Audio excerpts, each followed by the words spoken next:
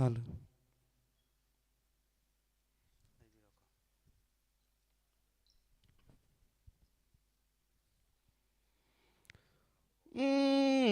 เฮ้ย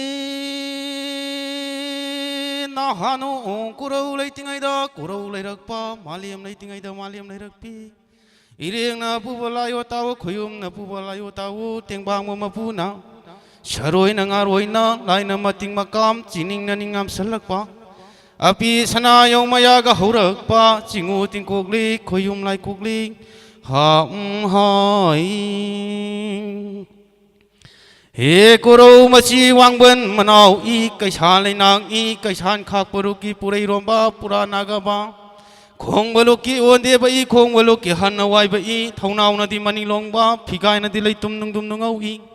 อวังกูรู้สุขปยาดกิสินเถอีอาสังบมีดีวันจีมีอารางบมีดีวันเก็บอี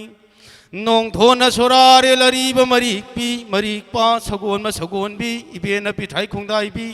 ก็ชาณเสียมาใจบีนังนัเสียบีรมุโดชาบีรมุโดหายเฮมังสงมาได้มาได้พมินมาได้มาได้ยาตังนักวันดังดาตักตูนดีได้มาปารีนัดหงอัมบัดหงอัมบานับพมเสียงนับพมจงเจ้าจงพมนักจงพมมังโกลังนมูลังนัดเทมาเกามาเทลีเลี้ยมเลยมาดบูตาระชนหายเอกเกเมียนก็ยายก็เท่าดีเท่ายาลังเท่าดีเท่าดิ่งลังบูเท่าดีนะทับปนเท่าตมีทับมาบุลังอัมดีนุมินะปนเท่าตมีนุมิมาบุลังอัมดียาวากุงคำสาเกปนเท่ามาทั้งปิจเกกุมจาปาลงเท่าเกนงจาปาลงเท่าเกงานรีตีนรีหายเฮลังเอาสีดาบลังเอาลักป้าปะเมลุทาป้าปะเมลุยกป้าทำนาโนกุนงเดกิสินุงเลยมาชิมิริบ้ามาเลียมเลยมาชิมิริบ้าปันทวีกุลอยมิงเดียงันทวุกวิโดอีปาอีกุลอยมิงดิทัสิงตาดระบาทบุงตาดระบาทวายมิสังมาชาเตกตบาทบามาชาตาดบนุมิตานันไอเชโรมันตายเรนะพุงพายนะโลกจรบดาปันทวตีนรกนูไลนรกนูหายเฮทวีเตียงรวยบีเตียงสังเลยงาตำเลยงาอุงาไงวางาไงสาสุนดีหอยเท่าไงจีเพนดีไกเรียงไงยาเท่านั้นดีให้สิงยาจิงโอยบัวปุเรรมบางางาหัวระบูอามายบัตรปากเลยหัวมาบันลายจะขี้เพียงใจรักเรามาตำดาปุเรรมบางางาหัวมารีทุกปกุมมานาทุกปกุมสิงโอยปายบัวดิสามหายนลุบเลยจารีบันปารีนโมมวยบกยานาสิงโอยปายบัวกังเลยปากสีดาทุกันตรุกมาตำดาช่วยรักกระดับงังรักกระดับอันนำหาจุรักกระดับกุปิโกเรนเงารักกระดับมาสาดตีรักกระดับลายรักกระดับสังมานมานามาตำดาเถียงนมาตำดาอันนำหาจุรักกระดับ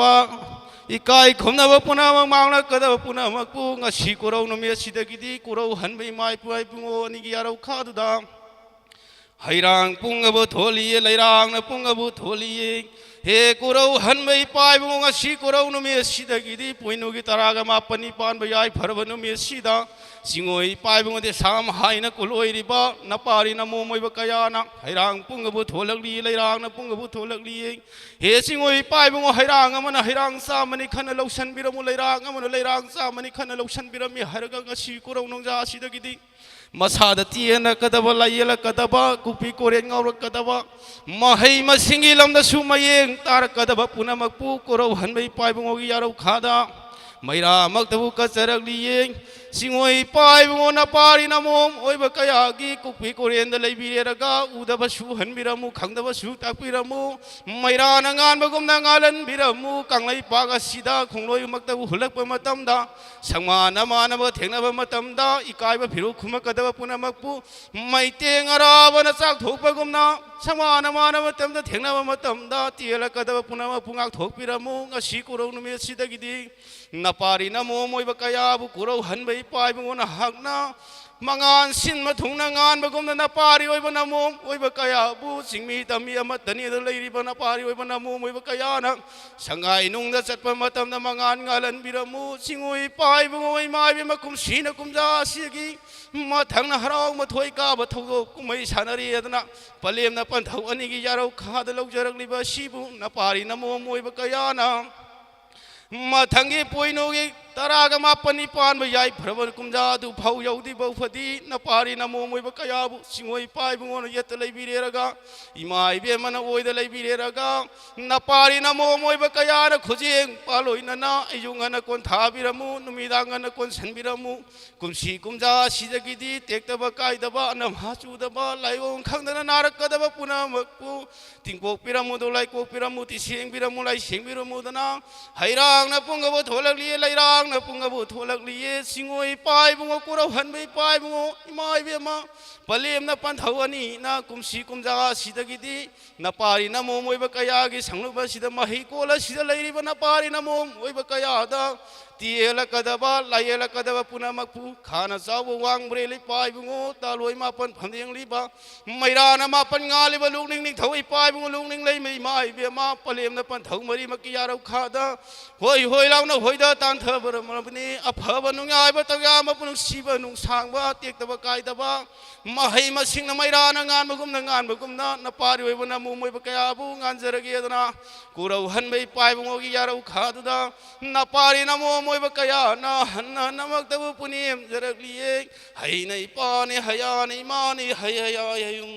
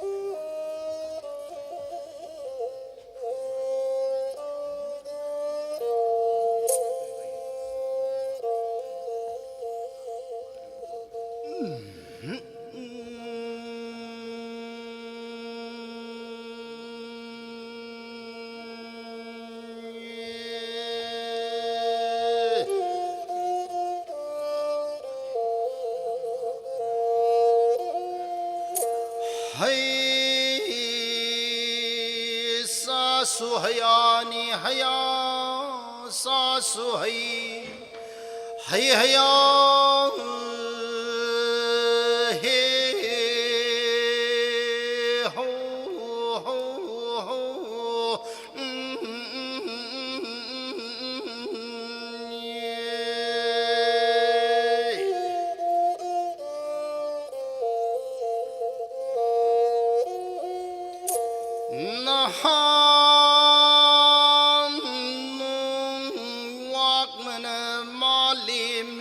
xem lấy rồi xây warin cao de xây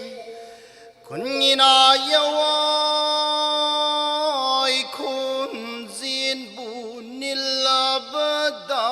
nind xây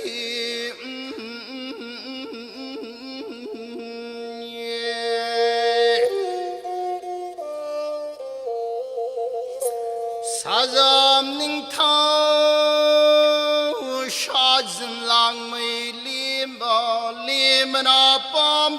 pambui lâu singa singdam lâu abrui nang kuluyo kenso nang na pauduyo kenso na pauduy nanam sức lưng ấy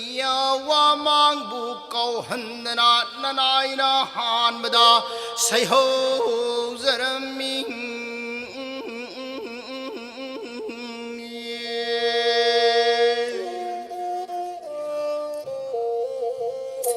sigina nong makha lak di mai kai mari ngak liv shundai ni pan pu lai thang jing ne mar jing ne wang bre ne câu bru ne thak ta lai ba salai rin khad lai ba thonga rin iram iwai si vu tai na ku liv lai lama bane tuma bane lamsin bane tusin bane hanu kuksau hanu pansi tun basazi hak pa khungji ab muna yek pa mun lang ba lai bung thau ma pan lai nuratrit ni leirak ta leire hai rege leirak sa thau khong ban leire hai rege khong ba lang yan ba I thong lay ma I thong ning thau lam lay ma lam ning thau lam ngira ma hing ma tang sha na kun ba lai bu huak ma na han ma da singu lay tai na zara mi khuyum tin tai na zara mi na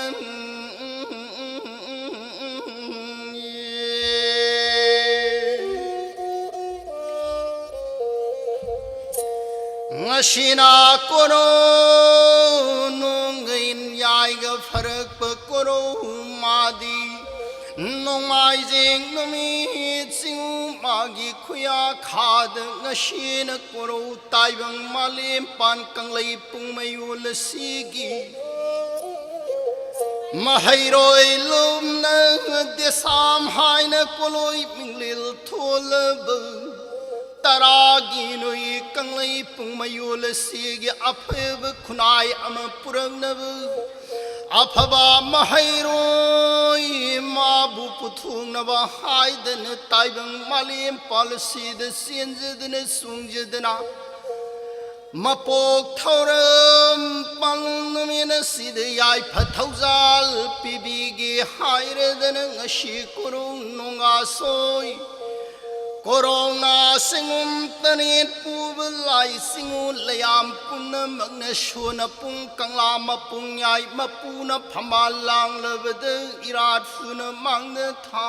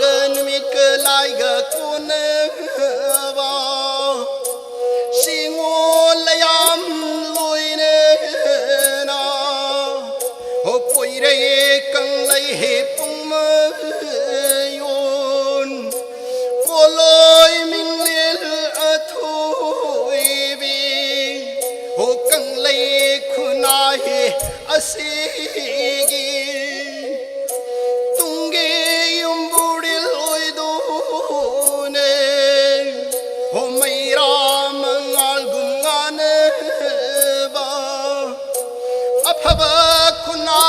shemneba om hai lui di pulga DESAM hai minh thulbe Kanglei kunai sakya na singo malgi haure kham koro yai phavanu mi tang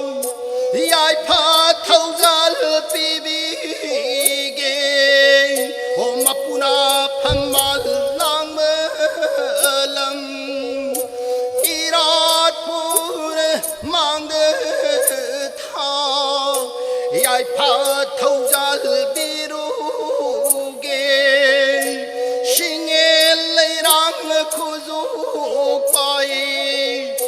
shangshilak le layam ne shonapung kanglam pung yai mapuna phammalang lam irat phuna di mang tham leirang khuzu pai de na shingel leirang lehul tam dirgle layam ne sieng ui bunga ha koyum gi lai de bu lai neng thau shona pung kang la ma pung yai ma puna phamalang lam irat phune mang de tha shingun layam tin ngashin korunung yai pharang kun mi de sid palemi ma nung siwi khag wang sang nung kung nung sup deli lam yang kung mawong ni sing buroi tam buroi khunab bulam dam puksien tapi imani kumal tarun thaugali bima Kanglei no ye khunai se laizerab na pari namon kayan taibang malim palase da ingna signa tom thilangan mi palemi mani dana senglo shaku saktang na bahona bada tungina yumbirel oira kadauri bhamhairoi khunai kayab aphawa lamjing lam tak pigi khujeng paloina aphawa mai kaida bu purgi haire dana Poirena Kanglei pung mayul sida sapung laglibu mahai loiseng asigi thau puzeri kayani taibang ngeroi minung mashaseng sama pangal kanna palemi magi damaktani haire dana yai be thawai manga katuna singuna ngaklo kha Poire Kanglei pung mayul sida leizerabna pari namum kayanang taragi noi thaugal phangzab thauda pu matam awagi noi masha langhal biganu turai rai shalhan biganu taibang noi minuk sanghan biganu shama pangal happy upai malau shing pinaviu aire dana ngashena korhunu ngaso ishona pung kanglam pung yai mapuna phamal lang babulam dam yai phathawjal pinabiu kumja khuding mak imagi thawgal phangma pinabiu haire dana yai phage no ye thawjal pinabiu singuna lo khad mairan mengku mang tha athen pui pu yaw dune ชิงงังลูกขาดคูบากิสังจุงตราลุนอีดูนกายดดิลิสิงนักเดสระเยลีหายรึกยาดนาปีไพนสีคงยานวช่างตาบกุมชิงเงงลูกขาดฮันครุมจรีนีไลนิ่งเท่าสีนางชีนกรุนุงยายพนักปมปูมากิคุยาขาให้รังเลยรังตั้มจรบดาป่วยเรนกังเลยปุ่งมายุลสีดกุมชีนกุมลาอนาวบนเหงมาเหการกลบอรีวท่าจนขาดทำลักลบมตมชิงมากิคุยาขาปเลมิมานปินบิบป่วยเรกังเลยปุ่งมายุลสีดเลยจรบมาปาริมามุนกยากีएक तरी सलाये मापन सलीब पुरे खुंथु लिब सिंगुरोई तंबुरोई कयादा कुमशी कुमला सिदा अवा मैशा लाकदव वारक थबाव लाकदव तिमु फतव लाइमु फतव दु हौरेन नोंदम खान पांग होय होय लाउन होय द बिरम खान साव वांगुरेन कंगले मागी मसुमांग नमून तेनवा मखों थौदुना नपांग मथक पांब कैरेन कैथौरेम बियनीना मथिंग मया कारे हायरे रग ताइबंगी फताउदी सागे लेरी मरम खैद वाइथुंग हनबिरमु मशीद ये सोथ पाथरक पन लमलेन सिंगिंग सिंगनों हुद हुद ngaत हुद सिंग इरेग न कुंगुल ताव गुम होय होय लाव न होय दा बिरमु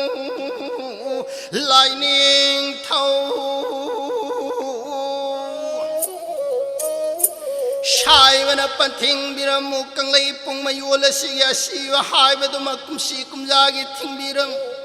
असंग थोंग माव हांगे रग खुनलाव लैसाव साहोंग ngaहोंग निंगथौ पुनसीदना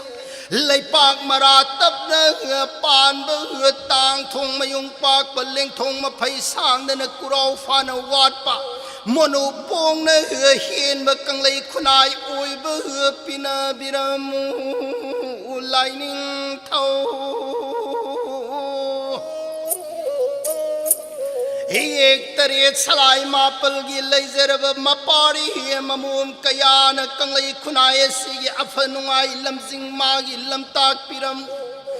अवांग न कोब्रु कंगलै मसुमांग लांगोय अंगौबी मपीन मसाबु मनातुन शिनना न कोन बगु अयों नंगन कुंथोक पियो निमिदांग थेंग नंगन कुंसिन बियो हायदन शिंगुन लेताये नजर में आखुयुम तिंताये नजर में लाइनिंग थौ सीनांग शेन कुरुनुंगा सोई थरमान वांगलेन पुंजामान वाइशिलक बना शिंगोगी मिंखै हक खोयुंगी मिंगले लथोय बबु नापारी वांग मशिले लोम नवा सैदम पान बपोइरे शेशक वांगम तेंग थावा थावनाय लिखोम नरक पंग सिंगु मागी मिंखै ने खोयुम मागी मिंगले ने दना इबधौगे मोइरांग थांग जिंग मखुसु खुंगी लमिल थाद पमले लोइदांगे रोए थाज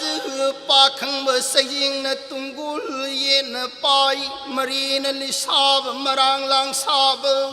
यांग मैदोन सामय कारण समलांग ने लिए नरे हायरग सिंगोगे नोए मिंगलेल वांगलेन मी कुमरोम नंग सिंगो थौगल फंगजब वांगलेल स्वाइदा अवालम दिल तमजगे तरंग न खोंजिन याय विरेन सीदब वांग न सखिब वांग न हंजनजरगे नियम न सखिबन सोरन नियम न हंजनजरगे Hay haidana say hoba, haya haidana say roizeregi. Hay sasu hayani haya sasu hay. Hay haya idana wangli na mikumrum dang potabi gadawdu mangairi ne lightning toe.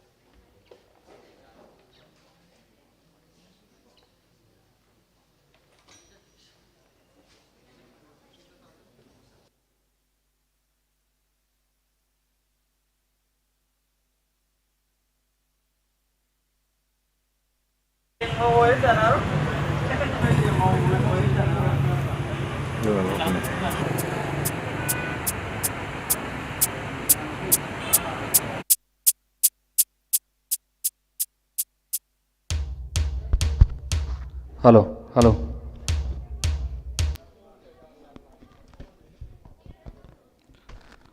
Hello.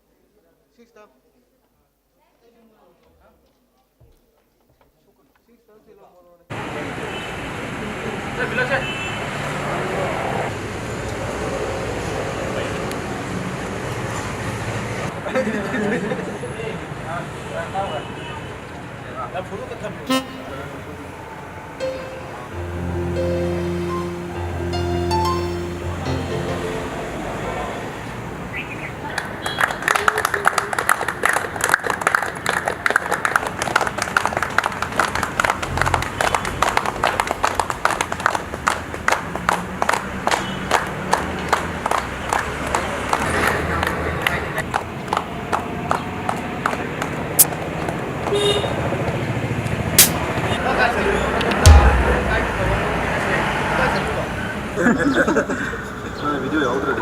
누가 이렇게 되나?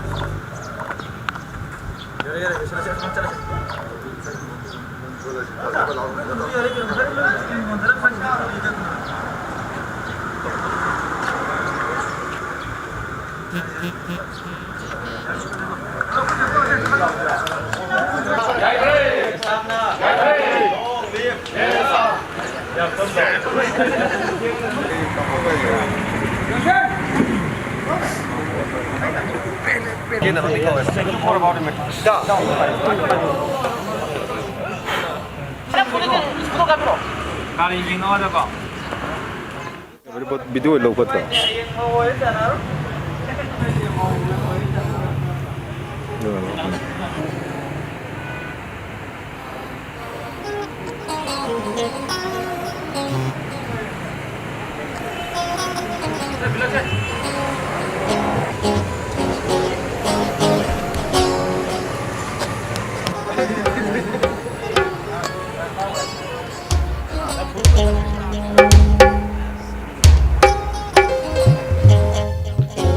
Hello.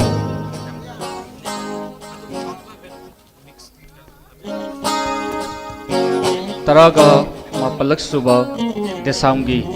opo kumon thoromasi haunagi damakta sem saba khudimak koi loijare bramaduna mapanda leibiriba asigi thoromasibu yawba lingbirakliba khwai khudimakna hol asida lengsin biraktuna koigi thoromasi hauba yanaba damakta mateng pangbiu haiduna noloknani singjari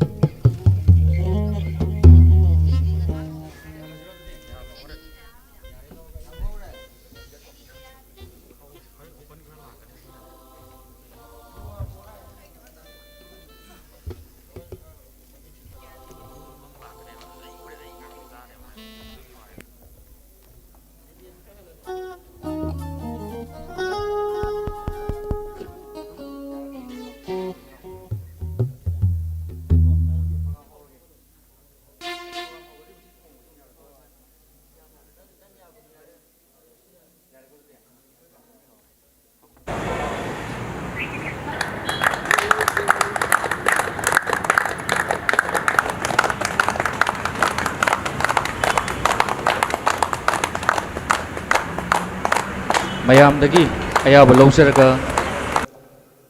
taraga mapalak suba Democratic Students Alliance of Manipur DESAM gi mapo kumon thoram koi haujarage maramaduna mapanda leibiriba chinlaw singsu hol manang lomda lengsim berekna bemta nolokna singjari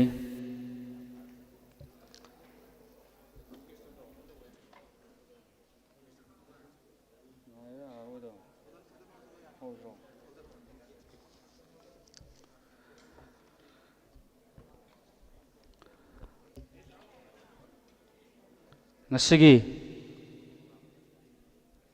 thauromasigi athoiba mingthulena lengsin bigadoriba sing ongtang kokhutchage ahanbada ingu namairapam edition president desambu president gi phamam nangda lengsin binagi damakta nolokna ngisingjari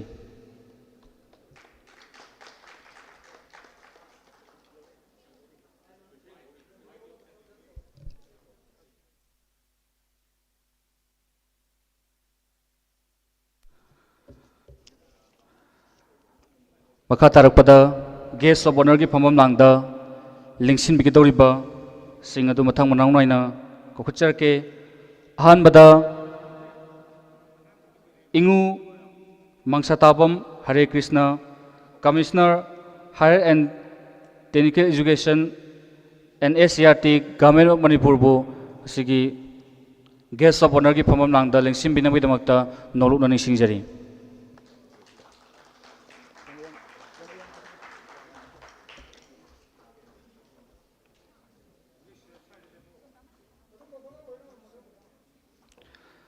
makha tarakpada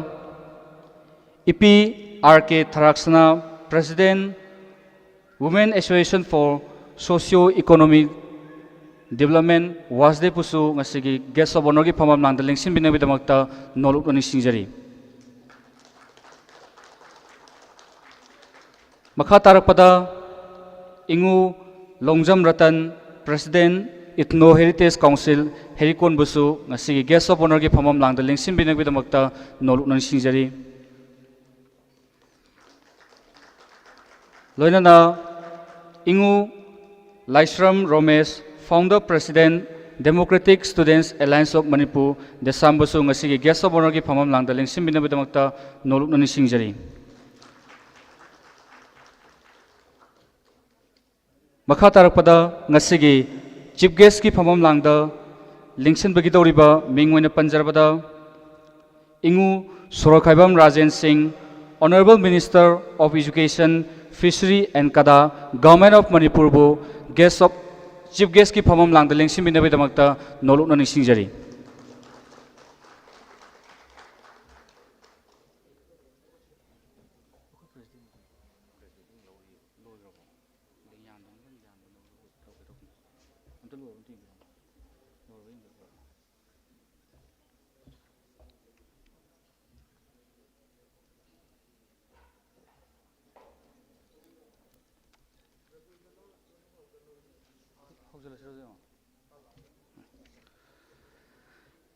Thaurumasigi athoiba mithilong sinna phambam langda lingsin bikrabagi tungda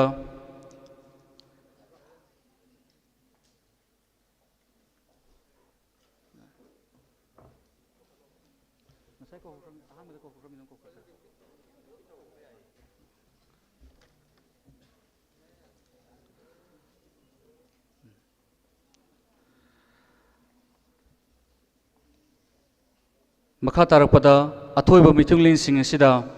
chamlaba lengyan amamam tang yan binabagi damakta sigi DESAM gi volunteer sing da matam pijari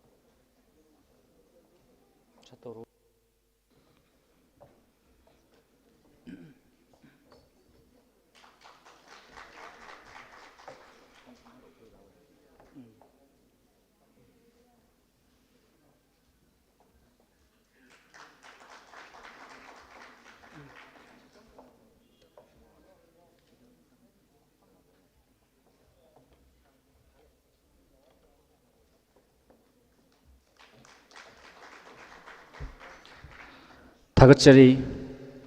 makha tarakpasidi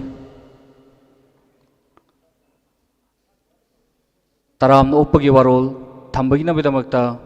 mengmoina panjarabada lubasigi Vice President gi thawai pubiriba yamba Sital Oinambu kokuchari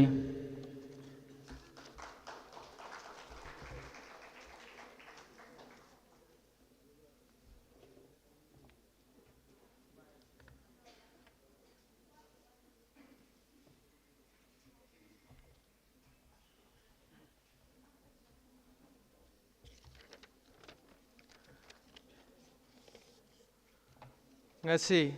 yaifaraba January gi date thina lakpa matam iroinana DESAM gi maikaidagi lengbirakliba tinbiriba khwai punamakki mafamda anauba chahina lakpagi efa mangon pijabaga loinana happy new year ngasi DESAM lengkhatkiba chahi 18 surakpagi thorom asigi mayai tamamgi phambam langda lengsan biribi kai kumnajaribi mingoina hangkacharabada kai kumnajariba Sorokhaibam Rajan Singh, Honorable Minister of Education, Fishery and Kada, Government of Manipur bu Ahan Bumaktada Taramna Uksari, Loinana, Kai Kumnazariba, Mingoina Panjarabada, Mangsha Tabam, Hare Krishna, Commissioner, Higher and Technical Education and SCERT bu Kai Kumna Usari, Loinana, Akoi Mayamna, Kai Kumnazariba, Akoi Mayambu Kadaida, Swigi Dekini Yangshan Biribi, Mingoina Panjarabada, Ima R.K. Tharaksana, President, Women Association for Socio-Economic Development, Busu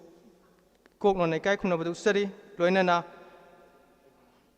Mingoina Panjarabada, Longjam Ratan, President, Itino Heritage Council Busu, Kai Kunabusari, Loinana, Lupsigi, former President Oibiriba, Kai Kunazariba, Mingoina Panjarabada, Laisram Romes Busu, Kai Kunabusari, Loinana, Lupsigi, President ki Thawai Pubiduna,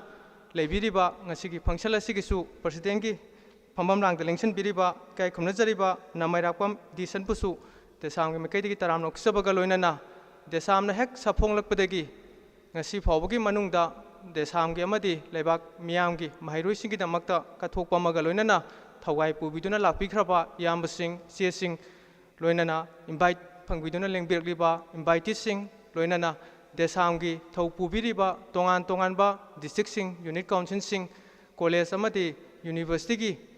Board Kaduna, Miamgi, Taukai Pubiriba, Mairu Singi Lusingbo Ibiriba, Kwai Punamaku, Subsan Jaraga, Taram Noksari, Haiba Waron Krasit Tamjaraga, Egi Taram Nokui Waron Matang Sida, Tension Jari. Thank you.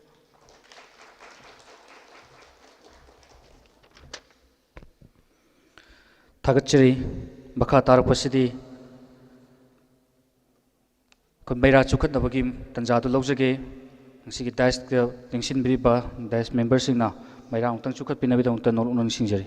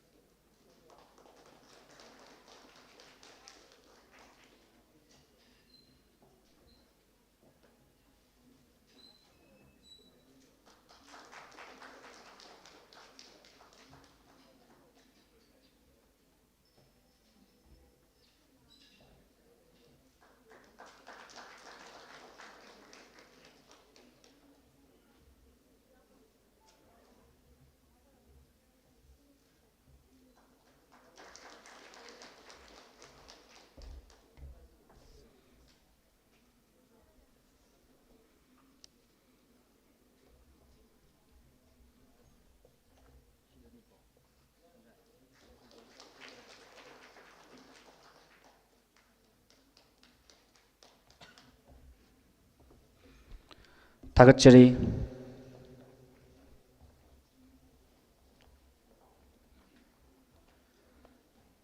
Tharungi Makha Chathazarapoina, opening song, Sakpina with the Bakta, the Sami volunteers in the Matampijari.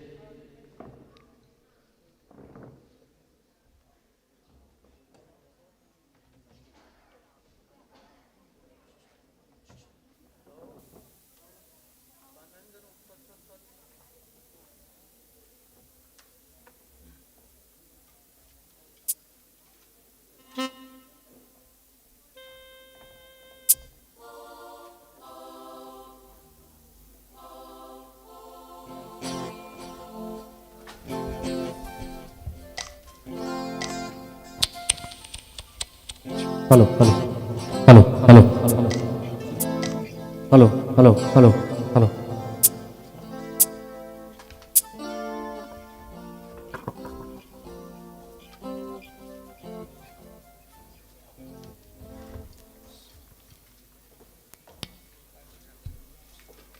Hello.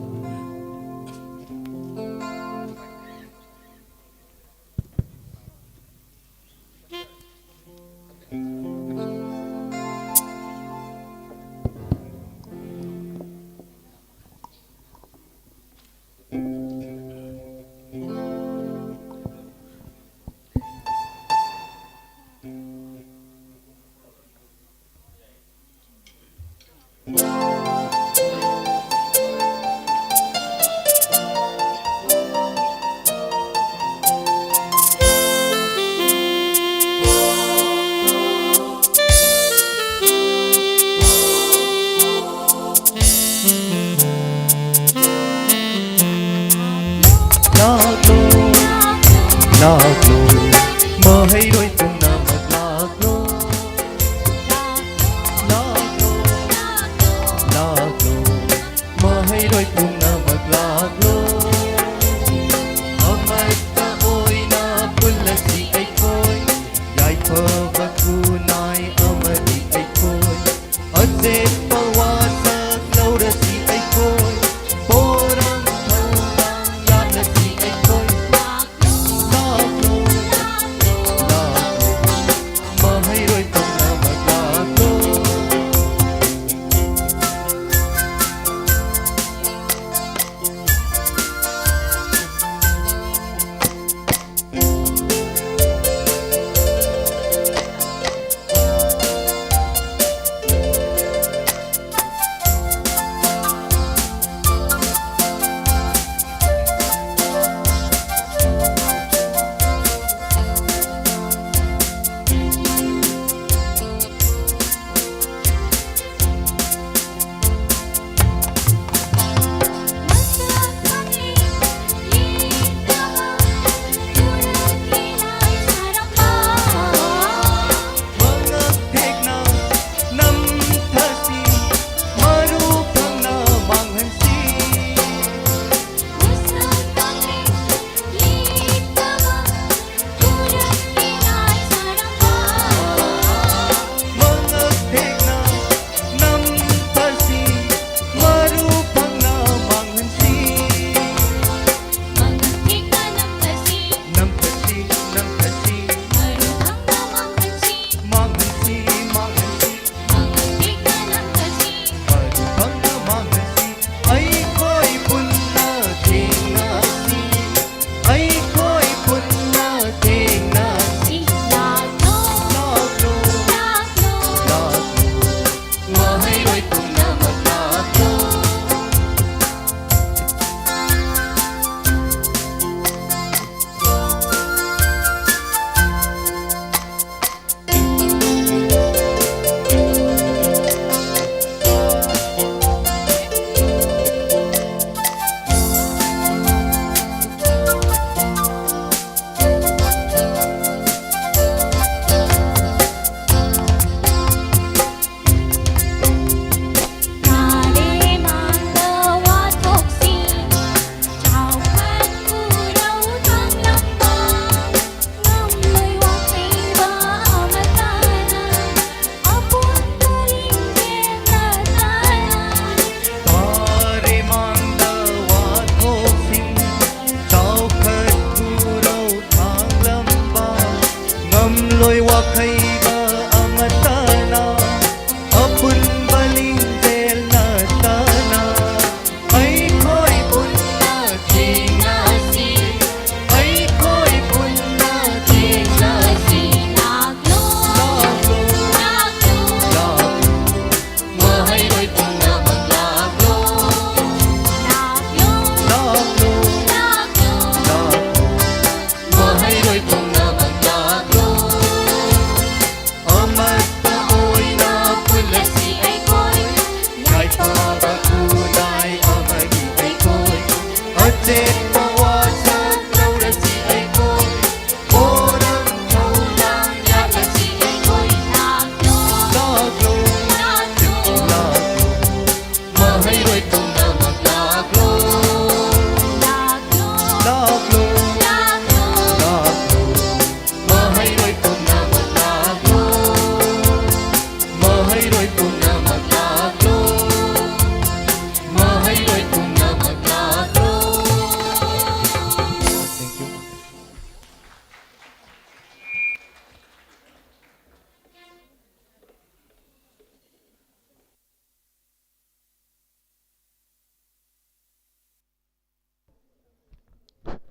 Tagachari Makha Tarak Pasidi Thoromasigi background Thamina Vidamakta Mingwina Panjaraba Lubasigi Secretary General Gi Tawai Pubiriba Yamalai Sang Them Lamyan Bamitaibu Nolokna Kokuchari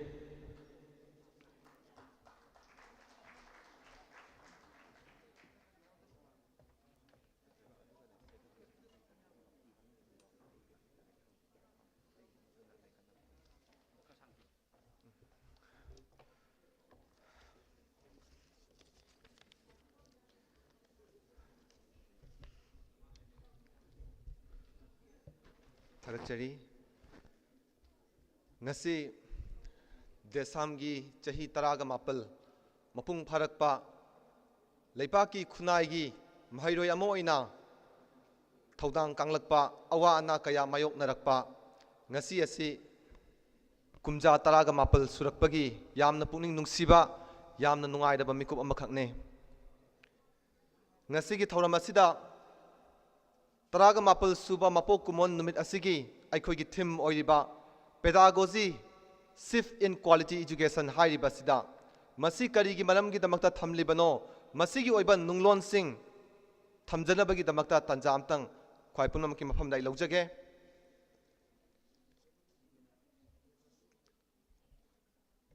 pedagogical shift in quality education desamna mihul hek hulakpa pungpham adudagi lamdam asida machi oiba mahai masil tambagi kanglol ama quality education imung khudingda pinabagi damak safu kayana kintharak liba khunai asibu kannaba honaduna lakle amadi kanba ngamkhigani haibagi thajabagi mihul ado ngasisu desamda dumak phauri Mahairoi lup amo oina mihul sing asibu fauna naba singli nauri kaya semgatuna lakhibane aikhogi khunai asibu kanjanabagi damak takpi tambinaba singli kaya ichel naina pauthang piba horakli thamoigi ihulna nauri oiduna imungi asa lahenaba honaduna lakle imung khuding mating thokhanaba imung dagi layum sagalaknaba layum dagi yumnak na yumpham kalaknaba amadi yumthong khudimak semlaknanabagi damak honaduna lakle asumna yumthong khuding maku huduna nahaunana yumda naba anouba mahi masilgi kanglol ama mangjaunana miyam da pihaudrabadi kintharakliba khunai asidi new normal lakpada machi oiba mahi masil piba ngamhaudaduna aikhogi kangkhul mutkigadra haibigi chingnaba desam da faujai early confusion singna thajai madudi thamoi da piba machi oiba mahi masil quality education di imung kalli punsi chuppagi oi yumpham chawkhatli desam su thajai yumnak yumpham kandabagi damak machi oiba mahi masil quality education di thamoi da amadi imung dagi piba hogadabane tungi asa yauna thaurang thausil amagi makhada hingba imung semgatuna chawkhat lamjel la yahan bahai base ngasidi desam gi pandam oirakle imung khudingi asa leirak tabagum tauri horak liba angang singbu tungi asa semgat tabagum tauri mama mapana masa semgat pagi thaurang leirabasu atatai oina tauri thou ba panghingde hingba mami ama yumthong khudimakta aikhoigi khunai asida tari ngasi haukhraga loire hayeng haukhraga loire haibigi wakhal khukhal amakha aikoi khalli yumthong khuding semba thumba tawraga panba imung thibada awaba oire subsallabada aikhoida piriba ngasi mahai masil asina aikhoigi tunglamchat asida yumpham kanduna yumkok naina hingba amadi khunai ama haibadu oiba ngamlakhigadrane haibigi chingnaba desamgi thamoida phaure punna aikhoi ngasi kadaida leiri karamba mahai masil tamli hayengna kari tamgani aikhoigi tunglamchatna karino aikhoigi damak karina aphabano karina phattabano karina tongjabano karina mangjabano karambabu thajagani kanabu thajagani haibana chingba aruba wafam sing ado aikhoigi ngasigi miyam sing kanasu khantharuba tawdre kananasu aikhoigi yumphamda takpi tambidre imunga school ga lapnare imung dana yumpham ama school dana yumpham ama ngasimak lamdamsta leiriba mama mapa oiba singsu ozani haibase aikhoi kauthokle aikhoigi pandam leitre maikai khangdana isagi yumphamda aikhoi lamuknare aikhoigi khunai ngauchatnare asumna asa leitraba pandam khangdraba panthungpham lepa leitraba aikhoida hotnaba amadi struggle tawba tai luchingba singnasu pandam phangdaba hotnaba udre statement ga politician singa iman da manare mahairoi singnasu tawpham khangdana lairik tamli kari tamli bano khangdana pangtam tamduna leire tambal loirak laga hingnanabagi pambai khangdaduna aikhoigi mahairoi kaya marum makha lairik tambal loirba matungda kakngawna duna leiri makha tabanasu mina tawnai haiduna matau tamduna panglai mareire mahairoisingsu anauba silsu anauba technology sing tamnanabagi honage haiba mi thiba ware thou ba tauba natana asanba mityeng ama leitabagum mahai masilgi kanglol asida tawrakle ahal lamansu macha masusu punsida thak ase yauhange haibagi achetpa pandam thamba mi lamdam sida thiba warakle akomba thibana aikhoigi hainabi oire mahairoi khara laiba subject ama lauraga degree painaba honabagum aikhoigi sahi asida urakle matik chadaba imungna wachat wanom senja thumja habi zabi huran lonaba amadi minam sori tawduna achumba pambai nathaiduna makhoigi pandam phangnaba honare masina maram oiraga kananasu aikhoi chauna asa tawba ngamdre tawnariba asa macha sing asisu aikhoina thamoi sengna suraga nomlaga aikoi honaraga aikoi struggle tawraga phangani haibasu aikoi khalaktre ngasige mahai masil asisu asa piba gi wafam yaudre asambada ngasigi education asina aikhoida asa ama phoba piba ngamdraba adugumba culture of hope aikhoida tambidre aikhoida asa la helatre punsigi phangpham thokpa achievement khudingmak senja thumja huran lana minam sori phanglaga tawraga corruption tawraga madu nataba taragadi madu nataba pambai natrabadi phanglaroi haibigi wakhal amakhakna aikhoigi wakhal loi chalakle phibam asida mahai gi aiba changyeng kayada note tauba selna thabak leiba thika phangnaba minister napada ikaiba poknadre pumnamak ase isana isada thajaba leraktabadagini haibase aikhoi pumnamak na khangba amakak change asiguma phibam asida mahairoi aikhoina kari tawgadage aikhoigi yumpham ase tamna dumak mami samduna muthat khibado aikhoi miyam na pamna sira masi aikhoi isana yara sira adubu DESAM di madu yaroi DESAM gi mihul het leidiba makhai di madu sungya yabangam loi mahairoi khunaina mahairoi aikhoina aikhoigi khunai ase ngasi de aikhoi kanbatai aikhoina sitharakliba khunai asibu anauba laihau amuk haptuna amuk hanna tekhat hanba mathau tai masi mutka tawraba khunai amabu kanba hairibase khunai asibu kannaba amata ngairaba pambaidi mahairoi singda anauba thauna anauba inot anauba wakhalol anauba mahai masil tambagi kanglol piduna anauba asa pibi bane imung singnasu asa ado phangnanabagi damakta imung dagi mahairoi singda struggle to holakpane aduga yumpham sing ase ngak selakpa adubane pangtharaba tantaraba mahairoi khunai asibu amuk hana haining hanba amuk hana atanba lapthok halakpa mawong amada mahai masin tambi takpi bagi kanglol amakhak purakpa haibasina aikhogi khunai kannabagi lambi amakhak oigane sitharaba aikhogi pangtharaba tantaraba amadi hainingna len otraba khudingmak khunai khudingmak leikha tarakane lengdraba khunai di minai adumak oi mikha thai ngasi aikhoi mahai masilda mangjil thaba ngamdre aikoi mangam sandre ngasi aikoina mikha thari base chap chaba maramsu aikoi leng otabadagini aikoi struggle tawbagi chang yamna hanthare anauba mahai masilsu tambi bagi changsu yamna nemkhre khunai asibu leng othalakpa ase mahairoi amadi imung manung dagi haurakpa ihau amana ngamgani haibasidaida aikoi DESAMna thajajai aduna sahi nauriba amadi masagi lamchaki amotpa paktriba mahairoi singda masi tambi takpiba mathau amakhak tai anauba mirol semba haibase education tanangam gadabane tambi takpiba haibase oza amadi mama mapa anina manaba thaugai lauraba kandata hairiba thong manana chatkadabane aduga oza khaktada insinba oza khaktana mahairoi semgani haibigi wakhal khukhal amakha khaliba makhaidi aikhogi khunai mayol chonghalakpa ngamloi haibase ngasigi imung khudingmakta leibiriba mama mapa singna khangba amakha change imung yaudana oza khaktana semdokpa yaroi school na yumgi mahut sinba sungya yaroi hiram khudingmak school gi syllabus ta hapla kanda mahairoi phagatpa ngamgani haibigi wakhal ado madu sungoi oiroi haiduna DESAMna khalle yumsu tambi takpi nabagi damakta mafam amakhakni masibu kauthokraba aikhoigi ngasigi 21st century sigi modern oidaba miyoi singi wakhalda school gi syllabus ta haplaga phagani haiba aranba wakhal ase masi aikoi semdokpa amakhak changi school amade yum anina lawgadaba thodang ado khangminna nabagi damaktani ngasi DESAMna na honana honajabagi tanja adu lawjariba tanja adugi lawbagi saruk ama oinani ngasigi taraga mapal suba DESAM gi mapok kumon numit ki thimda pedagogical shift in quality education haibigi thimda pukhatsarakliba ariba mirol dagi anauba hogalakliba mirolna hiram khudingmakta hena phagalaklaba matam adudata ngasigi aikhogi khunaida chawkhatpa haibudu oirakadabane maram asinani chawkhatpa taliba leibak pumnamak tungi mirol sembada ngamjabi thakta puning changnaribase Greek philosopher Socrates tagi hauraga ngasimak hingliba leadersing phawba yauna leibaki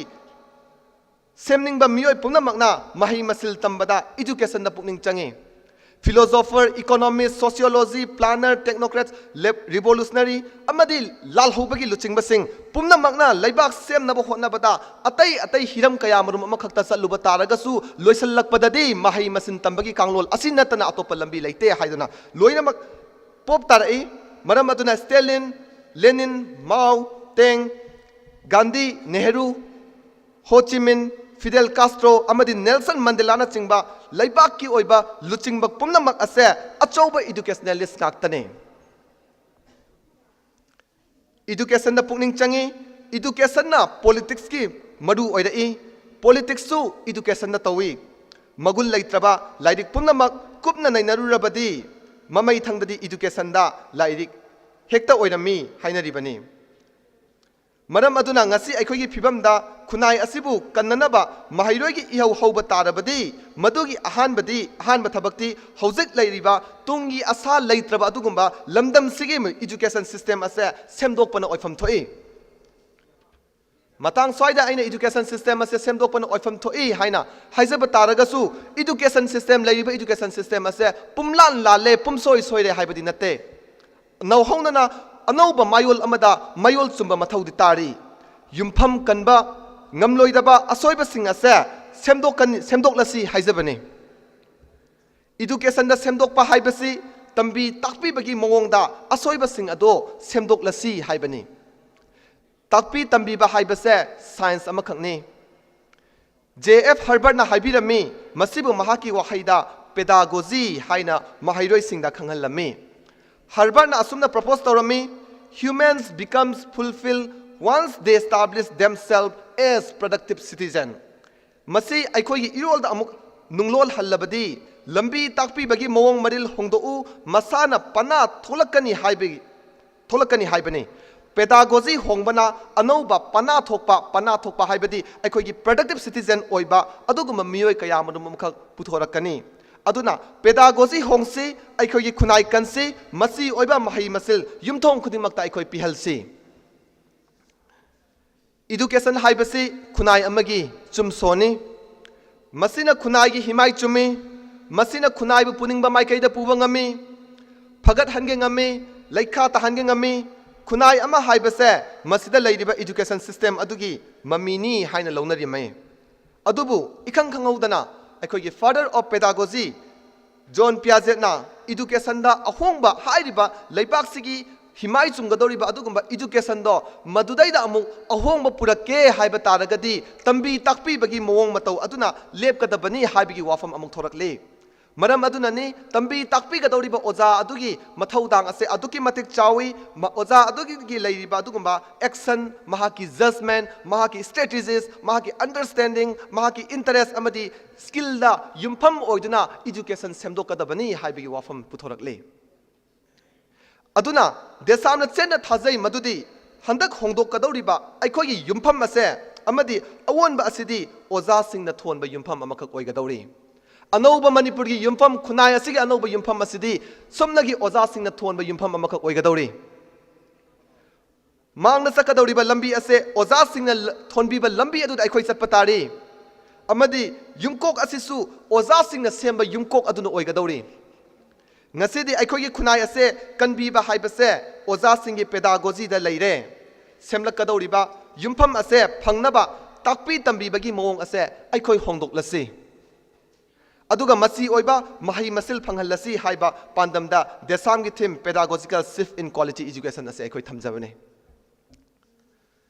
masina oja amadi mama mapa singna thodang lawminaduna imung khuding yumthong khuding miyoi khuding makpusu semdok pangamgani haibadgi thajabadu DESAM na lepchabane imungna kunai semgatpanina kunai phagat hannaba natraga manghanba haibase pedagogy na irai laina lobang ngamgani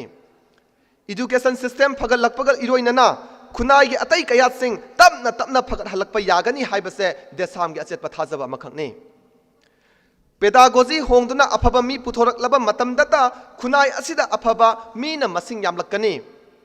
ꯑꯩꯈꯣꯏꯒꯤ ꯈꯨꯟꯅꯥꯏ ꯑꯁꯤꯗꯩꯗ ꯇꯣꯉꯥꯟ ꯇꯣꯉꯥꯟꯕ ꯏꯖꯨꯀꯦꯁꯟꯗ ꯂꯥꯏꯔꯤꯛ ꯀꯌꯥ ꯃꯔꯨꯝꯈꯛ ꯇꯥꯛꯄꯤ ꯇꯝꯕꯤꯕ ꯇꯥꯔꯒꯁꯨ ꯇꯥꯛꯄꯤ ꯇꯝꯕꯤꯕꯒꯤ ꯃꯑꯣꯡ ꯃꯇꯧ ꯑꯗꯣ ꯃꯑꯣꯡ ꯃꯔꯤꯜ ꯇꯥꯗꯕ ꯇꯥꯔꯒꯁꯨ ꯂꯥꯏꯔꯤꯛꯇꯤ ꯑꯗꯨꯝ ꯇꯝꯕ ꯑꯗꯨꯕꯨ ꯏꯖꯨꯀꯦꯁꯟꯒꯤ ꯃꯥꯌꯣꯜ ꯑꯃꯗ ꯂꯩꯒꯅꯤ ꯃꯔꯝ ꯑꯗꯨꯅꯅꯤ ꯑꯩꯈꯣꯏꯅ ꯇꯥꯛꯄꯤ ꯇꯝꯕꯤꯕꯁꯦ ꯑꯗꯨꯛꯀꯤ ꯃꯇꯤꯛ ꯌꯥꯝꯅ ꯃꯔꯨ ꯑꯣꯏ ꯍꯥꯏꯗꯨꯅ ꯈꯟꯖꯔꯤꯕ ꯇꯥꯛꯄꯤ ꯇꯝꯕꯤꯕꯒꯤ ꯃꯑꯣꯡ ꯃꯇꯧ ꯑꯁꯦ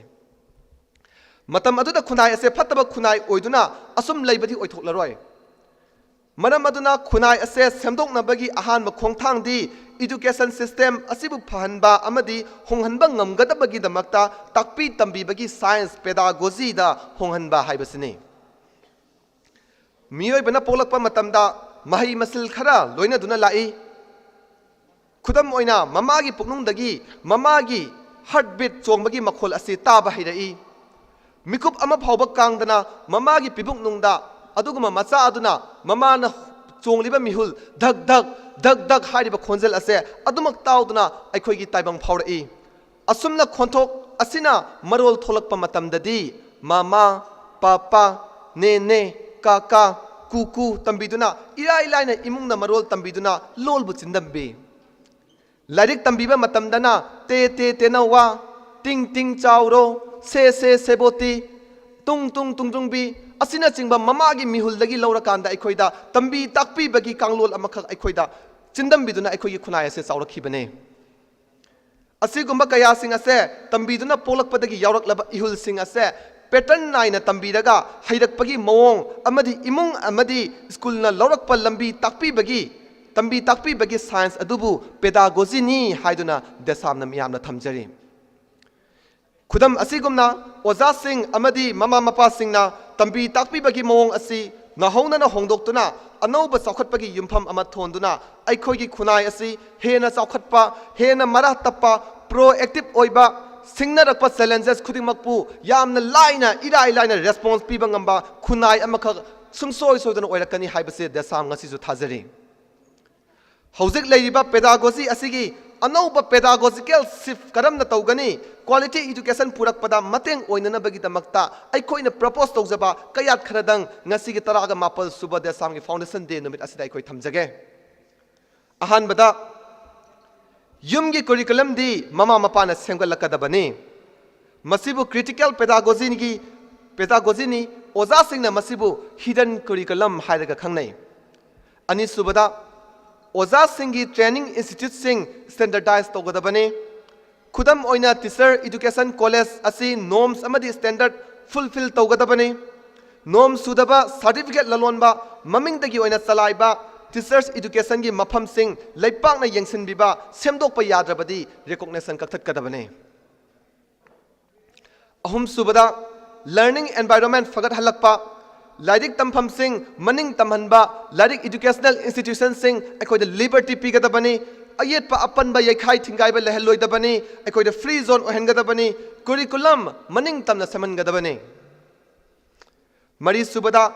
aikoigi behavioral theory dagi cognitive theory da laklaba matam asida education ase behavior semdoknabani haiduna syllabus semduna leithokpado madu hojikka yararoi hojiki matam siga aikoi chunadre learning outcome da base tawba cognitive theory da yumpham oiba learning science tambi takpi gadabane outcome da base tawra kanda aikoi tambi takpi bagi mong amakha aikoi hoje hodokpa mathau tare manga subada distance education with technology pibi gadabani infrastructure di leitana lairik haite haibado desam di yabangam loi aikoi bu pre literate ohen bigano lamdam sige mahairoi singbu pre literate ohen bigano pifam thokpa leifam thokpa sing matik channel hellu aduga hiram khuding makta education gi lambi khuding makta aikoi gi mahairoi sing lamba pahanse lamjel tanase ai hana chelage nang kona tamna inara u haibigi wakhalon do desam di kadong da yabangam loi taruk subada inat amadi chanabi irol iek hundoktuna teaching learning tamgadaba natte ꯃꯈꯣꯏꯁꯤꯡ ꯑꯁꯦ ꯁꯦꯝꯒꯠꯇꯨꯅ advance ꯑꯣꯏꯕ pedagogy ꯑꯣꯏꯍꯟꯒꯗꯕꯅꯤ ꯍꯥꯏꯗꯨꯅ JF ꯍꯔꯕꯔꯠꯅ ꯇꯥꯛꯄꯤꯔꯝꯃꯤ ꯃꯁꯤꯕꯨ resources adaptation ꯍꯥꯏꯗꯨꯅ ꯄꯦꯗꯥꯒꯣꯖꯤꯀꯦꯜ shift ꯇꯧꯔꯝꯗꯥꯏꯗ resources ꯂꯩꯕ꯭ꯔꯥ ꯂꯩꯇꯕ꯭ꯔꯥ ꯍꯥꯏꯅ ꯑꯈꯪ ꯑꯍꯩꯁꯤꯡꯅ ꯌꯦꯡꯅꯩ ꯊꯤꯗꯣꯛꯅꯩ ꯑꯩꯈꯣꯏꯗꯤ ꯏꯔꯣꯜꯁꯨ ꯂꯩꯖꯔꯦ ꯏꯌꯦꯛꯁꯨ ꯂꯩꯖꯔꯦ ꯑꯃꯗꯤ ꯇꯝꯕꯤ ꯇꯥꯛꯄꯤꯔꯛꯄ ꯃꯇꯝꯗ ꯑꯩꯈꯣꯏꯒꯤ ꯁꯦꯝꯒꯠꯂꯛꯄ ꯃꯇꯝꯗ ꯃꯗꯨꯕꯨ ꯇꯥꯛꯄꯤꯅꯕꯒꯤꯗꯃꯛꯇ ꯏꯁꯥꯒꯤ ꯑꯣꯏꯕ ꯔꯤꯁꯣꯔꯁ ꯑꯦꯗꯥꯞꯇꯦꯁꯟ ꯇꯧꯅꯅꯕꯒꯤꯗꯃꯛꯇ ꯃꯆꯥ ꯈꯥꯏꯅ ꯑꯃꯗꯤ ꯃꯔꯥꯡ ꯀꯥꯏꯅ ꯂꯩꯔꯕ ꯑꯗꯨꯒꯨꯝꯕ ꯔꯤꯁꯣꯔꯁ ꯑꯦꯗꯥꯞꯇꯦꯁꯟꯗ ꯑꯋꯥꯠꯄ ꯂꯩꯇ꯭ꯔꯕ ꯑꯩꯈꯣꯏꯒꯤ ꯈꯨꯟꯅꯥꯏꯗꯤ ꯄꯦꯗꯥꯒꯣꯖꯤꯀꯦꯜ ꯁꯤꯐ ꯇꯧꯕꯁꯤꯅꯦ ꯑꯩꯈꯣꯏꯅ ꯌꯥꯝꯅ ꯃꯊꯧ ꯇꯥꯔꯤꯕꯁꯦ ꯃꯊꯪ ꯇꯥꯔꯛꯄꯗ ꯄꯦꯗꯥꯒꯣꯖꯤꯀꯦꯜ ꯁꯤꯐ ꯆꯪꯁꯤꯜꯂꯛꯅꯕ ꯄꯥꯝꯕꯩꯁꯤꯡ ꯈꯔ ꯄꯟꯖꯔꯕꯗ ꯑꯍꯥꯟꯕꯗ ꯑꯣꯖꯥꯅ ꯇꯥꯛꯄꯅ ꯃꯔꯣꯏꯔꯦ ꯕꯦꯡꯀꯤꯡ ꯄꯦꯗꯥꯒꯣꯖꯤ ꯑꯁꯤꯗꯒꯤ ꯑꯍꯩꯕ ꯑꯃꯅ ꯇꯥꯛꯂꯒ ꯈꯪꯃꯤꯟꯅꯕꯗ ꯂꯥꯛꯄ ꯑꯍꯥꯟꯕꯗ ꯑꯣꯖꯥꯅ ꯇꯥꯛꯂꯒ ꯃꯔꯣꯏꯔꯦ ꯍꯥꯏꯅ ꯈꯜꯂꯝꯕ ꯋꯥꯈꯜꯗꯣ ꯃꯗꯨꯗꯒꯤ ꯍꯦꯟꯅ ꯍꯩꯕ ꯑꯃꯅ ꯇꯥꯛꯂꯛꯄꯒꯤ ꯑꯗꯨꯒꯨꯝꯕ ꯁꯤꯐ ꯑꯃꯈꯛꯇ ꯂꯥꯛꯄ ꯑꯅꯤꯁꯨꯕꯗ ꯃꯍꯩꯔꯣꯏꯗ ꯌꯨꯝꯐꯝ ꯊꯣꯟꯕ ꯁ꯭ꯇꯨꯗꯦꯟꯠ ꯁꯦꯟꯇꯔ ꯄꯦꯗꯥꯒꯣꯖꯤ ꯑꯃꯗꯤ ꯗꯥꯏꯂꯣग ꯄꯦꯗꯥꯒꯣꯖꯤꯗ ꯇꯝꯕꯤꯕ ꯑꯅꯤ ꯑꯁꯤꯅꯤ ꯍꯥꯏꯗꯨꯅ ꯗꯦꯁꯥꯝꯅ ꯐꯥꯎꯏ ꯍꯥꯏꯔꯤꯕ ꯋꯥꯐꯝꯁꯤꯡ ꯑꯁꯤ ꯃꯊꯛꯇ ꯄꯟꯖꯈꯤꯕ ꯑꯩꯒꯤ ꯄꯣꯏꯟꯠ ꯅꯤꯄꯥꯟ ꯑꯁꯤ ꯉꯁꯤꯒꯤ ꯇꯔꯥꯒ ꯃꯥꯄꯜꯂꯛ ꯁꯨꯕ ꯗꯦꯁꯥꯝꯒꯤ ꯐꯥꯎꯟꯗꯦꯁꯟ ꯗꯦ ꯅꯨꯃꯤꯠ ꯑꯁꯤꯗꯩꯗ ꯑꯩꯈꯣꯏꯗ ꯄꯦꯗꯥꯒꯣꯖꯤꯒꯤ ꯑꯅꯧꯕ ꯀꯥꯡꯂꯣꯟ ꯑꯃꯈꯛ ꯂꯩꯍꯟꯗꯨꯅ ꯈꯨꯟꯅꯥꯏ ꯑꯁꯤ ꯑꯃꯨꯛ ꯍꯟꯅ ꯅꯧꯍꯧꯅꯅ ꯌꯨꯝꯐꯝ ꯊꯣꯟꯅꯅꯕꯒꯤꯗꯃꯛꯇ ꯂꯝꯕꯤ ꯑꯃꯈꯛ ꯆꯪꯁꯤꯜꯂꯛꯄ ꯃꯇꯝꯗ ꯄꯣꯏꯟꯠꯁꯤꯡ ꯑꯁꯤ ꯑꯩꯈꯣꯏ ꯂꯩꯄꯥꯛ ꯃꯤꯌꯥꯝ ꯑꯃꯗꯤ ꯉꯁꯤꯒꯤ ꯃꯄꯤ ꯃꯄꯥ ꯑꯣꯏꯕꯤꯔꯤꯕ ꯉꯁꯤꯃꯛ ꯂꯦꯡꯁꯤꯟꯕꯤꯔꯤꯕ ꯑꯩꯈꯣꯏꯒꯤ ꯏꯖꯨꯀꯦꯁꯟ ꯃꯤꯅꯤꯁꯇꯔ ꯑꯃꯗꯤ ꯑꯩꯈꯣꯏꯒꯤ ꯀꯃꯤꯁꯅꯔꯒꯤ ꯑꯩꯈꯣꯏ ꯃꯐꯝꯗꯁꯨ ꯑꯩꯈꯣꯏ ꯋꯥꯐꯝꯁꯤꯡ ꯑꯁꯤ ꯊꯝꯖꯔꯤ ꯂꯣꯏꯅꯅ we DESAM students and learner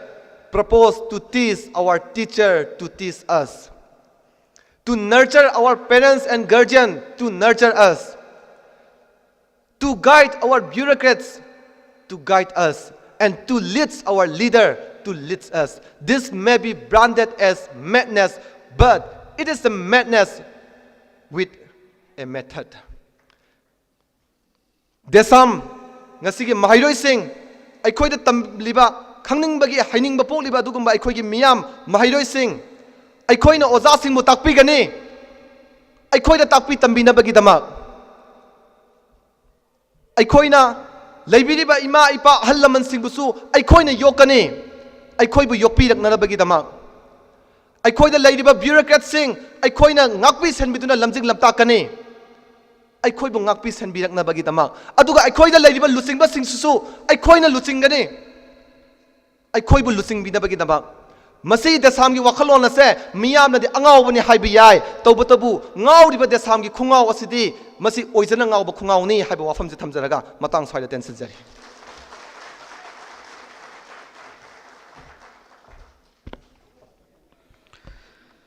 ꯊꯥꯒꯠꯆꯔꯤ ꯌꯥꯝꯕ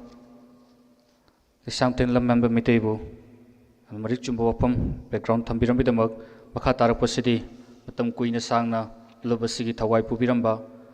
ꯂꯥꯏꯑꯣꯏꯈ꯭ꯔꯕ ꯏꯌꯥꯝꯕ ꯑꯅꯤꯗ ꯂꯩ ꯃꯅꯥ ꯑꯃꯃꯝꯇꯪ ꯀꯠꯄꯒꯤ ꯇꯟꯖꯥꯗ ꯂꯧꯖꯒꯦ ꯂꯩꯈꯤꯗ꯭ꯔꯕ ꯏꯌꯥꯝꯕ ꯑꯅꯤꯁꯤ ꯑꯍꯥꯟꯕꯗ ꯃꯩꯁꯅꯥꯝ ꯅꯤꯡꯊꯦꯝ ꯂꯨꯋꯥꯡ ꯐꯣꯔꯃꯔ ꯐꯥꯏꯅꯥꯟꯁ ꯁꯦꯀ꯭ꯔꯦꯇꯔꯤꯅꯤ ꯑꯅꯤꯁꯨꯕꯗ PH Bidyachandra Sharma former deputy finance ꯁꯦꯀ꯭ꯔꯦꯇꯔꯤꯅꯤ ꯍꯥꯏꯔꯤꯕ ꯏꯌꯥꯝꯕ ꯑꯅꯤ ꯂꯥꯏꯑꯣꯏꯈ꯭ꯔꯕꯁꯤꯗ ꯂꯩ ꯃꯅꯥ ꯑꯃꯇꯪ ꯀꯠꯄꯒꯤ ꯇꯟꯖꯥꯗꯨꯃ ꯈꯨꯗꯤꯡꯃꯛꯅ ꯂꯧꯃꯤꯟꯅꯁꯤ ꯑꯁꯤꯒꯤ ꯗꯥꯏꯁꯇ ꯂꯤꯡꯈꯠꯄꯤꯔꯤꯕ ꯈꯨꯗꯤꯡꯃꯛꯇꯁꯨ ꯑꯩ ꯔꯤꯀ꯭ꯋꯦꯁ ꯇꯧꯖꯔꯤ ꯂꯩ ꯃꯅꯥ ꯑꯃꯇꯪ ꯀꯠꯄꯤꯅꯕꯒꯤꯗꯃꯛꯇ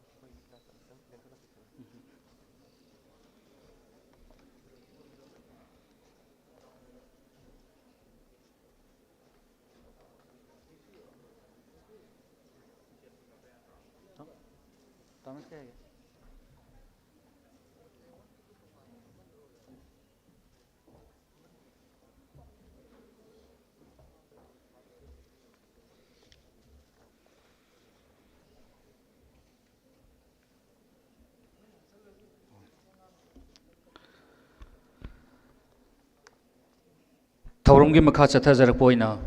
ꯉꯁꯤꯒꯤ ꯒꯦꯁ ꯑꯣꯐ ꯑꯣꯅꯔꯒꯤ ꯐꯝꯐꯝ ꯂꯥꯡꯗ ꯂꯦꯡꯁꯤꯟꯕꯤꯔꯤꯕ ꯃꯤꯡ ꯑꯣꯏꯅ ꯄꯟꯖꯔꯕꯗ ꯏꯉꯨ Laishram Romesh, founder president, democratic students alliance of Manipur ꯗꯦꯁꯥꯝꯕꯨ ꯊꯧꯔꯝ ꯑꯁꯤꯒ ꯃꯔꯤ ꯂꯩꯅꯅ ꯋꯥꯐꯝ ꯈꯔ ꯊꯝꯕꯤꯅꯕꯒꯤꯗꯃꯛꯇ ꯅꯣꯂꯨꯛꯅ ꯅꯤꯡꯁꯤꯡꯖꯔꯤ꯫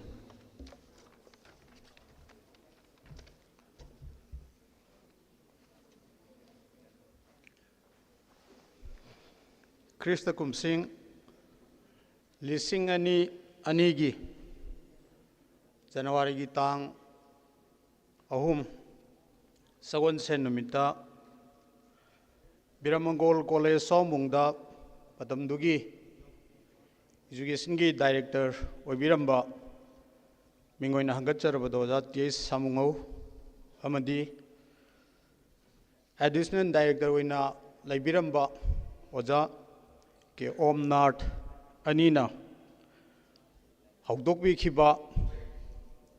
Democratic students alliance of Manipur DESAM ꯉꯁꯤꯗꯤ 17ꯂꯛ ꯁꯨꯕ ꯑꯗꯨꯒꯨꯝꯂꯕ ꯃꯄꯣꯛ ꯀꯨꯝꯑꯣꯜ ꯊꯧꯔꯝ ꯑꯗꯨ ꯂꯥꯛꯂꯦ꯫ DESAMꯒꯤ ꯃꯄꯣꯛ ꯀꯨꯝꯑꯣꯟ ꯊꯧꯔꯝ ꯂꯥꯛꯄꯒ ꯂꯣꯏꯅꯅ 2021ꯒꯤ ꯆꯍꯤ ꯍꯧꯔꯛꯄꯒꯤ ꯌꯥꯏꯐ ꯄꯥꯎꯖꯦꯜ ꯃꯤꯌꯥꯝꯗ ꯑꯍꯥꯟꯕꯗ ꯄꯤꯖꯔꯤ꯫ ꯂꯣꯏꯅꯅ DESAMꯒꯤ 3ꯂꯛ ꯁꯨꯕ ꯃꯄꯣꯛ ꯀꯨꯝꯑꯣꯜ ꯊꯧꯔꯝ ꯑꯁꯤꯒꯤ ꯉꯁꯤꯒꯤ ꯑꯊꯣꯏꯕ ꯃꯤꯊꯨꯡꯂꯦꯟ ꯑꯣꯏꯅ ꯂꯦꯡꯁꯤꯟꯕꯤꯔꯤꯕ ꯏꯀꯥꯏ ꯈꯨꯝꯅꯖꯔꯕ ꯃꯤꯡ ꯑꯣꯏꯅ ꯍꯪꯒꯠꯆꯔꯕꯗ ꯑꯣꯖꯥ ꯁꯣꯔꯣꯛꯈꯥꯏꯕꯝ ꯔꯥꯖꯦꯜ ꯁꯤꯡ, Honorable Minister, Education, Fishery and Kada Government of Manipur ꯑꯍꯥꯟꯕꯗ ꯏꯀꯣꯛꯅꯣꯟꯅ ꯏꯀꯥꯏ ꯈꯨꯝꯅꯕ ꯎꯠꯆꯔꯤ꯫ ꯂꯣꯏꯅꯅ ꯉꯁꯤꯒꯤ ꯊꯧꯔꯝ ꯑꯁꯤꯒꯤ ꯑꯊꯣꯏꯕ ꯂꯦꯡꯕꯤꯔꯛꯄ ꯑꯣꯏꯅ ꯂꯦꯡꯁꯤꯟꯕꯤꯔꯤꯕ ꯏꯀꯥꯏ ꯈꯨꯝꯅꯖꯔꯕ ꯃꯤꯡ ꯑꯣꯏꯅ ꯄꯟꯖꯔꯕꯗ ꯃꯪꯁꯥꯇꯥꯕꯝ ꯍꯔꯦ Krishna, Commissioner, Higher and Technical Education and ACRT इकाई खुमनबु उच्चरी लोइना ngasi थौरम असिदा अथोइबा लेंबिरेकपोइना लेंबिरेकपिओइना लेंसिनबिरिबिमा मिंगोइना हंगचरबदा आरके थाराक्सना प्रेसिडेंट वासुदेव इकाई खुमनबु उच्चरी लोइना ngasi थौरम असिदा अथोइबा लेंबिरेकपोइना लेंसिनबिरिबा इकाई खुमनजरबा एगियाम्बा Longjam Ratan president ethno heritage council हेरिकोल लोइना ngasi थौरम असिगी थौरम मपु ओइना लेंसिनबिरिबा इगी नाउ नामैराकपिन एडिशन प्रेसिडेंट DESAMबु एहागना इकोकनोना इकाई खुमनबु उच्चरी लोइना ngasi थौरम असिगदमक्ता जिमाखा चिंगु माइचौ खोंनांग थाबा एवार्ड फंगबिरगदबा इकाई खुमनजरबा इगी ओजासिंग तोंगान तोंगानबा चेबाउ फंगदना लाकपिरिबी इकाई खुमनजरबा इगी ओजासिंग लाइगुरु अहलमल सिंह हाना DESAMगी थौ पुबिरंबा इगी नाउ सिंह इसन सिंह इचे सिंह मणिपुरदगी तोंगान तोंगानबा सिविल सोसाइटी ऑर्गेनाइजेशन की कोई थौ पुबिरिबी लोइनना सुपचिनजरगा ngasi थौरम असिगिदमक्ता लाकपिरिबा पुनमक प्रिंट अमदी इलेक्ट्रॉनिक मीडिया की इसेलाउ पुनमकपु एहांगना इकोकनोना इकाई खुमनबु उच्चरी ममांगदा इखोइगी इनाउ सेक्रेटरी जनरल लम्यानबना इखोइ ngasi पांगथोइबा फाउंडेशन डे सिगी मपो कुमोन सिगी मागी नोंगी ओइबा वफम इखोइ थंबिख्रे याम सांगना थमजरोइगे तसेंगना एजुकेशन की अवोनबा मा पुरकपा हाइबसी ꯑꯔꯥꯏꯕꯗꯤ ꯅꯠꯇꯦ ꯑꯗꯨꯕꯨ ꯑꯩꯈꯣꯏꯅ ꯉꯁꯤ ꯇꯝꯃꯤꯕ ꯂꯥꯏꯔꯤꯛꯁꯤꯡ ꯑꯩꯈꯣꯏꯅ ꯇꯝꯃꯤꯕ ꯑꯩꯈꯣꯏꯒꯤ ꯃꯍꯩꯁꯤ ꯑꯩꯈꯣꯏꯒꯤ ꯄꯟꯊꯨꯡꯁꯤꯒ ꯄꯥꯝꯕꯩ ꯑꯣꯏꯒꯗꯧꯔꯤꯕ ꯇꯝꯃꯤꯕ ꯏꯍꯩꯁꯤꯒ ꯑꯩꯈꯣꯏ ꯆꯨꯅꯔꯤꯕ꯭ꯔꯥ ꯆꯥꯅꯔꯤꯕ꯭ꯔꯥ ꯃꯍꯩ ꯇꯝꯒꯩ ꯇꯝꯃꯨꯔꯒ ꯍꯟꯖꯜꯂꯛꯑꯒ ꯃꯃꯥ ꯃꯄꯥ ꯃꯁꯛ ꯈꯪꯗꯕ ꯑꯣꯖꯥ ꯂꯥꯏ ꯒꯨꯔꯨ ꯃꯁꯛ ꯈꯪꯗꯕ ꯃꯥꯒꯤ ꯁꯣꯁꯥꯏꯇꯤ ꯃꯁꯛ ꯈꯪꯗꯕ ꯃꯥꯒꯤ ꯈꯨꯟꯅꯥꯏ ꯃꯁꯛ ꯈꯪꯗꯕ ꯃꯥꯒꯤ ꯈꯨꯟꯅꯥꯏꯗꯨꯒꯤ ꯇꯨꯡꯒꯤ ꯐ꯭ꯌꯨꯆꯔ ꯀꯔꯤꯅꯣ ꯈꯪꯗꯕ ꯃꯁꯤ ꯑꯩꯈꯣꯏꯅ ꯇꯝꯃꯨꯔꯤꯕ ꯃꯍꯩꯗꯨꯒꯤ ꯃꯍꯩ ꯐꯪꯉꯦꯅ ꯂꯧꯒꯗꯧꯔꯤꯕ꯭ꯔꯥ ꯅꯠꯇ꯭ꯔꯒꯅ ꯇꯝꯃꯨꯔꯤꯕ ꯄꯥꯝꯕꯩ ꯑꯣꯏꯒꯗꯧꯔꯤꯕ ꯃꯥꯒꯤ ꯍꯤꯡꯕꯒꯤ ꯄꯨꯟꯁꯤꯒꯤ ꯁꯣꯁꯥꯏꯇꯤꯒꯤ ꯍꯤꯔꯝ ꯈꯨꯗꯤꯡꯃꯛꯀꯤ ꯄꯥꯝꯕꯩ ꯑꯣꯏꯒꯗꯧꯔꯤꯕ ꯃꯍꯩ ꯇꯝꯃꯤꯕ ꯈꯨꯗꯝꯗꯨꯗ ꯑꯁꯣꯏꯕ ꯂꯩꯔꯤꯕ꯭ꯔꯥ ꯑꯁꯣꯏꯕ ꯂꯩꯔꯕ꯭ꯔꯥ ꯍꯥꯏꯕꯁꯦ ꯃꯁꯤꯒꯤ ꯀꯣꯏꯁꯟ ꯑꯃ ꯑꯩꯈꯣꯏꯗ ꯍꯪꯅꯤꯡꯉꯥꯏꯒꯤ ꯃꯆꯥꯛ ꯑꯃ ꯑꯩꯈꯣꯏ ꯑꯣꯏꯔꯤꯕꯅꯤ ꯍꯥꯏꯗꯤ ꯃꯥꯅ ꯇꯝꯃꯤꯕ ꯃꯍꯩꯗꯨ ꯄꯥꯝꯕꯩꯗꯨ ꯆꯨꯝꯅ ꯇꯝꯃꯛꯄ꯭ꯔꯥ ꯇꯝꯃꯛꯇꯕ꯭ꯔꯥ ꯍꯥꯏꯕꯁꯤꯅꯦꯕ ꯈ꯭ꯋꯥꯏꯗꯒꯤ ꯍꯦꯟꯅ ꯃꯔꯨ ꯑꯣꯏꯔꯤꯕꯗꯤ ꯑꯗꯨꯅꯅꯤ ꯉꯁꯥꯏ ꯇꯥꯛꯄꯤꯈꯤꯕꯗ ꯃꯍꯩꯔꯣꯏ ꯄꯨꯝꯅꯃꯛꯄꯨ ꯂꯥꯏꯔꯤꯛ ꯇꯝꯃꯛꯀꯗꯧꯔꯤꯕ ꯂꯝꯖꯤꯡ ꯂꯝꯇꯥꯛꯀꯗꯧꯔꯤꯕ ꯁꯦ ꯗꯥꯏꯠꯇꯒꯤ ꯍꯧꯔꯒ B.Edꯇꯒꯤ ꯅꯠꯇ꯭ꯔꯒꯅ M.Edꯇꯒꯤ ꯍꯥꯏꯕꯗꯤ ꯑꯣꯖꯥ ꯃꯌꯥꯝꯁꯤꯡꯁꯤꯕꯨ ꯇ꯭ꯔꯦꯟ ꯇꯧꯔꯛꯀꯗꯧꯔꯤꯕ ꯍꯥꯏꯕꯗꯤ ꯑꯩꯈꯣꯏꯒꯤ ꯀꯩꯅꯣꯗ ꯑꯩꯈꯣꯏꯅ ꯍꯥꯏꯖꯕꯗ ꯁ꯭ꯀꯨꯜ ꯍꯥꯏꯕꯁꯦ ꯑꯆꯧꯕ ꯏꯟꯗꯁꯇ꯭ꯔꯤ ꯑꯃꯅꯤ ꯀꯩꯗꯧꯅꯕ ꯃꯤ ꯁꯦꯝꯅꯕꯒꯤꯗꯃꯛꯇ ꯑꯣꯖꯥꯁꯤꯡꯁꯤꯅ ꯃꯤꯗꯨꯒꯤꯗꯃꯛꯇ ꯏꯟꯗꯁꯇ꯭ꯔꯤꯗꯨꯒꯤ ꯃꯥꯒꯤ ꯀꯩꯅꯣꯁꯤꯡꯁꯤ ꯇꯣꯉꯥꯟ ꯇꯣꯉꯥꯟꯕ ꯀꯩꯅꯣꯁꯤꯡꯁꯤ ꯃꯑꯣꯡ ꯃꯇꯧ ꯃꯌꯥꯝꯁꯤꯡꯁꯦ ꯁꯦꯝꯃꯛꯅꯕꯒꯤ ꯏꯟꯖꯤꯅꯤꯌꯔꯅꯦꯕ ꯏꯟꯖꯤꯅꯤꯌꯔ ꯑꯣꯏꯒꯗꯧꯔꯤꯕ ꯑꯣꯖꯥꯁꯤꯡꯁꯦ ꯃꯁꯤꯒꯤ ꯇ꯭ꯔꯦꯟ ꯇꯧꯐꯝꯁꯦ ꯃꯅꯤꯄꯨꯔꯗ ꯃꯇꯤꯛ ꯆꯥꯅ ꯂꯩꯔꯤꯕ꯭ꯔꯥ ꯃꯇꯤꯛ ꯆꯥꯅ ꯇ꯭ꯔꯦꯟ ꯇꯧꯔꯤꯕ꯭ꯔꯥ ꯇ꯭ꯔꯦꯟ ꯇꯧꯒꯗꯧꯔꯤꯕ ꯑꯣꯖꯥꯁꯤꯡꯁꯤꯒꯤ ꯇ꯭ꯔꯦꯟ ꯇꯧꯒꯗꯧꯔꯤꯕ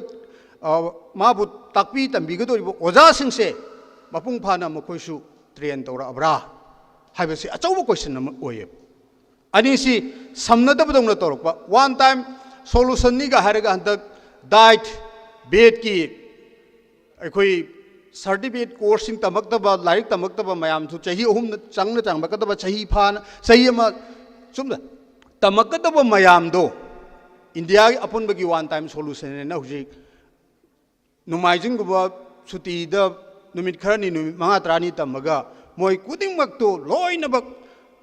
ꯃꯇꯤꯛ ꯆꯥꯕ ꯇ꯭ꯔꯦꯅꯔꯅꯤ ꯍꯥꯏꯗꯅ ꯃꯣꯏꯗꯨ ꯂꯣꯏꯅꯃꯛ ꯁꯔꯇꯤꯐꯤꯀꯦꯠ ꯄꯥꯏꯗꯅ ꯃꯈꯣꯏꯗꯨꯕꯨ ꯃꯇꯤꯛ ꯆꯥꯔꯦ ꯍꯥꯏꯕꯁꯤ ꯑꯣꯏꯊꯣꯛꯄ ꯌꯥꯒꯗꯧꯔꯤꯕ꯭ꯔꯥ ꯃꯁꯤꯅ ꯃꯍꯩꯔꯣꯏꯁꯤꯡꯁꯤꯗ ꯇꯝꯕꯤꯕ ꯇꯥꯛꯄꯤꯕꯗ ꯑꯁꯨꯛ ꯌꯥꯝꯅ ꯂꯨꯈ꯭ꯔꯕ ꯑꯁꯨꯛ ꯌꯥꯝꯅ ꯇꯦꯛꯅꯤꯀꯦꯜ ꯑꯣꯏꯕ ꯑꯁꯨꯛ ꯌꯥꯝꯅ ꯂꯨꯈ꯭ꯔꯕ ꯄꯣꯠꯁꯤꯕꯨ ꯅꯨꯃꯤꯠ 5-10ꯗ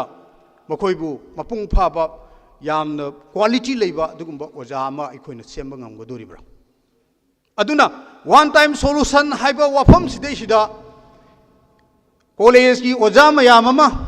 ꯍꯥꯌꯔ ꯏꯖꯨꯀꯦꯁꯟꯒꯤ ꯀꯣꯛꯂꯦꯟ ꯇꯝꯕꯤꯔꯛꯀꯗꯧꯔꯤꯕ ꯇꯥꯛꯂꯛꯀꯗꯧꯔꯤꯕ ꯍꯥꯌꯔ ꯏꯖꯨꯀꯦꯁꯟꯒꯤ ꯑꯣꯖꯥ ꯃꯌꯥꯝ ꯑꯃ ꯋꯤꯗꯥꯎꯠ ꯏꯟꯇꯔꯚ꯭ꯌꯨ ꯁꯨꯡꯌꯥꯎ ꯌꯥꯎꯗꯅ ꯃꯤꯅꯤꯁꯇꯔ MLAꯒꯤ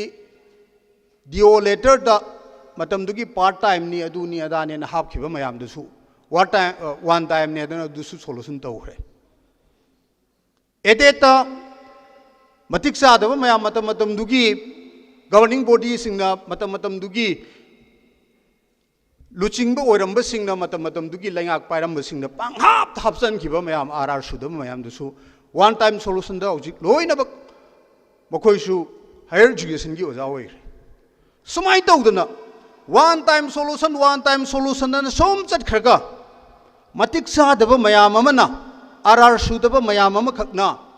ꯑꯩꯈꯣꯏꯕꯨ ꯇꯥꯛꯄꯤꯒꯅꯤ ꯑꯩꯈꯣꯏꯕꯨ ꯇꯝꯕꯤꯒꯅꯤ ꯑꯩꯈꯣꯏꯒꯤ ꯈꯨꯟꯅꯥꯏꯁꯦ ꯁꯦꯝꯒꯅꯤ ꯑꯩꯈꯣꯏ ꯈꯨꯟꯅꯥꯏꯁꯤꯒꯤ ꯑꯋꯥꯡꯕ ꯊꯥꯛꯀꯤ ꯏꯖꯨꯀꯦꯁꯟ ꯁꯤꯁꯇꯦꯝ ꯑꯃ ꯑꯩꯈꯣꯏ ꯄꯣꯔꯛꯅꯕ ꯄꯣꯔꯛꯀꯅꯤ ꯍꯥꯏꯗꯅ ꯑꯩꯈꯣꯏꯅ ꯂꯥꯎꯒꯗꯧꯔꯤꯕꯁꯤ ꯇꯥꯅꯤꯡ ꯇꯃꯥꯡ ꯑꯣꯟꯅꯕꯗꯣ ꯑꯩꯈꯣꯏ ꯇꯥꯔꯣꯏꯗ꯭ꯔꯥ ꯁꯤꯅꯤ ꯇꯁꯦꯡꯅ ꯑꯣꯅꯔꯦꯕꯜ ꯏꯖꯨꯀꯦꯁꯟ ꯃꯤꯅꯤꯁꯇꯔꯁꯨ ꯂꯦꯡꯁꯤꯟꯕꯤꯔꯤ ꯀꯨꯏꯗ꯭ꯔꯤ ꯑꯣꯅꯔꯦꯕꯜ ꯏꯖꯨꯀꯦꯁꯟ ꯃꯤꯅꯤꯁꯇꯔꯅ ꯃꯤꯅꯤꯁꯇꯔ ꯑꯣꯏꯕꯤꯔꯤꯁꯤ ꯃꯥꯅ ꯃꯤꯅꯤꯁꯇꯔ ꯑꯣꯏꯕꯤꯕꯗꯒꯤ ꯀꯣꯂꯦꯖ ꯈꯨꯗꯤꯡꯃꯛꯇ ꯇꯣꯉꯥꯟꯕ ꯍꯥꯌꯔ ꯁꯦꯀꯦꯟꯗꯔꯤꯗ ꯁ꯭ꯀꯨꯜꯗ ꯐꯤꯟ ꯆꯠꯇꯅ ꯐꯤꯕꯝ ꯃꯌꯥꯝ ꯑꯃꯈꯛ ꯌꯦꯡꯁꯤꯟꯗꯅ ꯃꯁꯤꯒꯤ ꯁꯤꯆꯨꯋꯦꯁꯟ ꯃꯌꯥꯝ ꯑꯃꯈꯛ ꯀꯔꯝꯍꯥꯏꯅ ꯇꯧꯔꯒꯗꯤ ꯐꯒꯅꯤ ꯀꯔꯝꯍꯥꯏꯅ ꯇꯧꯔꯒꯗꯤ ꯃꯁꯤ ꯑꯐꯕ ꯑꯑꯣꯟꯕ ꯑꯃ ꯄꯣꯔꯛꯀꯅꯤ ꯍꯥꯏꯗꯅ ꯀꯟꯅ ꯍꯧꯖꯤꯛ ꯍꯣꯠꯅꯕꯤꯔꯤ ꯃꯁꯤ ꯌꯥꯝ ꯊꯥꯒꯠꯅꯤꯡꯉꯥꯏ ꯑꯣꯏꯕ ꯌꯥꯝꯅ ꯏꯟꯀꯔꯦꯖꯤꯡ ꯑꯣꯏꯕ ꯄꯨꯛꯅꯤꯡ ꯊꯧꯒꯠꯅꯤꯡꯉꯥꯏ ꯑꯣꯏꯕ ꯈꯣꯡꯊꯥꯡ ꯑꯃꯅꯤ ꯍꯥꯏꯗꯅ ꯑꯩꯈꯣꯏꯅꯁꯨ ꯂꯧꯖꯩ ꯌꯥꯝ ꯑꯐꯕ ꯈꯣꯡꯊꯥꯡ ꯑꯃꯅꯤ ꯑꯗꯨꯕꯨ ꯑꯩꯈꯣꯏꯅ ꯃꯃꯥꯡ ꯊꯛꯇꯒꯤ ꯑꯩꯈꯣꯏꯅ ꯂꯥꯎꯗꯅ ꯂꯥꯛꯆꯕ ꯂꯥꯎꯔꯒꯁꯨ ꯎꯄꯥꯏꯗꯤ ꯂꯩꯇꯕ ꯈꯨꯗꯝ ꯑꯣꯏꯅ ꯍꯥꯏꯔꯀꯥꯟꯗ SI ꯂꯧꯕꯒꯤ ꯏꯟꯇꯔꯚ꯭ꯌꯨꯗ BDFꯅ ꯑꯦꯛꯁꯄꯔꯠ ꯑꯣꯏꯅ ꯐꯝꯕꯗꯧꯅ ꯃꯃꯥꯡꯗ ꯑꯦꯁꯣꯁꯤꯌꯦꯠ ꯄ꯭ꯔꯣꯐꯦꯁꯔ ꯂꯧꯕꯗ ꯑꯦꯁꯤꯁꯇꯦꯟ ꯄ꯭ꯔꯣꯐꯦꯁꯔ ꯑꯣꯏꯔꯤꯕ ꯀꯣꯂꯦꯖꯀꯤ ꯂꯦꯛꯆꯔꯁꯤꯡꯁꯤꯅ ꯁꯕꯖꯦꯛ ꯑꯦꯛꯁꯄꯔꯠ ꯑꯣꯏꯅ ꯐꯝꯃꯦ ꯀꯔꯤꯒꯤꯅꯣ ꯉꯁꯤꯗꯤ ꯂꯣꯏꯅꯃꯛ ꯃꯇꯝꯗꯨꯗ ꯒꯦꯁꯅꯤ ꯀꯟꯇ꯭ꯔꯦꯛꯅꯦ ꯂꯧꯔꯝꯕꯁꯨ ꯑꯗꯨꯒꯨꯝꯕ ꯑꯦꯁꯣꯁꯤꯌꯦꯠ ꯄ꯭ꯔꯣꯐꯦꯁꯔ ꯂꯧꯕꯗ ꯑꯦꯁꯤꯁꯇꯦꯟ ꯄ꯭ꯔꯣꯐꯦꯁꯔꯅ ꯁꯕꯖꯦꯛ ꯑꯦꯛꯁꯄꯔꯠ ꯑꯣꯏꯔꯒ ꯄꯥꯡꯊꯣꯛꯈꯤꯕ ꯏꯟꯇꯔꯚ꯭ꯌꯨꯗꯨꯒꯤ ꯃꯤꯁꯤꯡꯗꯣ ꯉꯁꯤꯗꯤ ꯔꯤꯒꯨꯂꯥꯏꯖꯦꯁꯟ ꯇꯧꯈ꯭ꯔꯦꯕ ꯁꯤꯅ ꯑꯐꯕ ꯑꯣꯏꯔꯛꯀꯗ꯭ꯔꯥ ꯁꯤꯅꯤ इंटरव्यू चुमना तौबीबा का लाउब मी खनबीबा अफब मी खनबीबा मधु करप्शन तौगेरा सेन चागेरा अफब मी हापखिबदुदी कैसु अकाइबा लैतियब एसआई खनबदा बीडीएफ ना मागी सब्जेक्ट एक्सपर्ट ओरगा इंटरव्यू दुगी कंडक्ट तौदु ओरगा लौगिबा मयाम अमा ngasiदी कैदौहरा रेगुलर ताखरे सुमाय तौदना सही अनी खक्तंग अहुम खक्तंग असिस्टेंट प्रोफेसर कॉलेज की हाइदी प्राइवेट की कॉलेज अमदा लुपा लिसिंग अमा अनी फंगगा ऑनरेम लुपा लिसिंग अमनी फंगगा काबोय गादबोय सही अमनी पुरगा सही अहुम सुबकांदा अदुसु जेआरएफ नेसु लोइदबा पीएचडी सु लोइदबा अदुगा सही अनियुम पुरकांदा माबु एसोसिएट प्रोफेसर नि हाइदर माय बायोडाटा दा नमझलगा हौजी अवांगबा थाकी एडमिनिस्ट्रेटर ओइना लैरी हेबा सिगुम्बा मयाम सिंसिना अखोइदा अफबा एजुकेशन की अफबा माइवोंदु अफबा लमजिंग लमताकुदो अखोइ ओइगद्रा हाइबसे अचोबो क्वेश्चन अमनी अदुना लोइसलकपदा अइना हाइजनिंगिबा अइना अपील तौजनिंगिबा मसि लेंसिन बिरिबा पुमनमक्ता हाइजनिंगलिबदी कशु काइदे मतमगी चनबिनी लौनिंगबा तौनिंगबा मनिंग संगेरा ममांग संगेरा तौरगसु मतिक चाबा मीदुदी खनबिरमु मतिक चाबा मीदुदी ओहनबिरमु क्वालिटी एजुकेशन हाइबसे क्वालिटी टीचिंग क्वालिटी टीचर माबु ताकदोबा तंबिगदोबा मयाम सिंसिगी क्वालिटी से लैतना अंगांग खरना महिरोय खरना मी खरना क्वालिटी एजुकेशन हाइना पंगलाव लाउरगा यारोय अदुना क्वालिटी एजुकेशन पुरकनबगी ख्वाइदगी हेना मरु ओइबा मचाक मयाम अमखक लैख्रगसु ख्वाइदगी हेना मरु ओयना आइना खंजबदी क्वालिटी अपॉइंटमेंट मसिदा मतिक चाबा मी ओजा ओहेनबा मतिक चाबा मी बु लीडर ओहेनबा मतिक चाबा मी बु प्रिंसिपल ओहेनबा मतिक चाबा मी बु एकोइगी डायरेक्टर ओहेनबा मयाम सिंसे मतिक चाबा अफबा करप्शन याउदबा अफबा मी ओइरकांदा अखोई क्वालिटी एजुकेशन की मंग से अखोई मंगफाउनगनी लोइनना अखोई पंथुंगा पांबैगा समनद्रिबसे सोइदनमकी अखोई पंथुंगा पांबैगा समनरकनी हाइबा वाफम खरसे थमजरगा यहाकी वाफम खरसे मतंग से टेंशन जगे thank you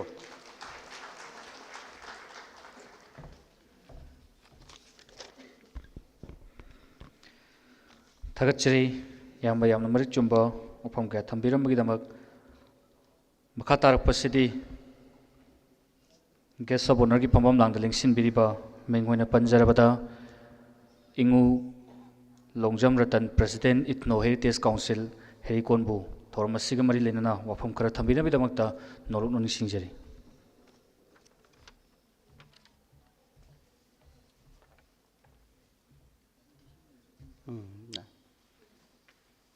ngasi desam gi taraga mapalak suba mapok kumon thauram asida khoi gi thauram gi chief guest ki phampham langda lengsin biriba chorok khaibam rajen singh honorable minister education fisheries amadi kada bo ahan bada kai khumna ba uchari loinana khoi gi mangsa thabam hare krishna Commissioner Higher and Technical Education and SCERT busu kai khumnabu uchari aduga koigi Women Association for Socio-Economic Development Wasdev ki President ki thaupubiri bi RK Tharaksana इमाबुसु इकाई खुमनबु उच्चरी अदुगा Laishram Romesh founder president DESAM लोइनना ngasiगी अखोगी president की फमफम लांगदा लेंसिन बिरिबा नमैराकपम एडिशन प्रेसिडेंट डेसाम अनिबुसु इकाई खुमनबु उच्चरी लोइनना अखोगी ngasiगी 18 सुबह मपोक कुमोन थौरम मसिदा लेंसिन बिरिबी खुदिंगमक अमदी प्रिंट अमसुंग इलेक्ट्रॉनिक मीडिया की चिलिनाउसिंग पुमनमक पुसी काई खुमनबु उच्चरी ngasiगी 18 सुबह मपोक कुमोन थौरम की नुंगी ओइबा वारोल पिबिबा मतमदा देसाम की जनरल सेक्रेटरी ना या मरिक चुंबा वाफम थंबिग्रे अखोई खुनाई सिदा माही मसल तंबगी अनौबा मायोल अमा पुरुकनबगी दमक हेन्ना मसक थोकबा अदुगुंबा माही मसल तंबगी कांगलोन अमा लेहन्नबगी दमक अखोई ताकपी तंबीबगी मवोंगदा हाना लैबसिदगी होंगदबनी हाइबा वाफम तंबिग्रे थंबिखिबगा लोइनना अखोई ताकपी तंबीबसी इमुंगदगी हौरकदबनी हाइबा याम मरुओइबा याम चुंबा पुमनमकनसु खंगनरबा वाफम अमसु थंबिग्रे मतंगसिदा अखोइना हाइजनिंगबसी अखोई ममांगै ngasiगी मॉडर्न एजुकेशन से लाक्त्रिङैदा हाइदी स्कूल दा कॉलेज दा यूनिवर्सिटी दा चत्तना महै मसन तंबगी थबक से तौद्रिङैदसु अखोइगी इपा इपुसिंगना मखोइगी मसा मसु ओइबसिंगसे इमुंग मनुंगदगी अदुम ताकपी तंबीबसिदी तौरखिबनी अदुबु मतमगी खोंगलै मतुंगिना ngasiदी अदुगुंबा ताकपी तंबीबगी थबक अदु अखोइ लोकल लेवल दा अखोइगी स्वाई खकी ओइदबा मालेम पुंबगी ओइना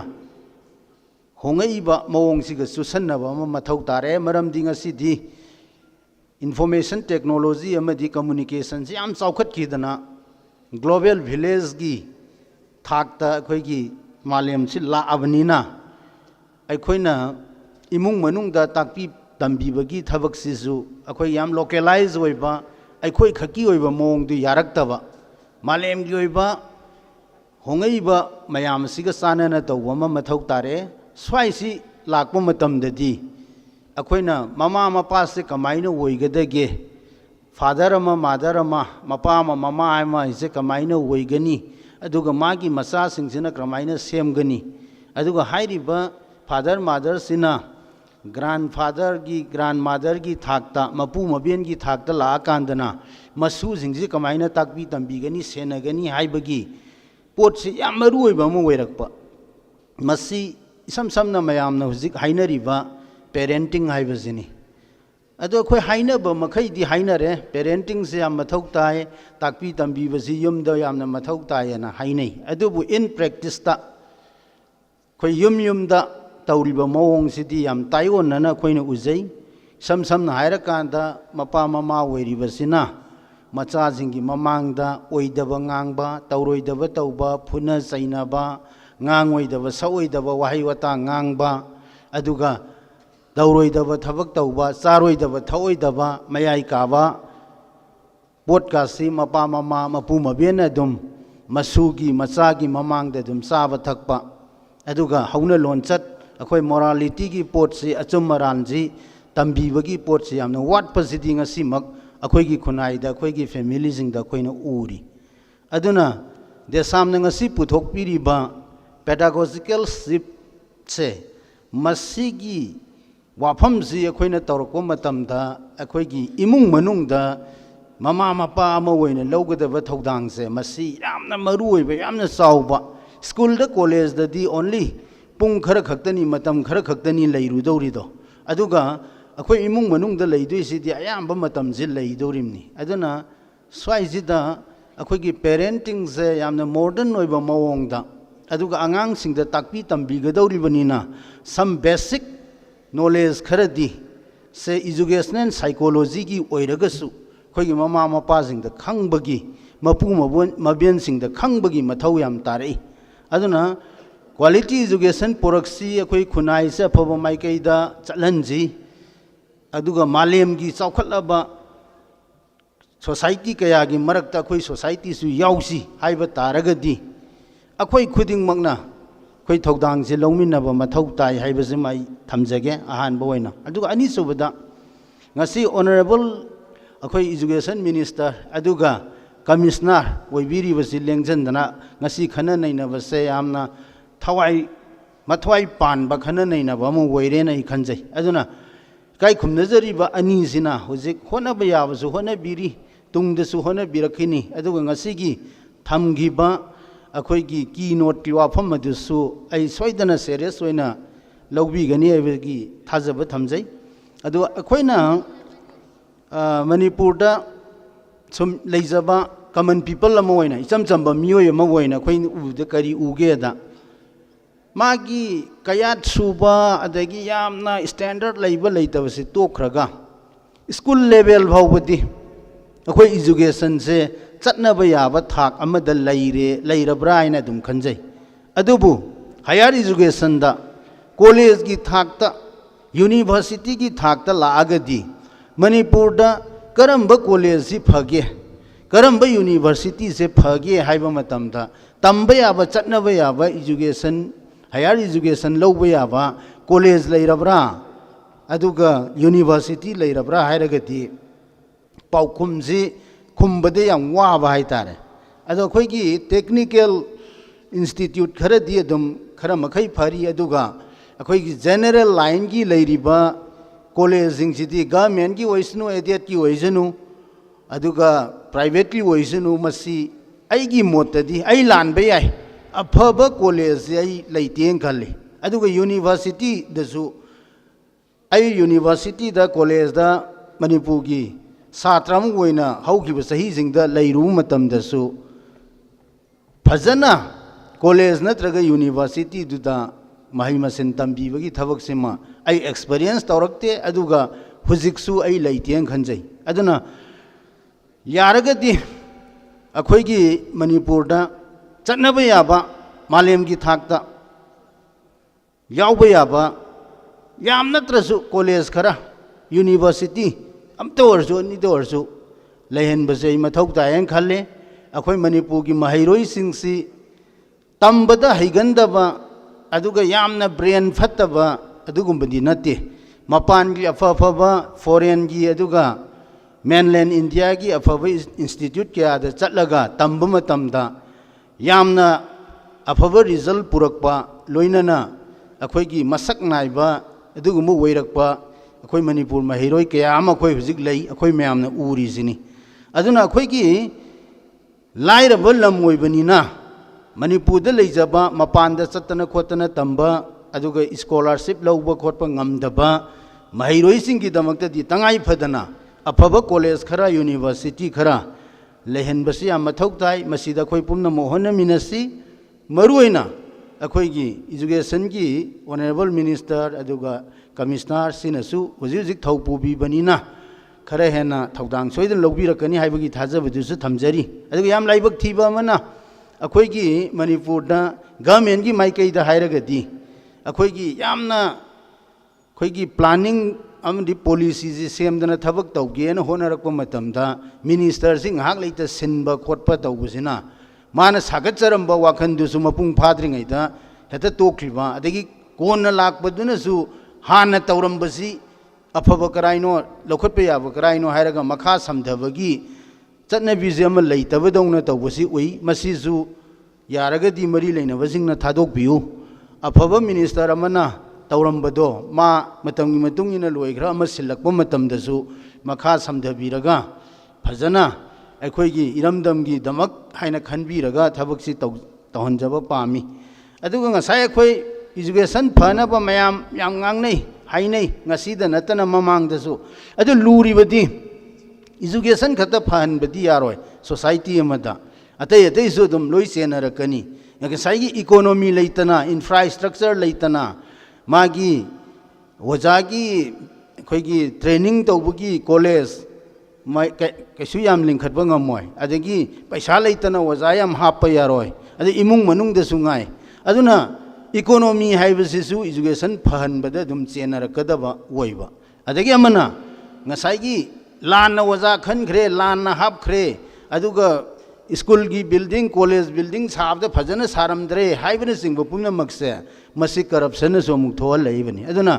करप्शन हाइबा अदगी इकोनॉमी हाइबा सिन सिंह पोट सिंह अदुगा राजनीति की अखोगी पॉलिटिकल की लेतादब तंगदु लेतादब हाइबो मयाम जि लोइनमक अखोई अफब एजुकेशन लाहन जाइब जिद चेनदोइने अदुना अखोई मियाम लोइनना अखोगी लैंगाक अनिसि पुन्ना अदुगा लेबिरिबा मियाम सी मरक्ता लेरिबा सोशल वर्कर वगैरह महिरोई खुनाई वगैरह पुनमक्सिन होनरगा कोई क्वालिटी एजुकेशन से पुरंगना होना मिनसी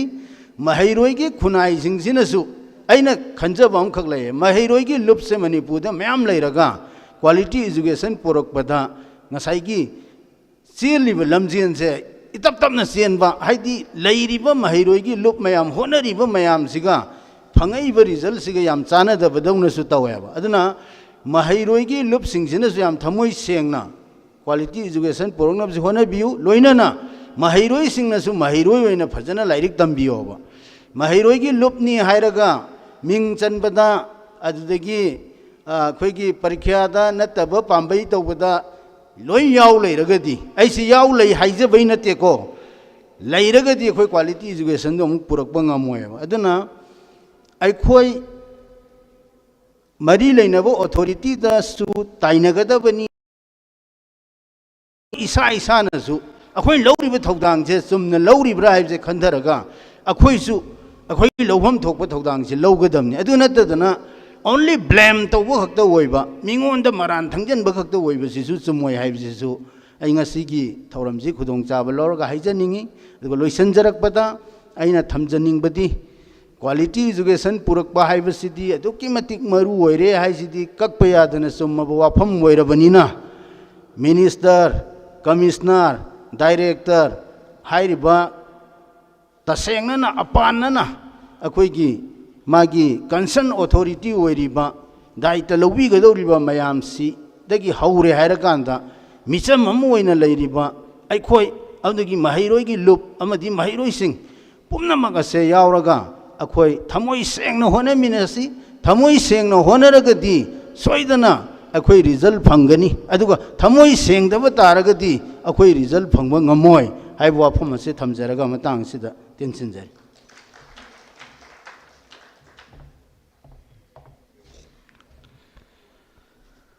थागतचरी मखा तारकपसदी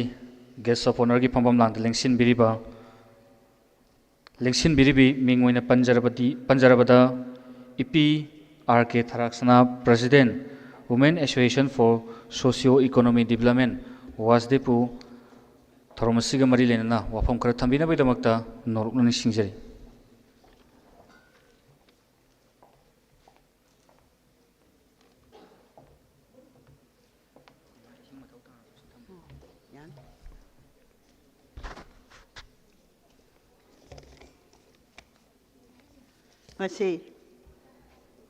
Democratic Students Alliance of Manipur DESAM gi taraga mapalak suba dugumlaba foundation day sigi thauramasida lengbirakliba ngasigi thauramasigi suggest ki phampam langde lengsin biriba Sor Khaibam Rajan Honorable Minister of Education Fisheries and Kada Government of Manipur Hanbade Haknai Kai Kumnabadu Chari Mathangda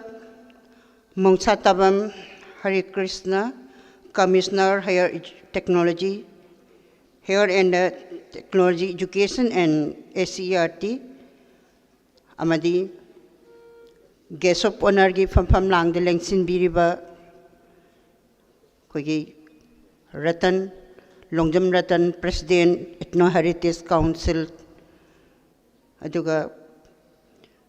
kogi sanupa DESAM gi former President Laisram Ramesh ahagna ikai kumna buchari loinana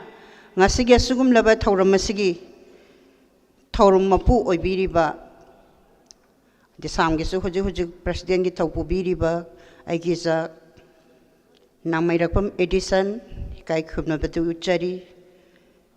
loinana ngasigi thauram asida lengbirakliba chapau phangdana lengbirakliba amadi DESAM gi former executive sing aduga singu maijau khonang thaba award lobigadaba punang poi hagnu suptinjare kai khumna budu chari tasengnamak DESAM koi thudokna student organization singi manungda yamna thamoi sengna adugumba miyamgi amadi student koi satra khunai sigi damakta kathoklaba adugumba lup amani haina aina hanbada ai thamjage DESAM sapongakpadagi hana yamna ariba koi sanabi koi culture amo oina phawba leiramaba chahi kuina unfair means ki akoi gi nataba pambai sijinnadana akoi satra singchida akoi gi yamna phajadaba satra khunaida suktau tauroidaba thabakse yamna sangna chattana adugumba chathadana lakpadu DESAM sapongbu matungdagi dingasi adugumba du oigidre aduga loinana DESAM na akoi gi education free zone ohengadabani haidana adum lauduna lakpani ngasi phawbudasu sigumba akoi gi DESAM gi phajargaba adugumba thabak thauram kaya makak chathadana lakpani ngasi su ngasi gi pibiriba akoi gi team sisu yamna akoi matam sigi hairagadi yamna maung id yamna phajaba haitare akoi gi pedagogical ship in quality education haibani akoi ahong bai se lakani akoi hana leremba method aduga anoba technology in education hojik laisini aduga maruina DESAM na khonghanningi basidi akoi education khakta nataba akoi tambiba khaktangi natabada education afaba quality education porakna bo hona ba haibasida akoi na oja khakta dasu inthokpa yaroi masidi parents teacher and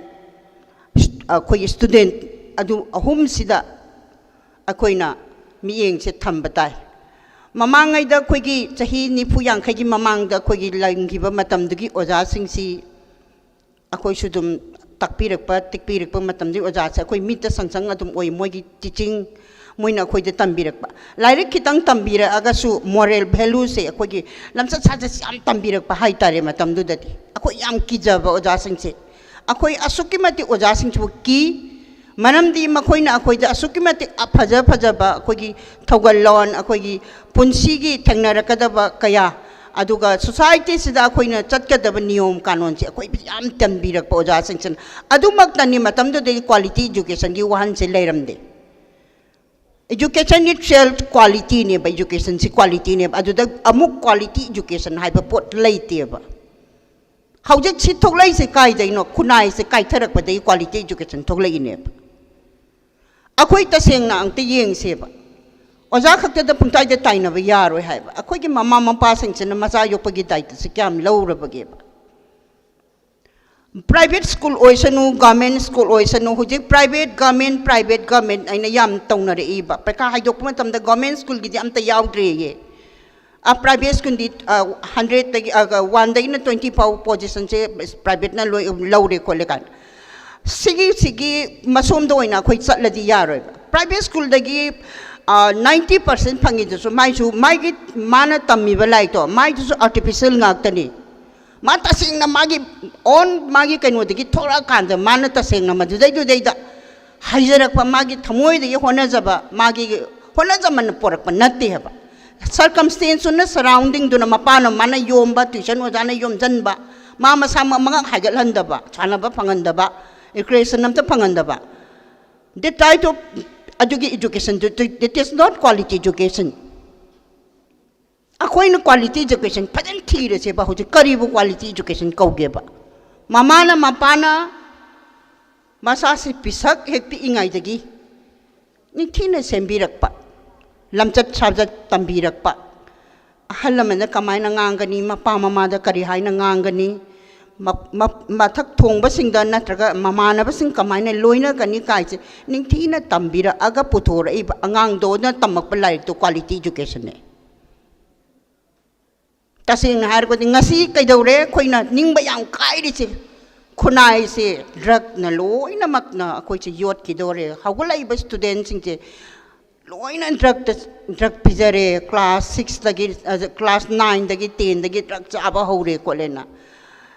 akoi yes akoi yam ning ba kai khunai se de satra myam drug chare che adu kadai dei thok lai bno hai ba magi khunai akoi ki khunai se society se social disorder ma akoi kai tharak pagi khunai kai tharak pai khudam ne ba do mapana mamana masado kadai da kari de soi gi da ge hai de tum ba thu chu yen jan bang hak tang isa du bu kyam theng na like pari sa no ne ma du bu nga sai mana pari ba like tu bu mai du bu nobel pari bra na tra na tai sa da like pari na tra kai no hai ba khang da ni isa like pari na second floor da na masa like pain tha do ga kano da na first floor da mapa mama na tum ma ga lai thok pa adu gumba do madu da gi tholak pa ngak ta ni nga si kai thare ba mayam isa hai ba si yeng ga da bani mapana masana Christian saba matam na mapana mangak payay do jagoy rastu na tiya madu kudam ne isa do matik kadai de soy gi dage hay na kanba mapa mama do na puthorok pa student do ne quality education highs 90% pang ba do na te quality education highs ai gi mot ki ni ko khoi yam na we are mere khoi cham ba min adu ro ko angon do phau ba do ne ai na thamjaris ngasi di kai dore paisa pai basu paisa yes paisa tan ga development paisa yaw do biya de civilization is another civilization di toxic civilization nai du na civilization ne hena maru oi development di arrive ni hai ba se myam khangna di development paisa pai brom loi challe hujikti development taw da ai yum do ina ko pa do ai ya di jingana ko pa ya di ai akoi story kano sa do building sa ya di loi le ba adu di civilization ti tasing na madugi wahan thok ti natte haba adu na ngasi di kai dore mapa mama sing jina macha sing je pacha tale pacha paire boarding da tham do class 6 tagi boarding tham mi macha do karamba boarding nong ta chattana khotana kamai tawri bo boarding no magi piri ba man piri ba magi diet magi moina provide tawri ba the room du bo kamai tawri ba the pizza pitak na kamai tawri ba adagi warden du na karam no haibane ching bache kayam adugum bache amta khangdana mayam na pangtham thamne haina khoi macha sing ju nu sigir ba macha do nan dana tumin na gadabo macha do boarding tham do e kai dore boarding du da di kai dore boarding du salary ba boarding du gi head tu ne adugo warden du ne makhoi angang sigi magi kainu mayam se khoi angang sin ngang janing ba sanani loina pulap namjan bire dana namjan bire kan moi chana bidong dong ilalle dana pungo sukta chak chaga damni nang chi wal lukhak chi pengam ko lai miam thai sin nang ising chai ga damni adu to godamni to ne hai ba order mayam demand mayam dun angang chi depression chatle ba aduna kari manong gi ai maitai gi imung da ngasi kaya muk yamna thabak sura dana masabu boarding da thamino ba sigume se akhoi gi asoi ba khunai gi asoi ba mapa mama gi asoi ba mayam se chumthok traga di education policy da national education policy to 2020 or so akhoi honorable minister of education lengchin biri commissioner lengchin biri school phajaba mayam sabiri yes hana sagaiba lairamba atawramba mayam do hujikti loin phagare adubu oja singsigi makhoi gi dedication sincerity adu yaudragadi akoi quality gi chon natraga hena phaba education ama akoi puthok padadi kitang wana thokani ngasi mayam ne yamne appreciate tawe kaino singche akoi private school singche am appreciate tawdra yam tawi phangna de Harvard adu panning bai wana te khara su mayam na hainari base 10+2 tamge haraga di Harvard ta tamo cometa tamo adu tamo adagi kano da tamge haraga ni flower domos flower ge admission ge matam daga di loire mayam ubiri du chikna chanam de kokai lu kainari ne ba masi kaino haiba da khoi titok pa matam da kaimno haiba matam sina mo khoi head of the institution teaching staff and the parents mukhoy sing asukti mati koi mari sing nang na haleba head of the institution do not koi teacher do the concern math tak pa oigera whether english tak pa oigera si tau angang sing da si tau ino mana tilakane ba amadu inda yare manam di tolo kaktorim ne karo nga si di akoi kano gi thangna bagi so malai melam lai kaina ma ya ponte tok pa manam di kaino horen tolo kaktorim asuki mat strictly man teaching to the my head of the institution na tomalle ba adagi me oja sinang mo parents inda mo hainang na sa do si assignment me am pirani adagi lesson me am ma pirani mama pasok mo sagi paisa ting na tharum ni pakat na bema ibungo nang kari taglay noy miss na nga si no sar na kay pirak pa amo iyeng bira ne ba yang bira kan sila sa kari gumba if subject ani hum pelo sa mapamama da school da kawi haba nang nasa sa me sole nang nasa sa English sole sugumba yam na peril oy na khona ba adugumba school duna apaba mayam na singthana ba school obe wani sigi system che private school da so government school apply to che ba mapama maduna ai isa se oja du kanu da tanggera government school ogera am ogera tama chu bungo nang sai oja na kari takpira kene sini hai nang nakon ko ham do like to phajana taw ko nang boy war par kolom war pra har ba adagi school gi oja du so en nang pi ba para do parak samaina parents and teachers se ani sigi khoi kari hain ani sigi chappaga taw kan angang do adum phaba oigane ba aduna khoi school da ngak ta taina bagi mathok chu ta de adun loisan jarak pan aina thamjaning ding asiga sugumba desam gi yamna desam na su yamna afaba quality education aduga afaba awonba education system ama porakna nabagi masida makoina lawning ba thawdan si akoina makoida lahon si aduga akoina education sa kitang better kanu ma porak cha hairagadi parents sing aduga akogi teaching staff te laibiri ba akoi teachers sing se masigi ani sigi yamna nungsina ba adu plus ani do na paragadi angang do dum parane ba thaina akoi matam da akoi education singa akoi hai na akoi teaching profession is the mother of all profession hai ba kayam yam ne value like that teaching profession se ojagi profession da lairi ba se mother ni hai ba all profession gi engineer su madum mana tambiraga engineer oi re doctor su oja do na tambiraga doctor oi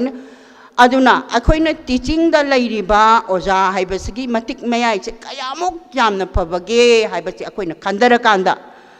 oja khuding mangna satrabu ma makki masani ma makki hek pokchaba masani na khalla kana nungsi na loina bima tamda koi manipur da awon ba education ama porakani haiba open chi thamjaraga punang poi hana khurumjari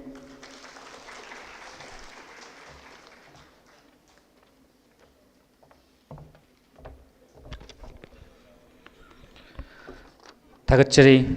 Makatar Pusiri Guest of Honor Pambam Lang the Lingsin Biriba Mingwina Panjarabada Ingu Mangsatapam Hare Krishna Commissioner Higher and Technical Education and SCRT Government of Manipur Bo Thoramasiga Marilena Wapam Karatamina Bidamakta Nolu Nishinjari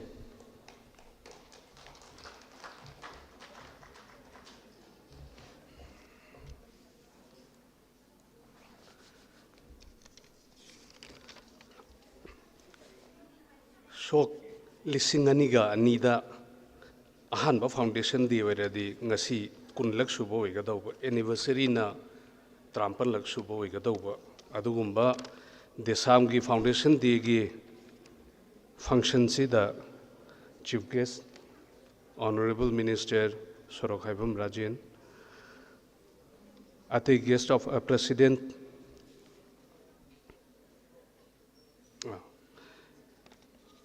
President Namirakpum edition, the Samgi President, guest of honor the Oja Arkit Taraksana, Oja Longjam Ratan, Oja Laishram Ramesh, distinguished invitees, ladies and gentlemen, press kitchen Khoi Kibipo in Hanba Muktada Chahi, Anova Chahigi, Yapa Paujil, Happy New Year, Haina Tamjari. Aduga loinana ikai khumna bauchari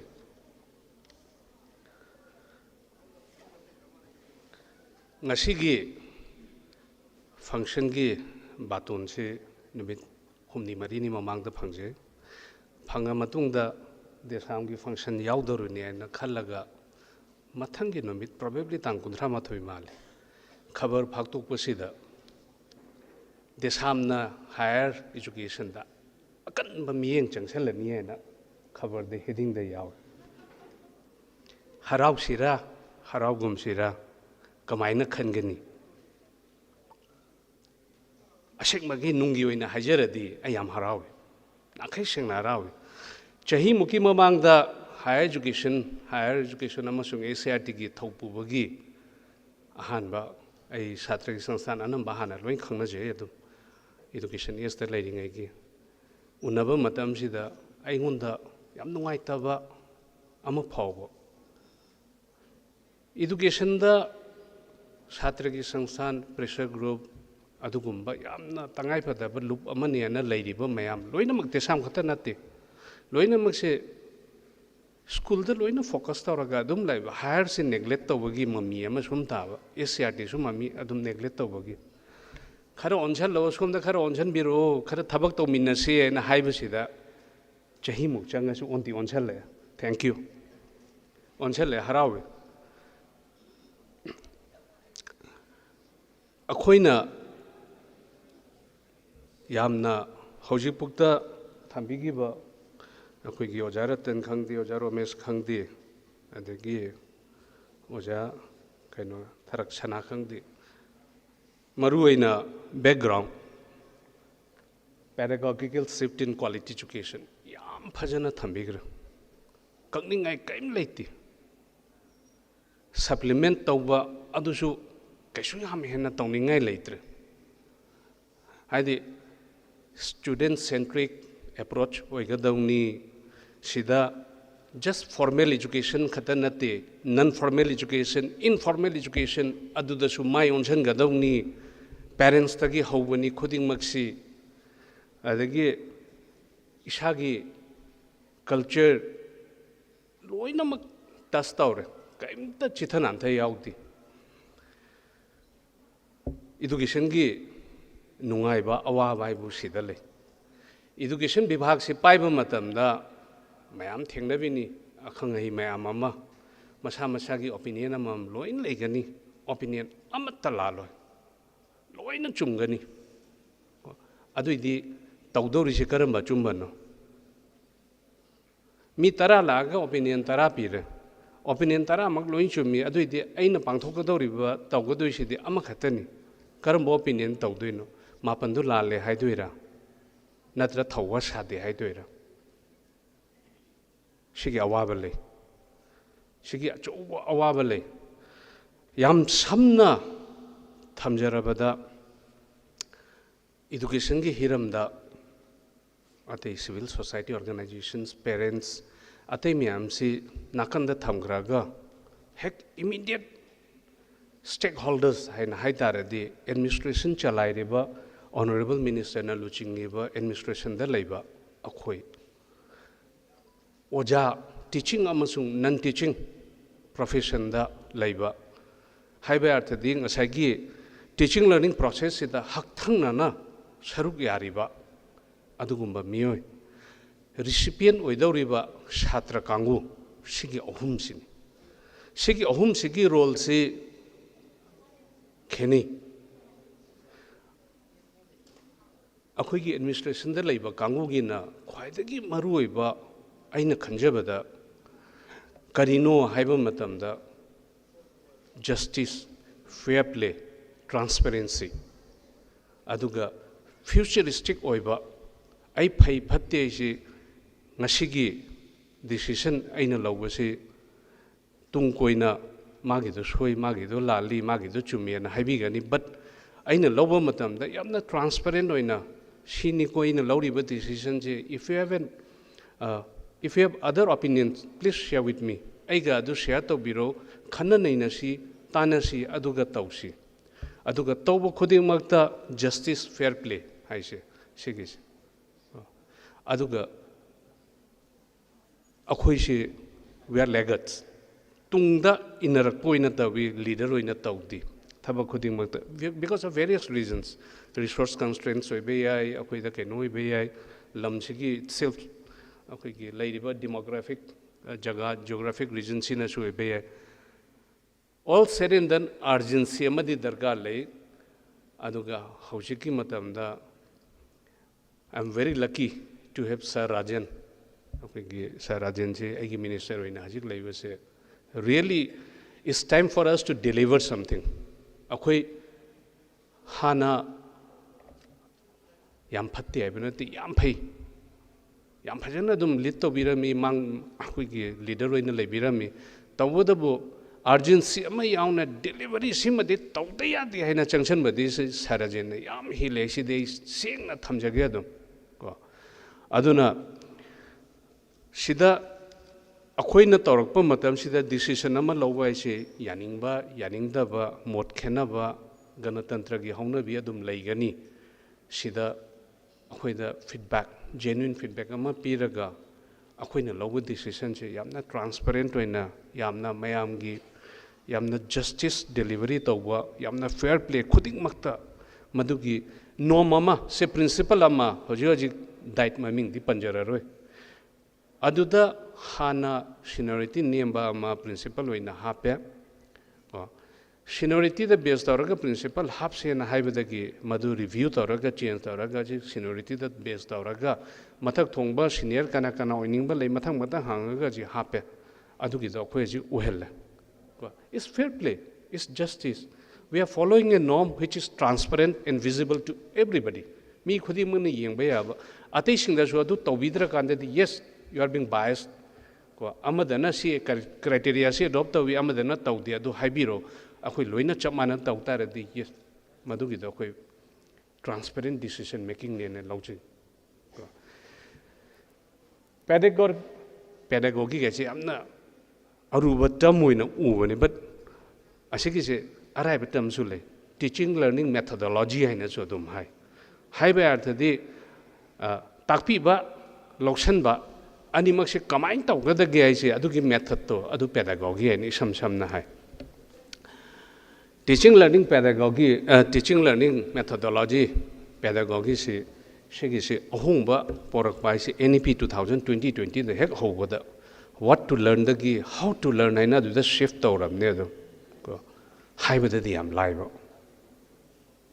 सिदा हाइबदसु तंगाइ फदना तौदे याद्रबनी बन मसी तौरप मतमदा ख्वाइदे अहन बखोइदा चंगदोइसि canoe है मतमदा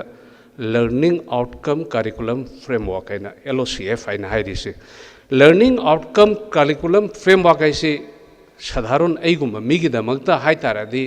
करिनो हाइबा मतमदा चहीगा चानना माना हाइगदोब महेदो अदुगिदो तंबिबा हैना हाइबा चही का जानना तंबीब है कहीं पार्टिकुलर सैडिंग चिंफापू पार्टिकुलर वारी चिंफापू है मतमदुदा मासी खंग दरकार ले मतमदुदा मासी कंसेप्ट से अंडरस्टैंड तब दरकार ले है अदुना मांग थारगा लाइरिक अमा अखोइने इरक्प मतमदा करिकुलम अमा कंटेंट अमा सेमक्प मतमदा कंटेंट से लोइरा कांदा मंगोंदा अखोइने असेसमेंट तौगनी इवैल्यूएशन तौवे असेसमेंट तौबसिदा माना खंगदोइसे सिगी पोटसिने है अदुगी दो हाना लर्निंग आउटकम से करी वैदगे जे हाना मांग थारगा थमगनी अदुई मतुंग द करिकुलम दो सेमगनी सेमकंद ताकपीगनी ताकपीरकांद लोइराकांद इवैल्यूएशन असेसमेंट से अदुदा तौरकनी आइना हाइजनिंगिदी को हेना खंगबा गाक्तनी लोइनमक अदुनबो थीमदा थंबिरमिनी आइना हाइजनिंगिदी is going to be a huge challenge, is going to bring a lot of changes. Change I say, miyoi magi nature da ahong ba I say resist am tawgal le. Yaning de amna. Any ahong ba status quo, human is a nature status quo say am hai nei. Ahong ba porak pasida masada khoiro khoshong na ba uncertainty kari oirak pe age je. I waru badi laite amadi pange अखोई government college कुंथ्रा मापन ले हजि हजि अनुभव लोकसली ma'am से यानिंग मैम फोंदोंबेग्रे I agree to all the points raise government college कहीं 39 लेबसिद रेगुलर प्रिंसिपल 13 ले अमसु हंदकी फेब्रुवारी द रिटायर चतौरी अदो एतारेदि कुंथ्रामपन द 13 लेरेदि कुनगनि थोइसे इंचार्ज प्रिंसिपल गाक्तनी अखोइना इंचार्ज प्रिंसिपल जी हापी मतंगदा सर्टेन प्रोसीड्यूर खरे एडॉप्ट तौजेना उएम थोई अखोइदा जेन्युइन फीडबैक पीरपै महुत खबर द चला अदु यानिंगदेना हाय fine yaning de khoi chu thamme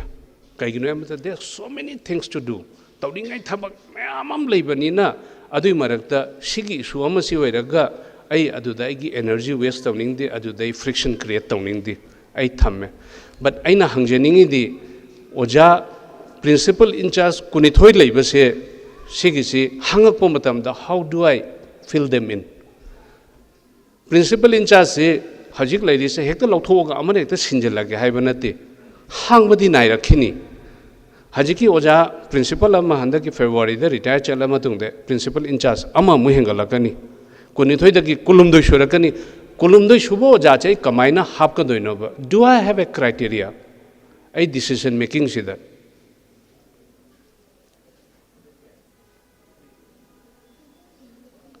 criteria yaudaba pick and choose the tauba jaga dadi adudadi corruption gi room se hengat kani adudadi bias be room se hengat kani aduna karigumba chana pathapa mai makhada karigumba mayam se chana kangno na mai makhada chatse hai taradi sigi criteria mayam se lay down to ba darkar le aduna any changes pedagogical shift ama tausi quality education porokna ba hairasu sida there will be a lot of challenges there will be a lot of reforms sigi reforms me porokpa matamda are you ready for the changes that you proposed haibase sigi wahanga made thamjading ko oja masagi hanagi bakta singna so haibigre critical अखोई formal education द teaching learning process 70% से classroom interaction the अनुभव मंगान पीबा अनुभव केनो पीबा से पीए बसे टीचिंग लर्निंग प्रोसेस से 70% से क्लासरूम द तवे न हाय ओजा सी अजकी ओजा मैडम न जो हाइबिरमे यामना noble profession noblest of all profession जो हाय करीगी हाइरिनो हाइबे मरम से मागी gratification aina kainoma tawraga engonda adugi mahi chaba phangba ise oja gi khunai sida oja gi profession sida phangam deba mana tambige ba chhatra se chahi kya matungda mi oira kanda mana lambi da lamgang da thingnara kanda oja bu aina khoirama kanda adugi nungai ba natana atei da phangdeba aduna adugomba nobel profession do sida certain amount of sacrifice changi certain amount of dedication changi adu natabida akoina ubadadi magi transfer magi gp fund magi adu advance increment sinatana sida sum focus taw leitaradi yaroi bojasu ojagi sincerity se masni aduna isam samna administration de leiba kangu akoina akoigi thau khanga chatpa chhatra gi sansthan the main recipient of the entire education system mana mai mathau khanga chatpa ojana ojai mathau khanga chatpa asina da akhoi gi afaba khunai du porak poi bangam hai ski engonda achetpa thajaba lei siga loina na issue amani khatang ai thamjaram ge akhoi da tawgodaba thabak mayam amani ko akhoi na torakpa matam da we need to prioritize karam bahana paikhat ken amuta da loina pakhat paise almost humanly impossible loigani ko aigi pungkun mari ni pungkun mari manung sida sarkar gi thabak ta pung nipan khatani aina ka thoba ngameba saraji noide sulib letana dum office dum ka ngame no majing leite suti leite akoi mantri but pung nipan ni ideally hena phami that's different issue ko ado atei di family time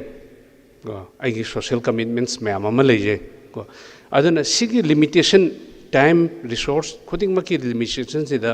prioritization tawba darkar leirakani aduna tawgodobo me amarak sida ishagi oina su kari priority the focus tawchige aigi leijariable limited resource khara in terms of both time and money ko sigi se kadai da thada bana khwaidagi productive oigadagi se adum taga khanbiyu loishalakpada sigi pulap oina di pararoi ko this may be branded as madness, but it is madness with a method, I say. Yam interesting way, but ethos, high tare. Aduna, I must say, Tingnadri, Shigamba ethos, but Sina Hanbani. Yam quite interesting. I know the hygienic was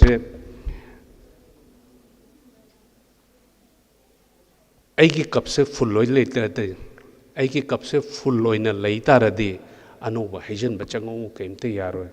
you need to empty keep emptying your cup to get new increase aina loi khange na som lai tarde including us aina loi khange I know everything hai tardi you learn nothing new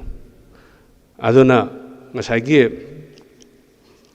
hajiki matamda illiterate ai je kanano haiba matamda ngasai gi learn unlearn relearn tongam da ba kangu sine na haiba ko aduna phadiam phajaba yam interesting oi be ethos but ai loi khange na su khanbi ganu ko khangi ba khara du so mu empty to biyu anu ba mu idea mu lausan biyu haiba wahi manga taraji thamderaga loina mu amuka nei kai khumna bo chari thank you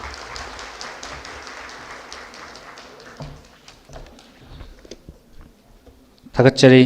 yamna marik chumba wafam kaya ma thambiramagidamak makha tarakpasidi asigi chief guest ki phambam langda lengsin biriba kai khumnajariba mingmoina panjarabada ingu Sora Kaivam Rajan Singh, Honorable Minister of Education, Fishery and Kada, Government of Manipur bu si Thoromasiga Mari Lenana wafam kra thambina bidamak norukna nisingjari.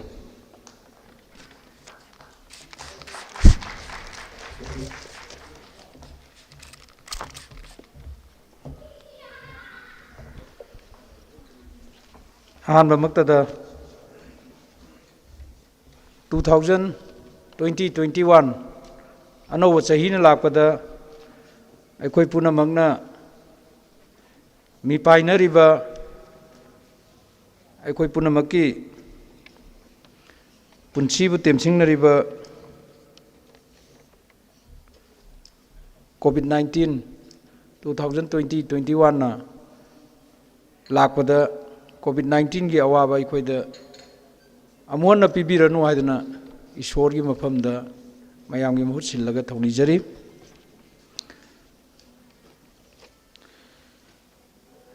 Nasai commissioner नदी कुनसुबा foundation दे ओइगदबनी सो हाइबिग्रे अदुबु सिदा इबिरमिबा ngasi desam gi mayamna democratic student alliance manipur हारगा खंगनरी बासिगुम्बा यामना चावरबा स्टूडेंट बॉडी असिगी फाउंडेशन डे असिदैदा लेंसिन बिरिबा इकाई खुमनजरबा commissioner higher education and the technical education अमदी एचसीआरटी की कमिश्नर ओइना थौपुरिबा मिंगोइना पंजरबदा सिरी मंगसाक ताबम हरे कृष्ण बोइना आमदे काई खुमनो बुचरी लोइना नंगासिगी गेस ओइना लेंसिन बिरिबी आरके थराक्षना president women association for socio economic development की प्रेसिडेंट बुसोइना काई खुमनजब उच्चरी लोइना Longjam Ratan president heritage council बुसु आइना काई खुमनजब लोइना ngasi असिगुम्बा फंक्शन लसदैदा लेंसिन बिरिबा लाइसम रोमेश फाउंडर प्रेसिडेंट देसाम बुसु काई खुमनबु चरी लोइनाना ngasi फंक्शन लसदैदा लेंसिन बिरिबा देसाम की प्रेसिडेंट नमायरापम इदिसल बुसु इनै काई खुमनबु चरी लोइनाना ngasi असिगुम्बा देसाम की 18 सुबा फाउंडेशन डे सदैदा लेंबिरगलिबा आनगी देसाम की थौ पुबिरंबा मयाम पुनमक लोइनाना ngasi असिगुम्बा फाउंडेशन डे सदैदा बातोन फंगदन लेंबिरगलिबा तोंगान तोंगानबा सेक्शन कयादगी अमदी महिरोई कयामा लेंसिन बिरिबा पुनमकपु अयाकी मफमदगी इकाई खुमनबा उच्चबग लोइनाना function लसिबु यावबिबगिदमक्ता तरामना कोक्चरी ngasi yamna nungai desam democratic student alliance sigumba student organization asigi foundation day da ya pusu education minister ama oina ya pusu ngasigi asigumba chatra organization asigi foundation day दा सरुक याबगी सिगुम्बा तंजा अमा पिबिरकपा लोइनना छात्र संस्थान सिंग सखंगना जबा लोइनना असिगुम्बा organisation असिगी अपाम्बा पांडम अमदी मणिपुर दा quality education पुथोंगनबा हिरम कयादा अखोइना डिबेट तौनबगी ngangnabagi तंजा फंगनबा अमसुंग मयाम पुनमकी अखोइ वाखल शेयर तौमिनरगा अखोइ सही सहीदा अखोइ अफबा अदुगुम्बा तुंगी असेंगबा जाति ओइगदबा मणिपुर ngaकदबा अदुगुम्बा छात्र सिंह पुथोंगनबा होनबदा एजुकेशन डिपार्टमेंट करी लौभम थोई छात्र सिंह करी लौभम थोई ममा मपा गार्जियन ओइबसिंग करी तौभम थोई गायना अखोइ मयाम अमा सहीदा खन्नबगी तंजा फंगबसे आई यामना एप्रिशिएट तौवे हाइनबा लई अखोइ करीगुम्बा डिपार्टमेंट अमना पाइखटपा थबक फेल ओइबदी अदुगुम्बा पाइखलिबा थबक अदुदा खुदम ओइना पीडब्ल्यूडी डिपार्टमेंट ना थोंग अमा सारगा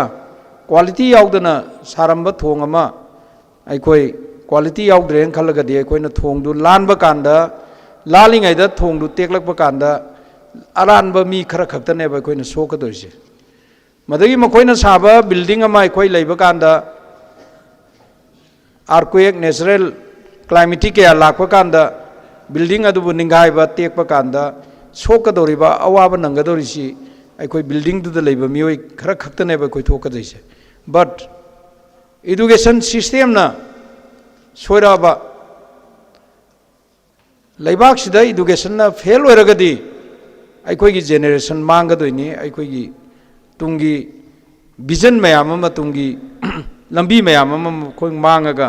सोसाइटी अदु आ मखा तारगा हंदगिदोरिनेबा अदुना अयागना एज ए एजुकेशन मिनिस्टर अमोइना अयाग एजुकेशन गी पाइखलकपा थबक एजुकेशन गी दमकता अखोइना लौरकपा थबक सिंदा आई कंप्रोमाइज तौरोय अदुनने हंदक एजुकेशन डिपार्टमेंट की 2019-20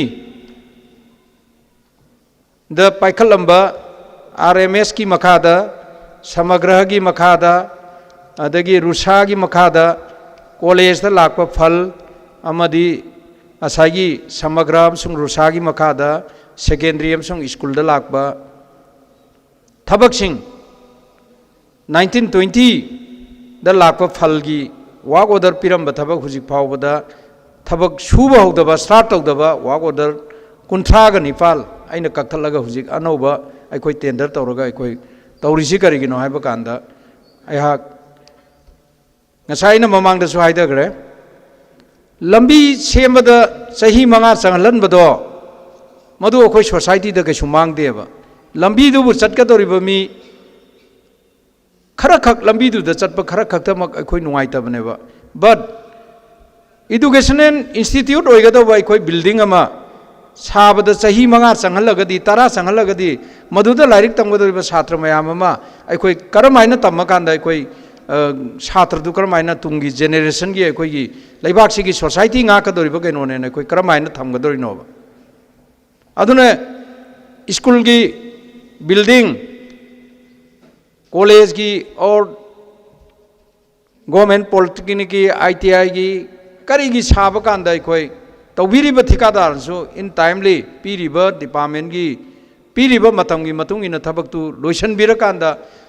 गवर्नमेंट दा सिनबिरकांदा छात्र सिंग निंगथीदना लाइक तौबगी तंजादु फंगनजी अखोइ सोसाइटी सेमजी हाइबनेबा आइना थमजरिबा अपीलदि अदुन ngasi अखोइ अफबा खुनाय अमा पोरंगनबा होनबदा एजुकेशन सेक्टर चावखलनबा हेल्थ फंडबा अदगी स्पोर्ट अखोइ फगलनबा याम दरकार होय अफबा सोसाइटी अमा थमजेर कांदा अदुन अखोइ ngasi मणिपुर सि इसागी रिसोर्स लेतबा इनकम लेतबा करिगुम्बा थबा अमा तौगे कांदा भारत सरकार दा डिपेल तौबा भारत सरकार दा सेंटर दा अखोइ प्रोजेक्ट सारगा अखोइ थारगा अखोइ मखोइना प्रोजेक्ट टू एप्रूव तौबिरा कांदा अखोइना हारिबा पोतु पिरा कांदा अखोइ सही सही दा अखोइ पांथोकपा ngamiने अदुनादि ꯑꯩꯈꯣꯏꯒꯤ ꯁ꯭ꯇꯦꯠꯁꯦ ꯃꯤꯄꯥꯜ ꯇꯥꯡꯗꯅ ꯍꯤꯡꯕ ꯂꯝꯗꯝ ꯑꯃ ꯑꯣꯏꯍꯟꯁꯤ ꯍꯥꯏꯔꯒꯗꯤ ꯑꯩꯈꯣꯏ ꯁꯦꯛꯇꯔ ꯈꯔꯗꯗꯤ ꯑꯩꯈꯣꯏ ꯐꯒꯠꯍꯟꯕ ꯗꯔꯀꯥꯔ ꯑꯣꯏꯌꯦꯕ ꯏꯗꯨꯀꯦꯁꯟ ꯐꯒꯠꯍꯟꯕ ꯑꯦꯒ꯭ꯔꯤꯀꯜꯆꯔ ꯄꯣꯠꯊꯣꯛ ꯑꯩꯈꯣꯏꯅ ꯅꯣꯡꯃꯒꯤ ꯁꯤꯖꯤꯟꯅꯔꯤꯕ ꯆꯦꯡꯗꯒꯤ ꯍꯧꯔꯒ ꯊꯣꯡꯉꯤꯕ ꯏꯟꯖꯥꯡ ꯅꯥꯄꯤꯗ ꯆꯪꯉꯤꯕ ꯄꯣꯠ ꯃꯌꯥꯝꯁꯤꯒ ꯑꯩꯈꯣꯏ ꯃꯄꯥꯟꯗꯒꯤ ꯄꯨꯁꯤꯜꯂꯛꯇ꯭ꯔꯁꯨ ꯑꯩꯈꯣꯏ ꯍꯤꯡꯕ ꯉꯝꯃꯕ ꯑꯗꯩ ꯉꯁꯤ ꯑꯩꯈꯣꯏꯅ ꯁꯦꯠꯂꯤꯕ ꯐꯪꯁꯟꯁꯤꯗ ꯂꯩꯔꯤꯕ ꯑꯩꯈꯣꯏ ꯄꯨꯝꯅꯃꯛꯅ ꯁꯦꯠꯂꯤꯕ ꯃꯌꯥꯝꯁꯤꯡ ꯑꯁꯦ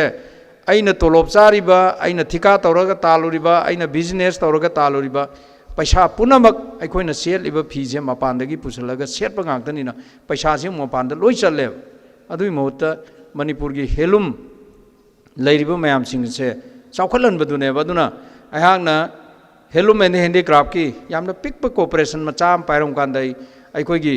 ꯍꯦꯂꯨꯝꯁꯤ ꯆꯥꯎꯈꯠꯅꯕ ꯀꯟꯅ ꯍꯣꯠꯅꯔꯒ ꯑꯩꯈꯣꯏ ꯃꯅꯤꯄꯨꯔꯗ ꯂꯩꯔꯤꯕ ꯏꯆꯠ ꯏꯆꯦ ꯃꯌꯥꯝꯁꯤꯡꯁꯦ ꯐꯤ ꯁꯥꯍꯟꯕ ꯑꯗꯒꯤ ꯍꯟꯗꯛꯃꯛꯇꯗ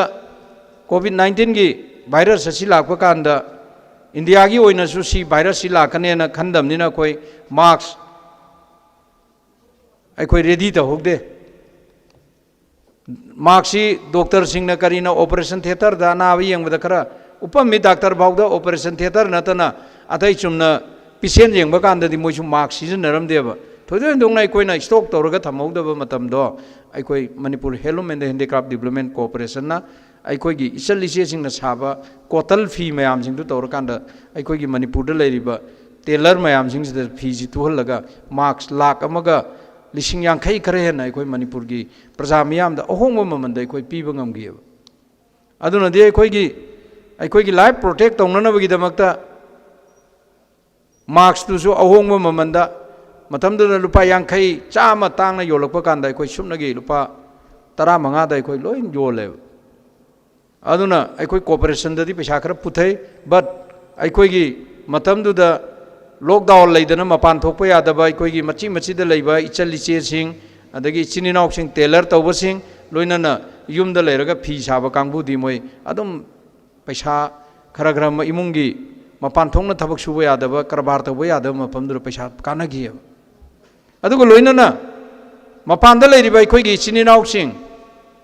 maitai chininau खुदमोइना बांग्लादेश दा त्रिपुरा दा म्यांमार दा असम की दा लैरिबा जगह मैतै सिंगसे अखोई मैतै नि हाइदना अखोइना मखोइगी दा दम चलगा मरक मरकता ऑर्गेनाइजेशन मयाम अमा अखोइगी सोशल ऑर्गेनाइजेशन मयाम अमा चल तवेबा बट आइगी आइडिया दी नुमितु दा चलगा अखोइ मतम खरा मखोइदा अखोइ मैतै नि मैतैगी पुवारीगी वारी लीबा मैतैगी थबक तौबा ngakta natana अखोइगी मैतैगी ओइबा कल्चर अखोइगी धर्मगी अखोइगी ट्रेडिशनल ड्रेस ओइरिबा मयाम अखोइगी फिजेट चचा मयाम सिंगसे मोय अदुमक होंगंदना थमकांदा मोय मैतैनी हाइबदु कावरोयबा अदुदि नतरना फिजेट सारी सेसलाबा लाइबक्ता सिंदूर नमजलाबा धर्मदा खेनाबा लैराबा अदुगुम्बा मयामदुदा अखोइगी मोखै मैतैने से मोय कावथोरकनेबा मोय अदुना आइना कोऑपरेशन पाइरिङै कांदुदैदा अखोइ त्रिपुरा दा हेलुंगी अखोई इम्पोरियम हांगी लोइनना हेलुंगी फी साबा इंस्ट्रक्टर थारे अदुदगी अखोइगी सिदा सारिबा कोल जिंगजे मसीगी कारपेंटरी मिस्त्री थार कांदा बांग्लादेश अमसुंग अखोई त्रिपुरा दा अखोई फी साबगी कोल सारगा मोइदा थानिहुम अखोइगी सिदेगी इंस्ट्रक्टर अनिहुम थारगा ट्रेनिंग तहोबदना हुजिकती अखोइदगी फी लौरगा हेलुम कोऑपरेशन दगी फी लौरगा योलंबदो मोय हुजिक अखोइ हेलुम कोऑपरेशन दगी फी इरौ लौद्रे मोयना साजरगा अखोइ पुथोगा सुमाइन तौरे सिगुम्बा जिंगजि तौरगा दे अखोइ कराइदा मोय मैतैने न कावगदैनोबा अखोइगी हौरकपगी इपाइपुगी फिजे चक्चादु सुम सेट लेरगा दे मोय निंगजंगकनेबा अदुना सिगुम्बा जिंगजे हा तौनिंगे अदुना अखोइ ngasi एजुकेशन सोथबा यादे एजुकेशन फगलनबा याम दरकार होय ngасai हाइबिग्रे अखोइ कीनोट एड्रेस पीबीगिबदा स्वाइरे अखोइ एजुकेशन सी फगनबा होनबा अखोइ याम कन्न होनरी अयाक एजुकेशन मिनिस्टर इंचार्ज होइबसी कुइद्री सेप्टेम्बर की तांग 23 ओइरंगनी अखोइना वासक लौगिबदु अदुगी मतुंगदगी अइंगोंदा एजुकेशन सिनरकपदे अखोइ ओनली नुंगदांग तुम्बा खक्ता नतना अखोइ अयाम्बा मतमदा कमिश्नर डायरेक्टर आइगी एजुकेशन की लेरिबा स्टाफ मैम सिंगसे अखोई पुन्ना थबक तौमिनै अइना हाय अखोई डिपार्टमेंट से लेरिबा कमिश्नर डायरेक्टर अखोई लेरिबा स्टाफ सिंगसे अखोई वन फैमिली की मेंबर दौना अखोई अंडरस्टैंडिंग लेरि ताबनी इमुंग अमा चावखतसे यारगदी इमुंग दुगी लेरिबा मने मकू मचा ममौ लेरिबा मैम सिंगदु चप मानना मोट मानना पुक्चेन तिंगना थबक तौमिनर कांदा इमुंगदु अफब इमुंग अमा ओइबा दुमाइना एजुकेशन डिपार्टमेंट मिनिस्टर ओइरिबा कमिश्नर ओइरिबा डायरेक्टर ओइरिबा जॉइंट डायरेक्टर ओइरिबा अखोई मैम अदगी लाइक तंबीगदौरिबा ओजासिंग मैम अखोइसे पुन्ना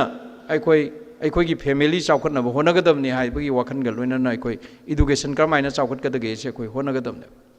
अदुना अखोई school Singhji building ma'am visit चले करिगिनो ngasi गवर्नमेंट स्कूल ना डाउन चटखिरिसे प्राइवेट स्कूल खक्तमक मैम सी प्राइवेट स्कूल दा तानरइबा गवर्नमेंट स्कूल दा मिंग चलु याद्रिबा करिगिनो हाइदना मसी अहाक एजुकेशन मिनिस्टर हेक ओइबगै कॉलेज अमसुंग स्कूल सिंग दा कोइ चतना येंग कांसते लेरमिजी करिनो अखोई गवर्नमेंट की कॉलेज दी खितंगबु फिबम फरमे गवर्नमेंट की स्कूल सिंगदी अयाम्ब बिल्डिंग मनुंग लेरिबा माकी इंफ्रास्ट्रक्चर माकी लाइक तंबद चंगिबा इक्विपमेंट मैम लोइनमक अमत यारमदरे फलांग मैम दु होरगा सन चंगजलगा मनुंग संगोनदौना संथि भाइजलंबा फ्लोरिंग यारमदबा मतकी जिंगा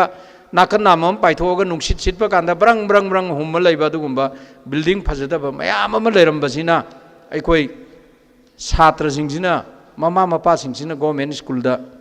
मिंग चनिंगदब ओइरंगनी हाइबसिने बै लौरिस अदुना एजुकेशन दा अखोई गवर्नमेंट स्कूल ना सिगलै सिदरिजे हिरम अनि खक्तनेब हिरम अमना अखोई स्कूल की इंफ्रास्ट्रक्चर मपुंग फाना लैतबा मसक थोकना थमदबा सीमा नंबर 1 लौरगा नंबर 2 दना अखोई स्कूल की ओजा हेडमास्टर सिंगसे रेगुलर हेडमास्टर लैद्रमनिना स्कूल दा एडमिनिस्ट्रेशन निंगथीदना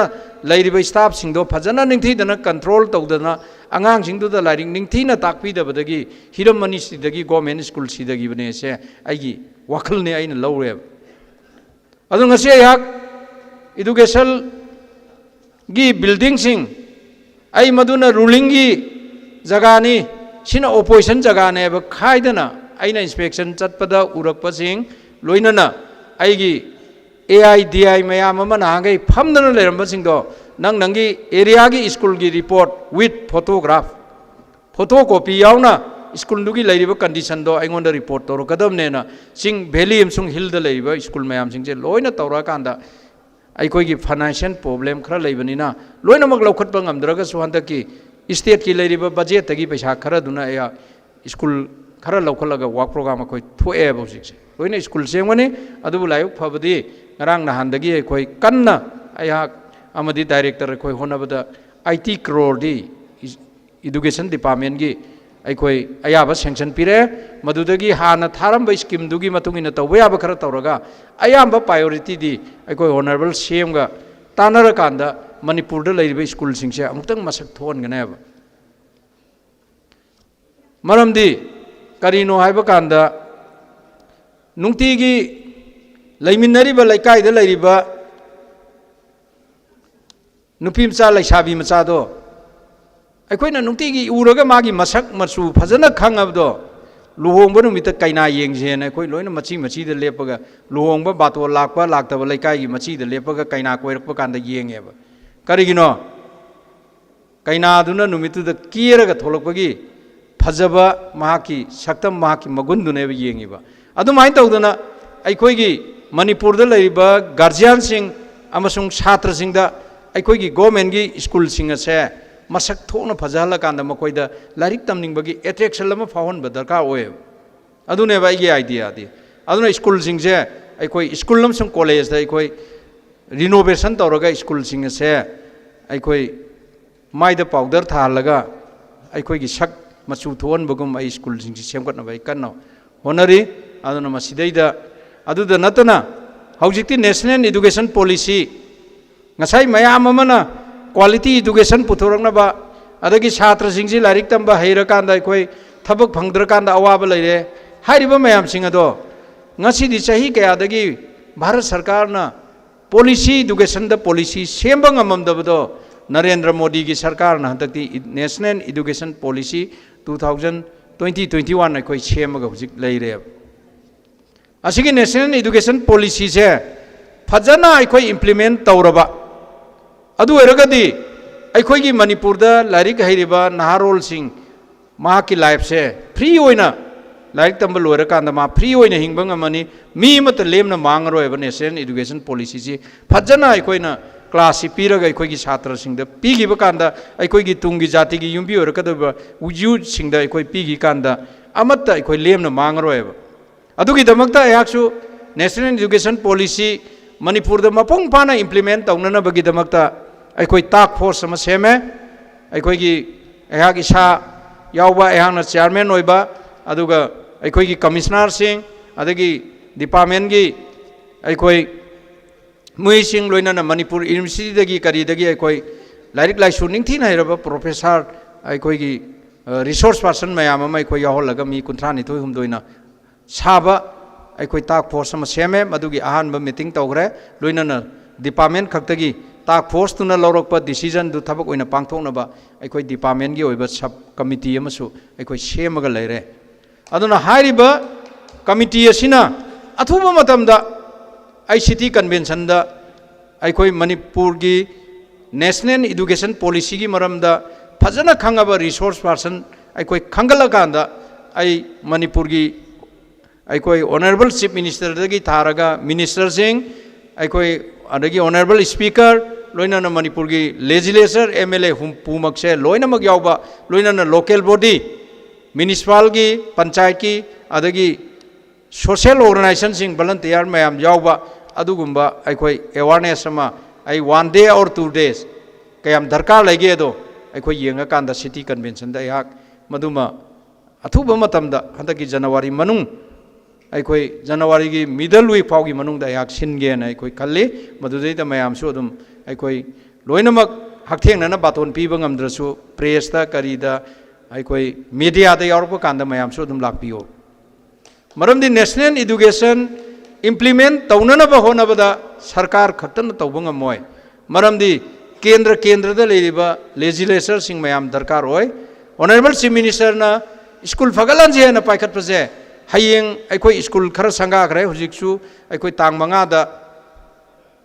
अखोई स्कूल अनी अमु बिशेमपुर डिस्ट्रिक्ट की नंबोल अमसुंग ओइनाम अखोई पाइखत कनी अदुगी मतुंगदा अमुकसु अखोई कक्चिंग दा अदगी कनो दा मथंग सेरियल दा अखोई स्कूल पाइखतनबा स्कूल फगलजी मिशन अखोई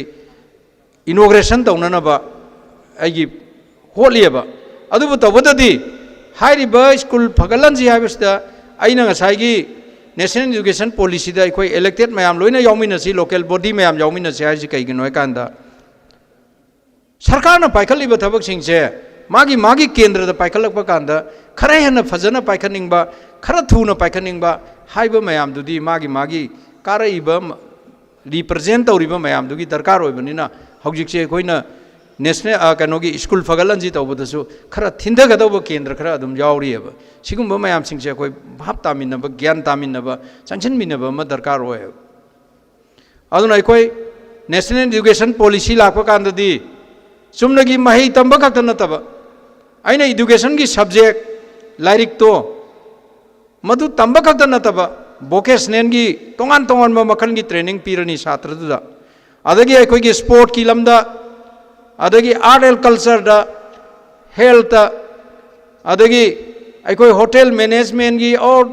फूड प्रोसेसिंग की तोंगान बा आइटम कया अमा लाइरिक तंबगा लोइना छात्रदु हेलकांदा हयेंग माना गवर्नमेंट की सर्विस फंगे फंगद्रे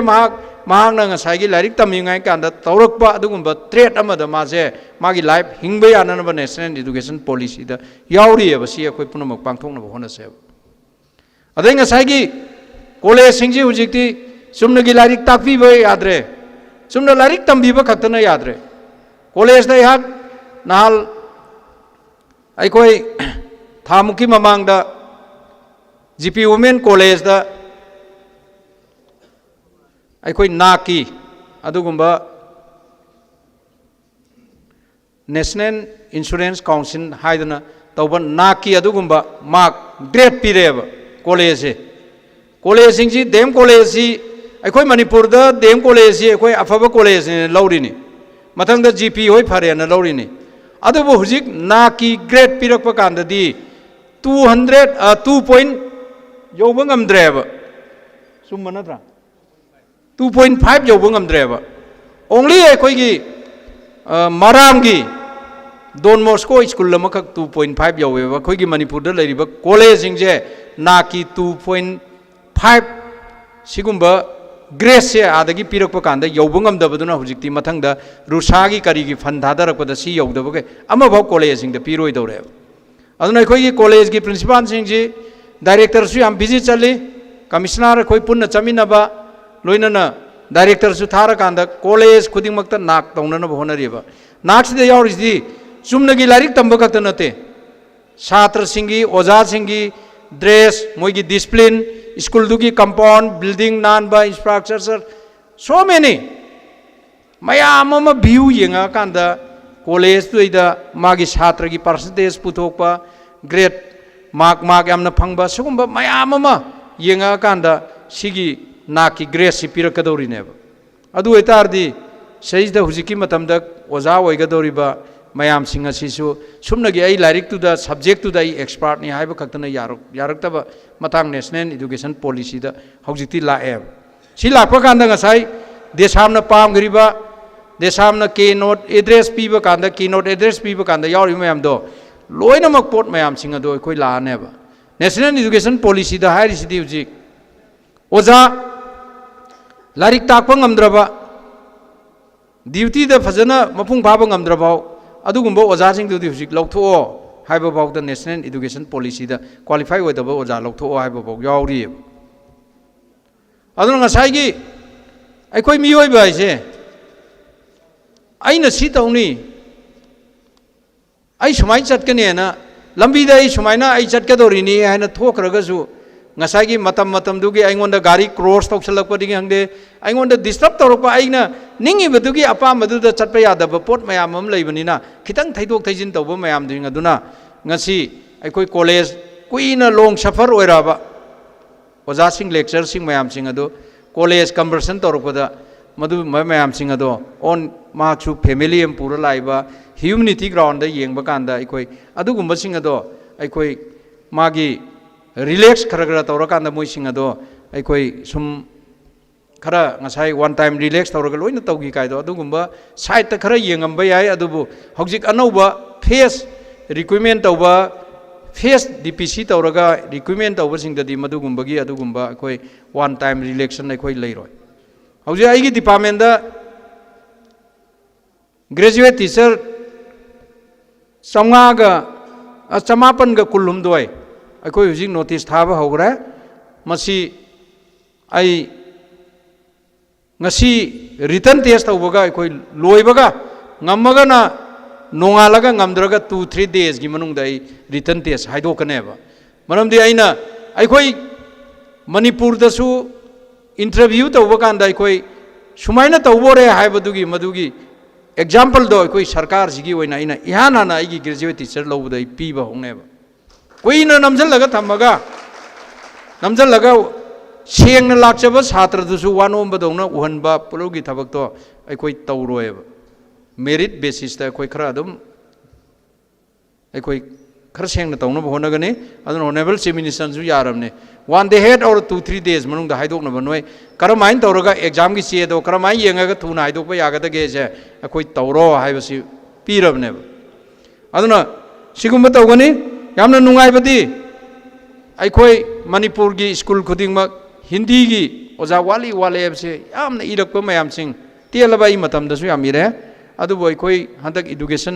मिनिस्टर अयान ओइबा मतुंगदगी अखोई कन्न सेंटर द ची इबदगी 594 हिंदी की अयाबा यावरागा अखोई ग्रेजुएट एमसुंग अंडर ग्रेजुएट की हिंदी की सु नोटिस थोबने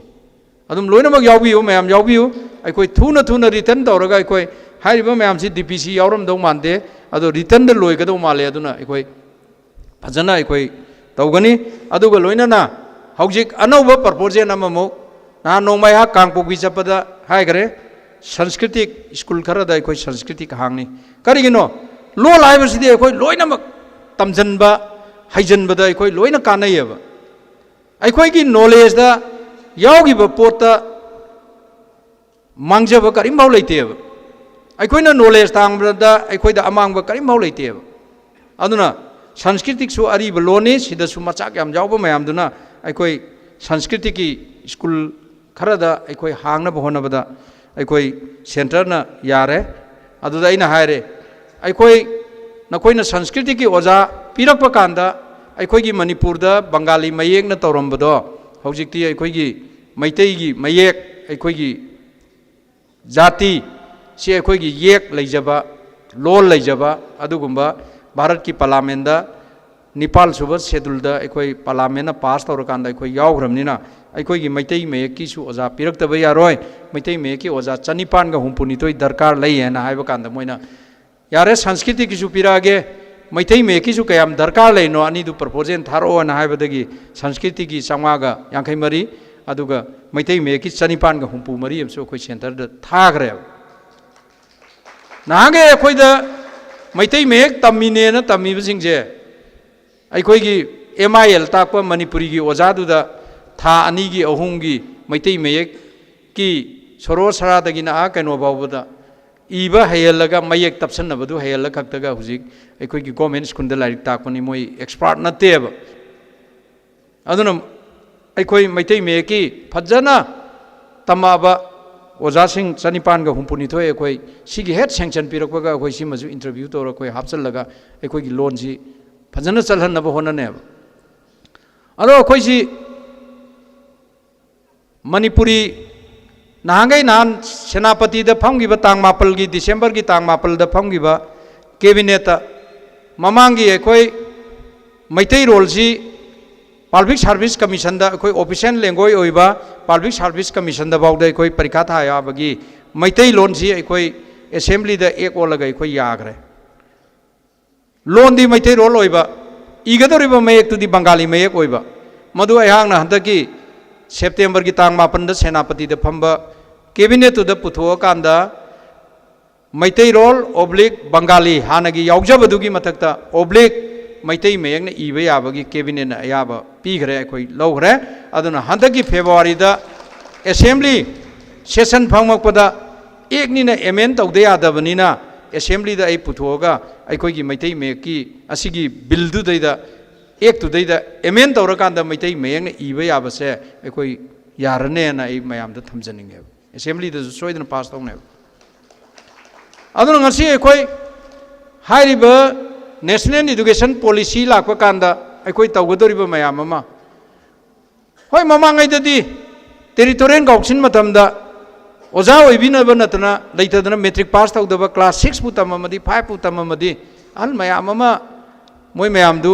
ꯑꯩꯈꯣꯏ ꯇꯦꯔꯤꯇꯣꯔꯤꯌꯦꯜ ꯀꯥꯎꯟꯁꯤꯜ ꯃꯇꯝꯗ ꯑꯣꯖꯥ ꯑꯣꯏꯍꯜꯂꯀꯥꯟꯗ ꯃꯣꯏꯗꯨꯅ ꯇꯥꯛꯄꯤꯔꯛꯄ ꯃꯌꯥꯝꯅꯦꯕ ꯉꯁꯤ ꯃꯅꯤꯄꯨꯔ ꯌꯨꯅꯤꯚꯔꯁꯤꯇꯤꯗ ꯂꯩꯔꯤꯕ ꯑꯣꯖꯥꯁꯤꯡ ꯀꯩꯅꯣꯁꯤꯡ ꯃꯌꯥꯝꯁꯤꯡ ꯑꯁꯦ ꯑꯩꯈꯣꯏꯒꯤ ꯃꯦꯇ꯭रिꯛ ꯄꯥꯁ ꯇꯧꯗꯕ ꯑꯣꯖꯥꯁꯤꯡꯗꯨꯅ ꯑꯩꯈꯣꯏ ꯕꯣꯔꯥ ꯌꯦꯞꯄꯒ ꯂꯥꯏꯔꯤꯛ ꯇꯝꯕꯤꯔꯀꯥꯟꯗ ꯑꯩꯈꯣꯏ ꯇꯥꯛꯄꯤꯔꯛꯄꯅꯦꯕ ꯕꯠ ꯃꯇꯝꯗꯨꯗ ꯑꯩꯈꯣꯏꯒꯤ ꯁꯃꯥꯖꯁꯦ ꯑꯩꯈꯣꯏꯒꯤ ꯄꯥꯔꯤ ꯄꯨꯔꯤꯒꯤ ꯆꯠꯅꯔꯛꯄ ꯑꯩꯈꯣꯏꯒꯤ ꯏꯄꯥ ꯏꯄꯨꯁꯤꯡꯒꯤ ꯌꯥꯍꯧꯔꯛꯄꯗ ꯑꯩꯈꯣꯏ ꯆꯤꯟꯖꯥꯠ ꯁꯦꯡꯗꯣꯛꯀꯗꯕꯅꯤ ꯑꯩꯈꯣꯏ ꯑꯉꯥꯡ ꯑꯣꯏꯕꯁꯤꯡꯗꯨꯅ ꯑꯩꯈꯣꯏꯅ ꯑꯉꯥꯡ ꯑꯣꯏꯕ ꯀꯥꯟꯗꯁꯨ ꯇꯧꯔꯛꯏꯅꯤ ꯑꯗꯒꯤ ꯁꯨꯃꯥꯡ ꯋꯥꯏ ꯁꯤꯠꯀꯗꯕꯅꯤ ꯀꯣꯟꯊꯣꯡ ꯋꯥꯏ ꯁꯤꯠꯀꯗꯕꯅꯤ ꯑꯗꯒꯤ ꯁꯟ ꯂꯣꯏꯅꯔꯝꯕ ꯁꯪꯒꯣꯜ ꯁꯟꯊꯤ ꯁꯦꯡꯗꯣꯛꯑꯝꯃꯒ ꯃꯗꯨꯗꯒꯤ ꯄꯨꯈ꯭ꯔꯤꯗ ꯀꯨꯝꯃꯒ ꯊꯣꯡꯒꯥꯗ ꯈꯣꯡ ꯈꯨꯠ ꯍꯥꯝꯇꯣꯛꯑꯀꯥꯟꯗ ꯑꯩꯈꯣꯏ ꯁꯨꯃꯥꯡꯗ ꯀꯩꯅꯣ ꯃꯥꯡꯒꯣꯜꯗ ꯑꯩꯈꯣꯏ ꯐꯛ ꯊꯥꯔꯒ ꯂꯥꯏꯔꯤꯛ ꯄꯥꯔꯒ ꯑꯩꯈꯣꯏ ꯇꯝꯃꯛꯏꯅꯤ ꯑꯗꯨꯒꯨꯝꯕꯒꯤ ꯆꯠꯅꯕꯤꯗꯣ ꯍꯧꯖꯤꯛꯇꯤ ꯑꯩꯈꯣꯏꯒꯤ ꯁꯣꯁꯥꯏꯇꯤꯁꯤꯅ ꯁꯨꯝ 12 ꯁꯨꯕ ꯁꯇꯥब्ꯗꯤꯒꯤ ꯇꯣꯉꯥꯟ ꯇꯣꯉꯥꯟꯕ ꯃꯣꯕꯥꯏꯜꯒꯤ ꯏꯂꯦꯛꯇ꯭ꯔꯣꯅꯤꯛꯀꯤ ꯑꯗꯒꯤ ꯋꯦꯁꯇꯔꯟꯒꯤ ꯃꯌꯥꯝ ꯆꯪꯉꯛꯄꯁꯤꯅ ꯃꯗꯨꯒꯤ ꯍꯩꯅꯕꯤꯗꯨꯝꯗꯤ ꯑꯩꯈꯣꯏꯒꯤ ꯍꯧꯖꯤꯛ ꯍꯧꯔꯛꯏꯕ ꯑꯉꯥꯡꯁꯤꯡꯁꯤ ꯂꯣꯏ ꯃꯥꯡꯈ꯭ꯔꯦ ꯑꯌꯨꯛꯀꯤ ꯇ꯭ꯌꯨꯁꯟ ꯇꯧꯕ ꯀꯥꯡꯕꯨ ꯈꯔ ꯃꯃꯥ ꯃꯄꯥꯅ ꯄꯨꯈ꯭ꯔꯦ ꯑꯇꯩꯗꯤ ꯄꯨꯡ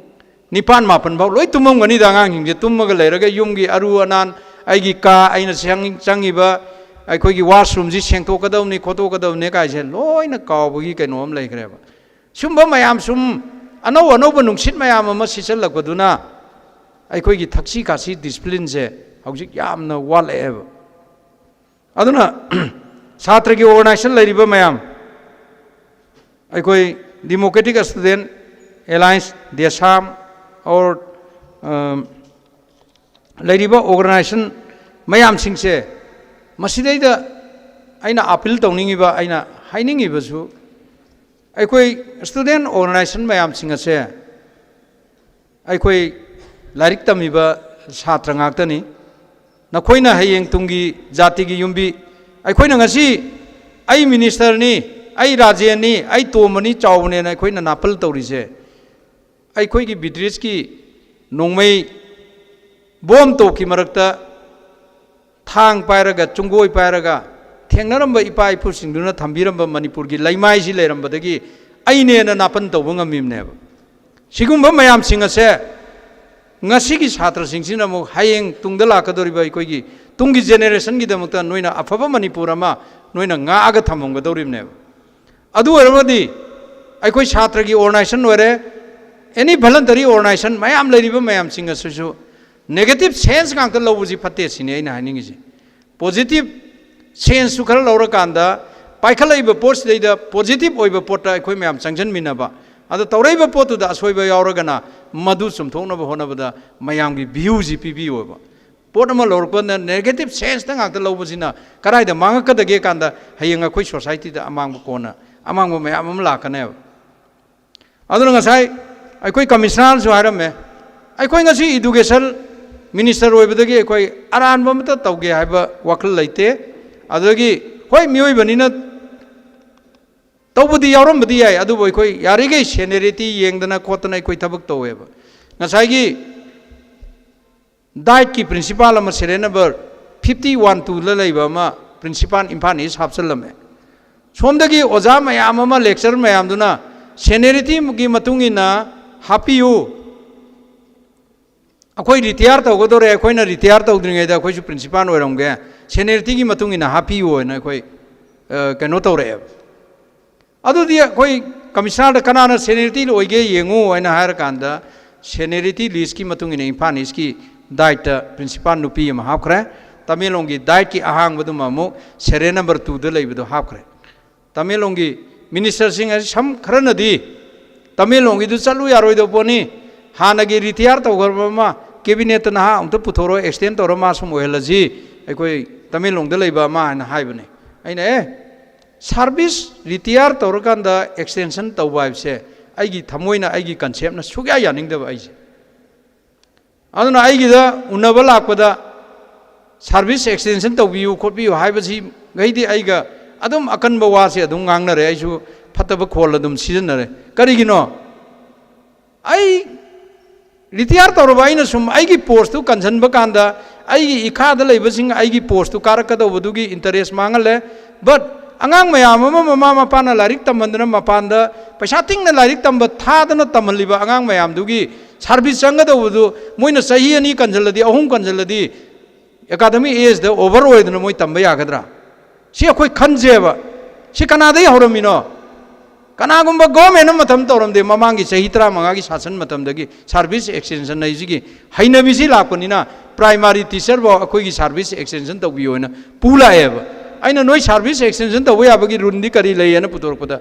ꯑꯩꯈꯣꯏꯒꯤ ꯗꯣꯛꯇꯔ ꯈꯔ ꯇꯧꯈꯤꯕꯒꯤ ꯃꯣꯏ ꯗꯣꯛꯇꯔ ꯇꯧꯈꯤꯌꯦ ꯈꯔ ꯇꯧꯈꯤꯌꯦꯅ ꯄꯨꯊꯣꯔꯛꯑꯦꯕ ꯑꯗ ꯑꯩ ꯍꯥꯏꯌꯦꯕ ꯍꯣꯏ ꯗꯣꯛꯇꯔꯒꯨꯝꯕ ꯀꯩꯅꯣꯒꯨꯝꯕꯗꯨꯗꯤ ꯁ꯭ꯄꯦꯁꯤꯂꯤꯁ ꯗꯔꯀꯥꯔ ꯂꯩꯕꯅꯤना ꯃꯗꯨ ꯃꯥꯒꯤ ꯂꯩꯔꯤꯕ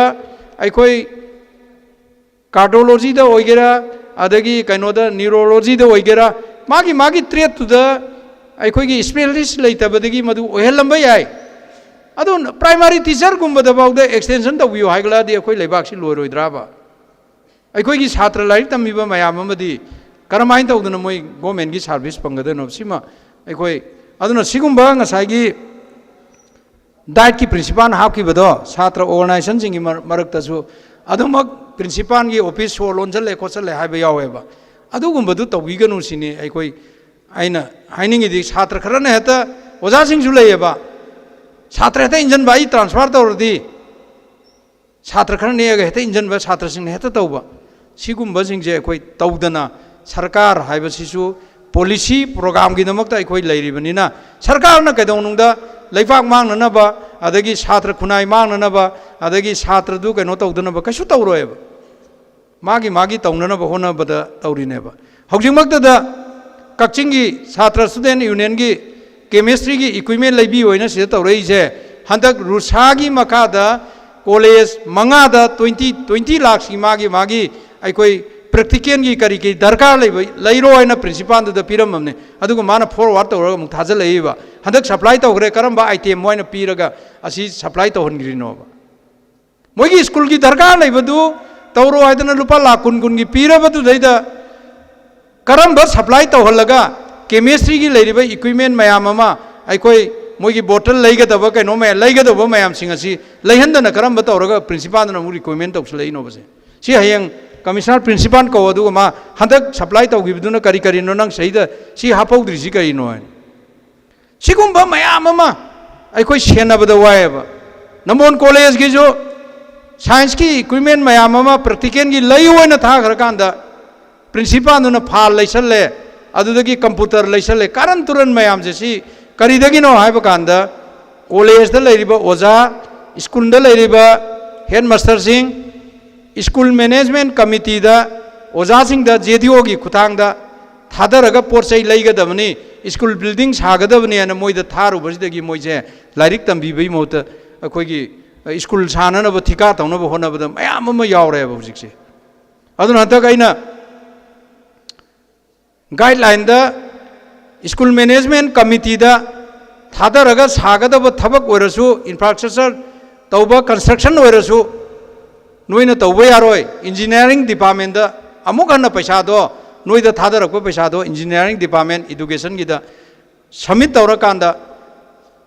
ठिकादार तौरगा कॉन्ट्रैक्ट बेसिस दा कोई थबक सुनजी ओजासिंग ना तौरगा दी क्वालिटी सुम यावद्रे सी थंगना लेरिबा देम कॉलेज दा अखोइगी G+ वाला टूर सागदब बिल्डिंग दुबो 8 mm ना अखोई बिमला में 8 mm ना मखोंग ओरम सी ए नाकंद लेरिने आई सरकांद सी इंजीनियरिंग डिपार्टमेंट जो मनाक सिदा लेरिबा सी येंगोने सी तौरमी जगह अनोबा सालबने अदगी देम कॉलेज सी अखोई चावबनिना देम कॉलेज सी सोंगजु सोंगे नोंमा मयाम छात्र ऑर्गेनाइजेशन सिंग जो या इनवाइट तौजरके आई साजु यावजरगा देम कॉलेज मनुंगजिगा अखोई फजना अखोई सोशल सर्विस तौरगा याम नालगा तमजे अदुगा हौजिग अखोई सोलर थानबा होरम देम कॉलेज मनुंगदा अमम जगह निशा चाबा खोटपा तौदना बायना कमिश्नर गा अखोई तौरगा अखोई सोलर थानबा होरमनि नान नुंगांग आई चतना यंगमे अवार्ड पखरामगा युंगजलो अखोई लंबी परिंग अदगी कोना कोना लेबा मयाम जिंगदो सोलर थालकांदा अखोई गाना थमजी अखोई स्कूल जिंगजे संगीबदा पुंगनिंगदा थुक यावबा उवा हैरा फजना थाबा स्कूल बिल्डिंग फजनबा मसक थोनबा रंग तौसनबा अदगी कंपाउंड तरु तनाना थंबगी सिस्टम जे कोई तौरकांदा गवर्नमेंट स्कूल दा छात्र सिंग ममा मपा सिंग लाइरिक तमिननदंग्रबा अमत लेते अखोई गवर्नमेंट की स्कूल दा ओजा ओरिबा सिंग जे लोइना क्वालिफाई ओरबा गातनेबा प्राइवेट स्कूल की ओजादी अंडर मैट्रिक यावी अदगी अंडर ग्रेजुएट यावी मयाम अमा लाइरिक ताकनेबा बट इंग्लिश की सेंटेंस ताकप कांदा अर्थ हंदेब कैसु नमदना इंग्लिश की सेंटेंस सिंगदो तागा छात्र दु चिंफा पोहल चटपनेबा गवर्नमेंट की ओजादी इंग्लिश ताकप कांदा सेंटेंस खुदिंगी पैराग्राफ खुदिंगी अखोई अर्थ हल्लगा छात्र दु ममु ताना ताकपनेबा अदुबु ngasi गवर्नमेंट की स्कूल दा छात्र लेतबदगी अखोई की फाग्रबा ओजा सिंगजे डाइट बेड ट्रेनिंग चलब ओजा सिंगजे अखोई छात्र लेत्रमनिना लाइरिक ताकत्रमनिना कांग थांग तारगा लेरेबा हाइबदी अथौब कांगदो थांगदो सीजन नद्रगा कांगदा सुम थमदी लेबाकता थंबै कोलिंग कारकपा दुमाइना अफबा ओजा सिंग जो लाइरिक ताकत्रमनिना हुजिकती मोइदो अखोई मांगसलेबा अदो हंतक अखोई ऑनरेबल चीफ मिनिस्टर तौरगा स्कूल फगलनजेना केंद्रदा अमम लौखटपसे अखोइना खितंग बिल्डिंग रंग तौसनबा अदगी डेस्क बेंचता खरा मॉडर्न होइबा छात्र मंगा तरुक फममदो अनि फंबा याबा लाइरिक मखादा बॉक्स हापगा थंबा याबा अदरगी अखोई ब्लैक बोर्ड अखोई चोकना इदबा अखोई ब्लैक बोर्ड अखोई सेमकपा सुमाइना खरा सेमगत सागलकपदा छात्र सिंगसे 4 times मिंग चनबे हेंकलेब छात्र चाम लेरमबदो चौहुम लेरकपा चामरी लेरकपा चंगा लेरकपा हुजिकती लिसिंग यौबा छात्र बो यावरेबा सिना ताकदी अखोई की गवर्नमेंट की स्कूल सिंगसे इंफ्रास्ट्रक्चर से खितंग फजना सेमगत पिरगदी अखोई की स्कूल सिंगसे सोइदनमकी छात्र लेरकनी अदुना नेशनल एजुकेशन पॉलिसी दे यावरिबा ड्रॉप आउट छात्र थमगनुजी हाइबसे गवर्नमेंट स्कूल न सिदरिगे प्राइवेट स्कूल न वांखलीगे ड्रॉप आउट छात्र की मसिंगदी सुम वांखलकनेब करिगिनो हाइब कांदा अखोई सूरग नोमग हिंगिब मणिपुर की प्रजा सिंह से मचा प्राइवेट स्कूल थाब कांदा खरसा हुनब ngamdabdai खर थारम तोखियब अदुना तंगाई फदना अखोई गवर्नमेंट स्कूल फगलनबा गवर्नमेंट स्कूल बु फजना मपुंग फाबा स्कूल कॉलेज ओहेनब होनबा इसे अखोई यामना दरकार होय अदुना अखोई धनमंजुरी यूनिवर्सिटी स्टेट गवर्नमेंट की अमा खक्ता ngairab धनमंजुरी यूनिवर्सिटी अखोई फजना फंक्शन तौननबा हाना मखोई लैरमदबा टीचिंग स्टाफ ओजा सिंह प्रोफेसर सिंह कॉलेज दगी एटेच तौरगा सिजनरम मयाम सिंह अदो अखोई एजॉब तौसनबा और अनौबो ओजा मरिफुगा मंगा 94 कया नोमसो अखोई प्रोफेसर सब्जेक्ट अमगी प्रोफेसर मरी अखोई कौबगी थोखरमनि सिमसु फजना अखोई तौननबा एजुकेशन सिस्टम जे स्ट्रीमलाइन द पुरंगनबा अखोई मणिपुर टेक्निकल यूनिवर्सिटी अदुदगी अखोई गवर्नमेंट पॉलिटेक्निक लैरिबा मयाम डाइट सेंटर मयाम लैरिबा मयाम हेंदी ट्रेनिंग की लैरिबा एजुकेशन सेक्टर मयाम सिंसे अखोई डे टू डे अखोई करी तौरी से खन्नरगा हुजिकते अखोई फजना अखोई मपुंग फाना अखोई पाइखटपा हौरबने तौबददी अखोई पेंडेमिक सिना मरम ओइरकांदा अखोई क्लास तौबा यादबदुगी खितंग लैबने अदुना अखोई क्लास तौननबगी अथुबा हयेंग से अखोई मीटिंग अमा तौर मतुंगदा तंगाई फदना टेल 12 अमसुंग बेगी अरोइबा सहीद परीक्षा पीगदबा प्रमोशन पीबा यादब कांगबुदे अखोई क्लास हौननबसु अखोई हयेंग मीटिंग तौर मतुंगदा कैबिनेट पुथोगा कैबिनेट की अयाब लौरगा अखोई एजुकेशन की ओइना एसओपी सेम लोरे सी तौरकांदा अखोई तंगाई फदना पुनब तौरनी अदुना अखोई तांग मरीदा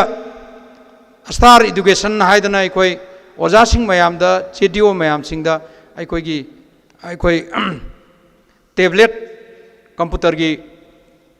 अखोई टेबलेट कनो पीर कांदा अखोई ओजा सिंह मयामदा ट्रेनिंग तौरकांदा अखोई हाइरिबा मयाम सिगी सिस्टम अबसु अखोई स्टार एजुकेशन की अमसु अनौब अमसु अखोई मणिपुरदा हांगदोनब तांग मरीदगी ऑनरेबल सेमगा तौरगा अखोई हांगदोगा अखोई मफम खुदिंगमक्ता ट्रेनिंग पीबा हौरदैने अखोई हुजि स्कूल चंगादा अखोई पीबा हौरदैने अदुना आइदी अखोई मैतै मयेक नान कैबिनेट मैतै मयेक हाइबै महूर्त मणिपुरी मयेक हाइरसेना कैबिनेट नान तांग मापन गिदुदा आइदी पुखटपने अदो मयामसु सिना फरेने अखोई मैतै मयेक हारगा अखोई कम्युनिटी की हतगी खनलगा उरकांदा सिंगदा लैरिबे इचिन इनाउ सिंगना तमु यादबसे तमहन्नबगीदमक्ता अखोई मणिपुरी मयेक हाइरसी हाइबसे अखोई कैबिनेट नदी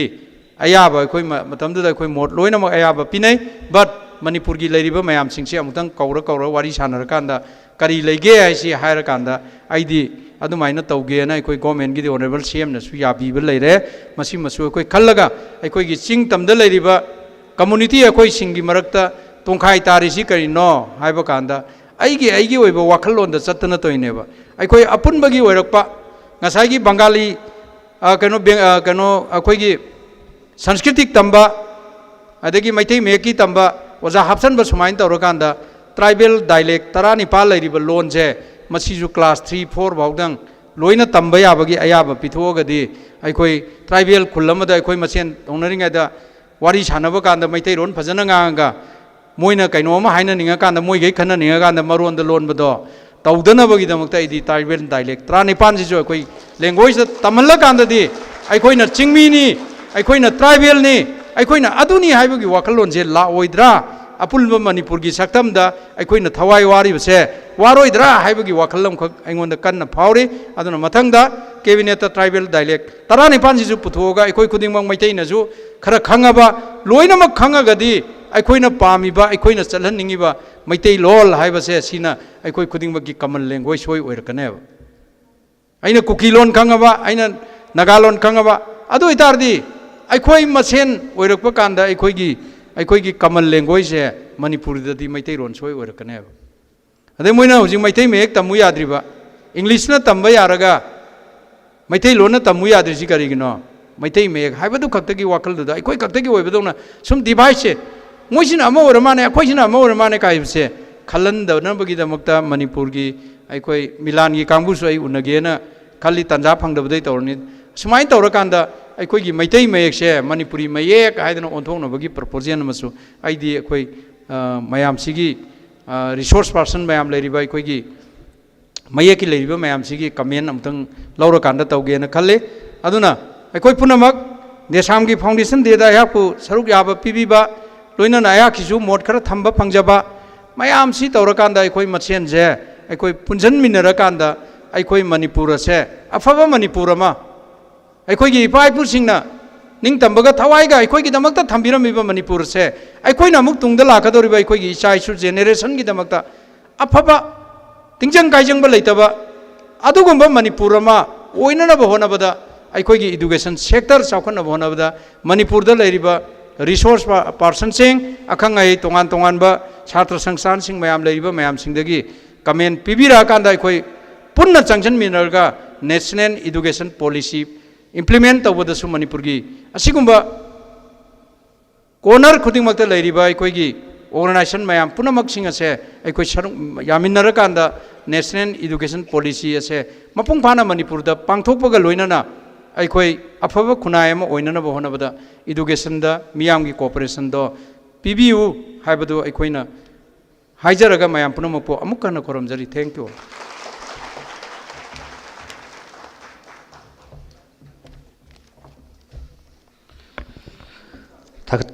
थागतचरी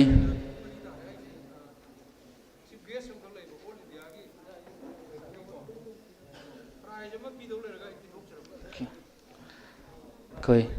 प्रोग्राम से कितंग होंतो होंजिन तौरगा कोई अथुबा मा सरसु चटकदौबो लेबनिना मखा तारकपसिदी कोई चिंगु माइचौ खोनांग थाबा अवार्ड चिमा खा खोंगा 2021 खुदोल तंबगी तंजादु कोई लौजगे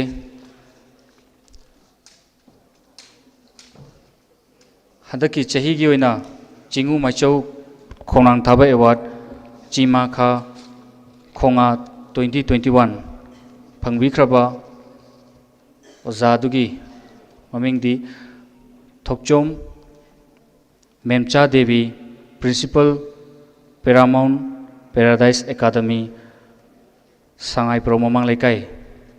हाई बोजासिना हंतकी सही सिगी ओइना चिंगु माइचौ खोनांग थाबा अवार्ड सिगी ओइना मनास फंगबिगनी हारिबा मनासी पिबिनबैदमक्ता मिंग ओइना पंजरबदा ngasiगी चीफ गेस्ट की फमम लांगदा लिंगसिन बिरिबा काई खमनुजरिबा इंगु Sorokhaibam Rajen Singh honourable minister of education fishery and कदा government of Manipur पिबिगनी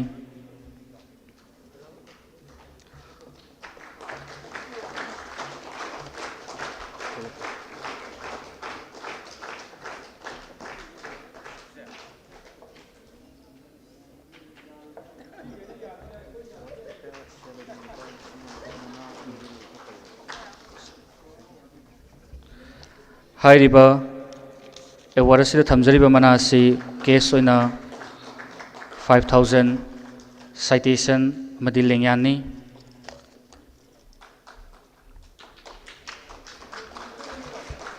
थागतचरी ओजाबु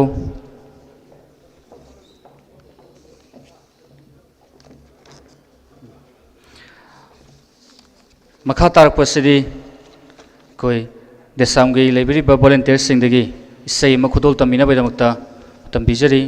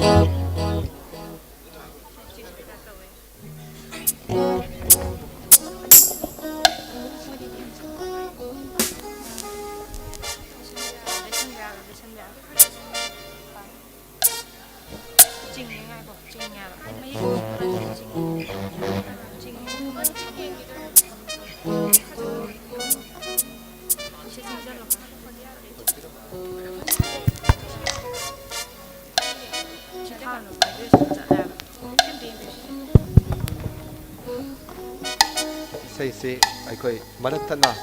alwamtang yamna ningsing jage ngasi Englishing aniga kunga mathoi gi desam na tamjari ba dugumba chingu maichau khongnang thaba khonga chima kha award asi hauki ba sahi 2008 tagi lepa laitana adugumba Manipur gi achouba education gi system da awon ba hong ba makha pura kadori basi oja singi thogai ase aduki matik chawbanina oja singna kathopaga loinana singthan ngai oina lobi diba thabak thoram thogai sing adubu desam na ikai khumna bu uchabaga loinana hai diba 2008 tagi lepa laitana chingu maiso khonang thaba award ase koi kudol tamaga lakpane hai diba award asi aikoi da thajan birakpa sing dagi aikoi award committee na yamna kupna amadi makoi da yawrakpa biodata sing amadi field visit sing amadi laikai gi club ki adugumba recommendation sing kaya marum amakha award committee na yamna kupna yenglaba matungda hai diba oza asidi thoidok hendokna Manipur gi oina desam na tamjaba chingu maiso khongnang thaba khonga hariba mana ase tambada matik chare haibase chapchana khanglaba matungda Englishing aniga kunga mathoi gi hariba award ase ikai khun nazariba oja thokchom memcha devi principal Paramount Paradise Academy sangai pro mamang laikai ikai khun nazariba oja asdai khoi tamjabani award asi latnaba leitana lobi begi damakta su oja bu thagachari loinana award asi lobi raba matungda ikai khun nazariba aikoi gi oja sina amu desamna sapung lakpadagi laipaki mahairoi singi khunai sigi damakta lobi diba thoram thogai singse masleida ai su apen ba poksa baga loinana ngasimak award asida loina riba sel gi mana lupa lising manga asimadi desam gi icha inau singda khudol tamlam lage haiduna su takpirai masigi damakta su thagat saba phongdok chari loinana hairiba khudol adubu su aikoi amuka hana ikai khum nazari ba jabu ikai khum na bu ucha baga loina na aikoi nasigi phampak thak asta longna na bagi tanza tum tang loksan jabaga lojage maram aduna ikai khum nazari ba jabu amuk tanga hana phampak thak ta lekhat pirak na bagi damak noluk chari aduga hairi ba madam na mu pibirak pa selgi mana asi aikoi gi nasigi phampak thak ta lengsen biri ba loop asigi president aigi iyamba namairak pa medicine lobigan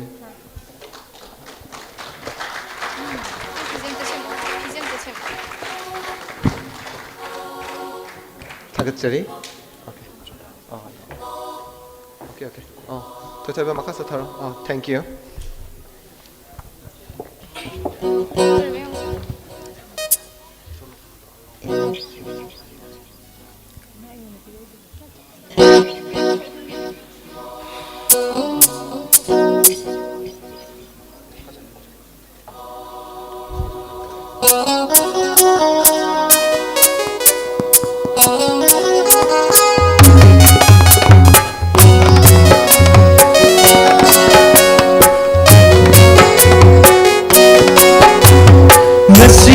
Mahairoi ai koi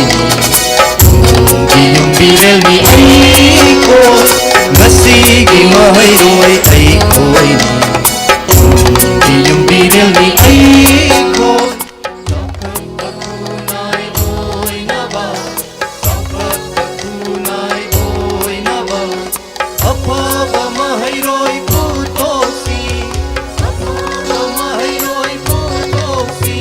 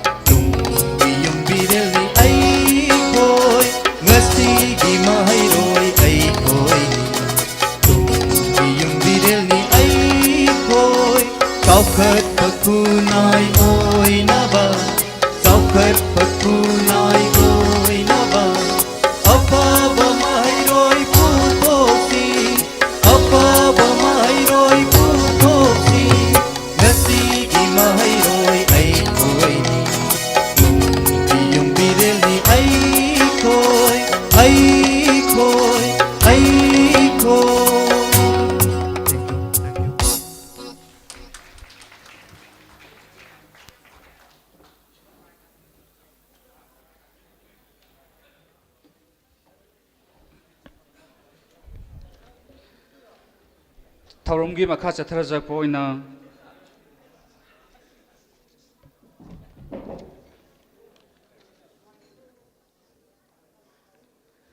ꯑꯩꯈꯣꯏ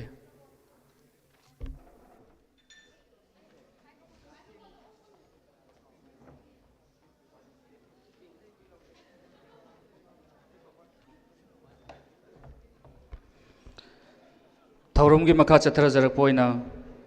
ꯍꯧꯈꯤꯕ board of higher secondary education Manipur ꯕꯣꯁꯦꯝꯅ ꯂꯧꯈꯤꯕ class 10ꯒꯤ ꯑꯦꯛꯖꯥꯝꯗ subject topper ꯇꯥꯈ꯭ꯔꯕ ꯑꯩꯈꯣꯏꯒꯤ ꯏꯔꯣꯟ ꯑꯩꯈꯣꯏꯒꯤ ꯏꯌꯦꯛꯇ subject topper ꯇꯥꯈ꯭ꯔꯕ ꯃꯍꯩꯔꯣꯏ ꯑꯅꯤꯈꯛꯇ ꯑꯩꯈꯣꯏ ꯃꯅꯥ ꯑꯩꯈꯣꯏ ꯗꯦꯁꯥꯝꯅ ꯉꯝꯖꯕ ꯃꯅꯥ ꯈꯨꯗꯣꯜ ꯇꯝꯕꯒꯤ ꯇꯟꯖꯥꯗꯨꯃ ꯂꯧꯖꯒꯦ.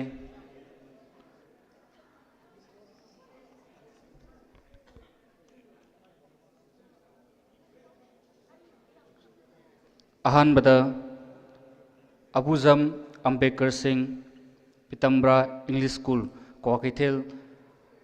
अनीसुबदा थांजम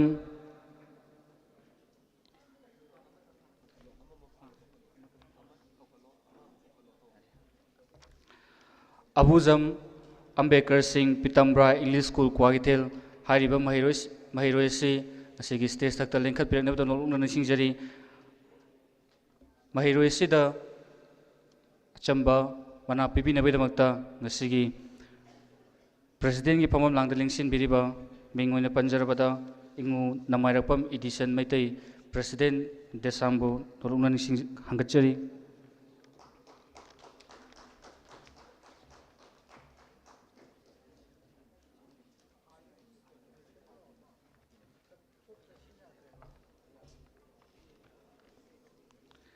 सिगी हेक मथंगदा same सादुन लेबियु Thingbaijam R K Mejit Singh heritage convent उरिपो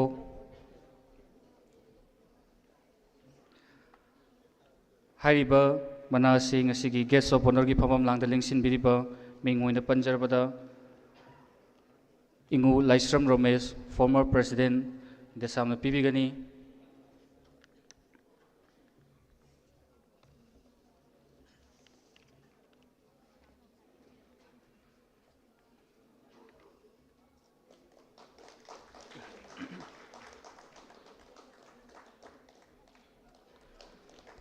थागतचरी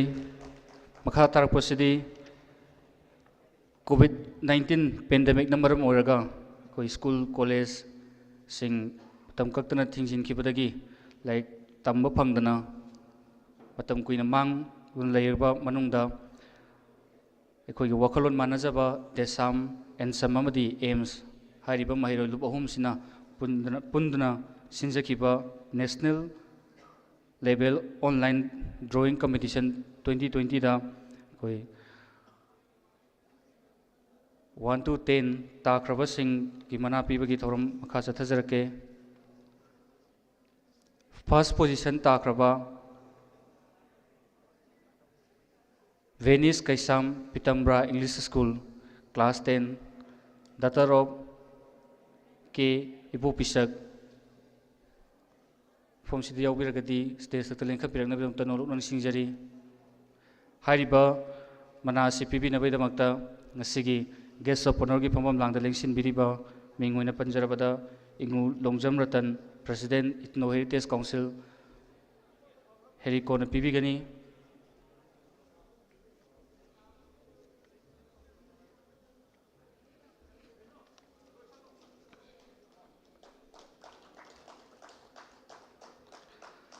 सिगे मथंग सेम साधन रिव्यू सेकेंड पोजीशन दा सैटेलाइट नोमाइथेम सन ऑफ एन सत्यकुमार द Sanatombi oriental English school class 10.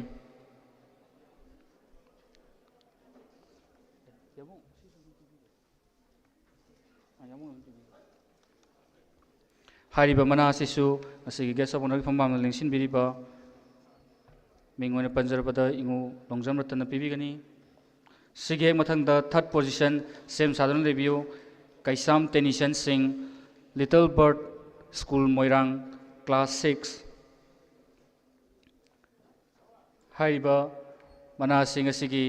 Guest of honour की फंबम लांग लिंगसिन बिरिबी मिंगोने पंजरबदा इपी आर के थरक्सना president women association for socio economic development पीबीगनी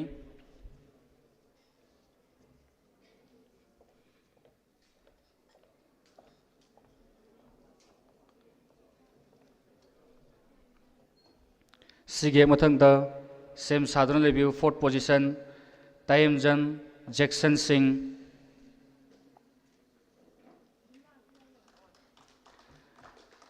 Trinity public class 10 लाइफ्रापम ओवांग लेकाई लेखत पिरकनी हारिबा मनासिंग असिगी लुबसिगी होजी होजी वाइस प्रेसिडेंट की थवाई पुबिरिबा मिंगोने पंजरबदा यंबा ओइनाम सितलना हाइबा मनासि पिबिगनी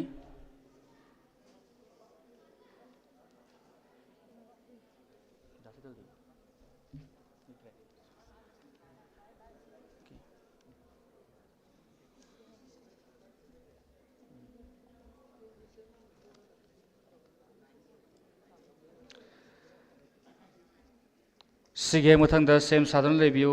5th पोजीशन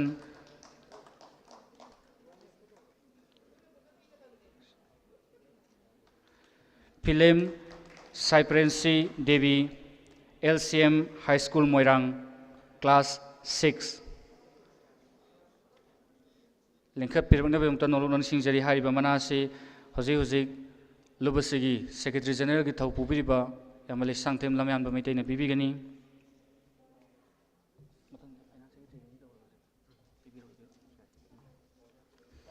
सिगे मथंगदा 6th पोजीशन दा सेम साधन labio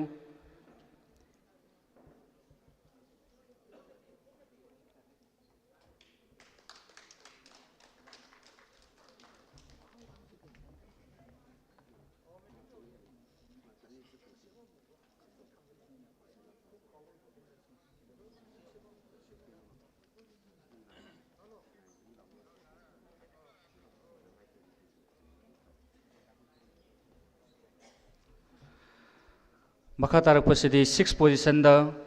इरुंगबम Marconi Devi Mother Pride Academic क्वाक्सिफाई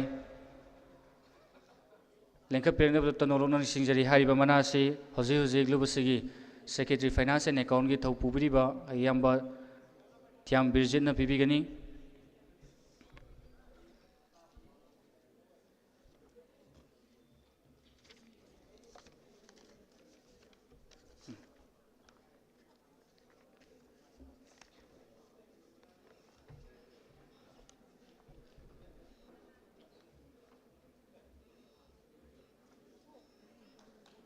थागतचरी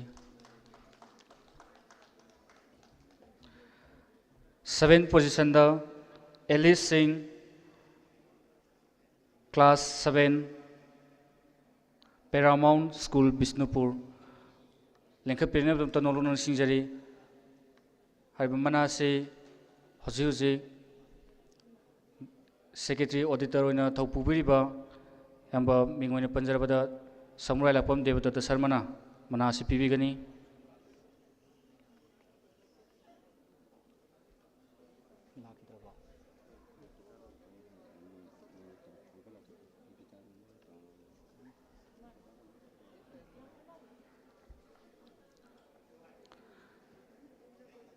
Alice Singh son of TH Rajen Singh लापिरगदी स्टेज तक लेंखत पिरनबता नोलुनन सिंजरी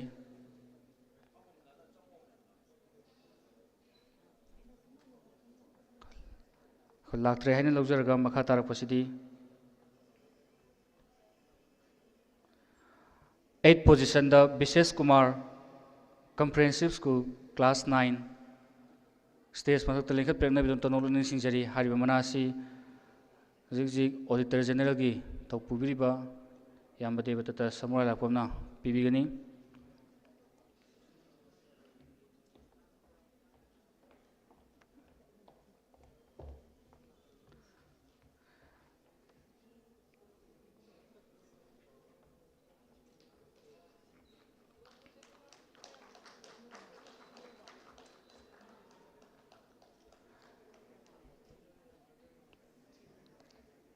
Mapan subada Dipti Kumari Class 10 Kendra Vidyalaya Hariba Mioy City Ekoi Mapalamda Giwaiba School Uttarakhand gini Ramaduna Masi ko skip tawzarga 10 position Tourism Gyanesan Bal Vidya Mandir Palace Compound Class 9 Lengkap Pirina Bidong Ta Nolok Noni Singjari Hariba Manasi Hozi Hozi Desam Melo Sangi Secretary Women Welfare Gi Tawai Pubiribi Nikita Sanau Zamna Bibi gani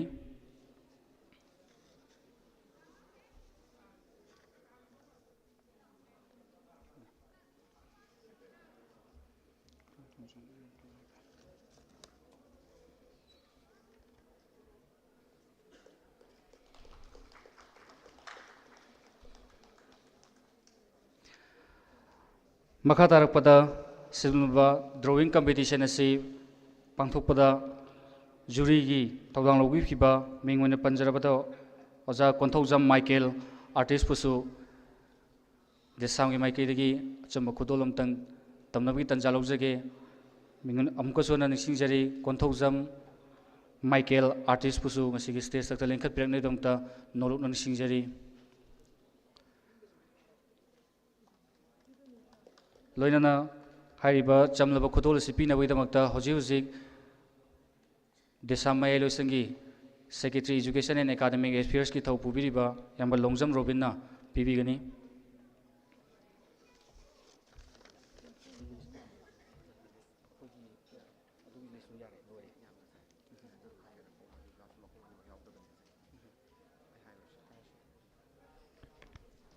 ngasi DESAMna ꯑꯩꯈꯣꯏ ꯏꯀꯥꯏ ꯈꯨꯝꯅꯖꯔꯤꯕ ꯑꯩꯈꯣꯏꯒꯤ ꯏꯌꯥꯝꯕ Michael ꯑꯁꯤ ꯑꯗꯨꯉꯩ ꯄꯧꯔꯥꯕꯤ blast ꯍꯥꯏꯅ ꯈꯪꯅꯕ ꯑꯗꯨꯒꯨꯝꯕ ꯑꯆꯧꯕ bomb ꯄꯣꯈꯥꯏꯕ ꯑꯗꯨꯗ ꯃꯁꯥꯒꯤ ꯃꯈꯣꯡ ꯑꯅꯤꯃꯛ ꯀꯛꯈꯤꯕꯗꯒꯤ ꯍꯧꯖꯤꯛ ꯑꯍꯥꯞꯄ ꯈꯣꯡ ꯂꯩꯕ ꯑꯗꯨꯒꯨꯝꯕ ꯑꯩꯈꯣꯏꯒꯤ DESAMꯒꯤꯁꯨ ꯋꯦꯜ ꯋꯤꯁꯔ ꯑꯣꯏꯕ ꯑꯗꯨꯒꯨꯝꯕ ꯏꯌꯥꯝꯕ ꯑꯃꯈꯛꯅꯤ ꯑꯗꯨꯒ DESAMꯒꯤ ꯇꯣꯉꯥꯟꯕ ꯑꯩꯈꯣꯏꯒꯤ ꯄꯣꯁꯇꯔꯅꯆꯤꯡꯕ ꯑꯃꯗꯤ ꯇꯣꯉꯥꯟꯕ ꯀꯝꯄꯤꯇꯤꯁꯟ ꯀꯌꯥꯗ ꯑꯩꯈꯣꯏꯒꯤ ꯖꯨꯔꯤ ꯑꯗꯨꯃꯛ ꯑꯣꯏꯗꯨꯅ ꯋꯦꯜ ꯋꯤꯁꯔ ꯑꯣꯏꯕꯤꯔꯛꯄ ꯑꯗꯨꯒ ꯍꯥꯏꯔꯤꯕ ꯑꯩꯈꯣꯏꯒꯤ ꯐꯤꯖꯤꯀꯦꯜꯂꯤ ꯆꯦꯂꯦꯟꯖ ꯑꯣꯏꯍꯟꯕꯤꯔꯕ ꯂꯝꯗꯝꯁꯤꯒꯤ ꯀꯟꯐ꯭ꯂꯤꯛꯁꯤꯅ ꯃꯔꯝ ꯑꯣꯏꯔꯀꯥꯟꯗ ꯆꯦꯂꯦꯟꯖ ꯑꯣꯏꯍꯟꯕꯤꯔꯕ ꯑꯗꯨꯒꯨꯝꯕ ꯈꯣꯡ ꯌꯥꯎꯗ꯭ꯔꯕ ꯑꯗꯨꯒꯨꯝꯕ ꯃꯤꯑꯣꯏ ꯑꯃꯈꯛꯅꯤ ꯃꯁꯤꯕꯨ DESAMꯅ ꯏꯀꯥꯏ ꯈꯨꯝꯅꯕꯒꯤ ꯇꯥꯟꯖꯥ ꯐꯪꯖꯕꯁꯤꯁꯨ DESAMꯒꯤ ꯃꯥꯏꯀꯩꯗꯒꯤ ꯑꯩꯈꯣꯏ ꯌꯥꯝꯅ ꯅꯨꯡꯉꯥꯏꯕ ꯑꯃꯗꯤ ꯃꯗꯨꯒꯤ ꯆꯥꯎꯊꯣꯛꯆꯕ ꯑꯃꯈꯛꯁꯨ ꯄꯣꯛꯆꯩ ꯍꯥꯏꯅ ꯊꯝꯖꯔꯤ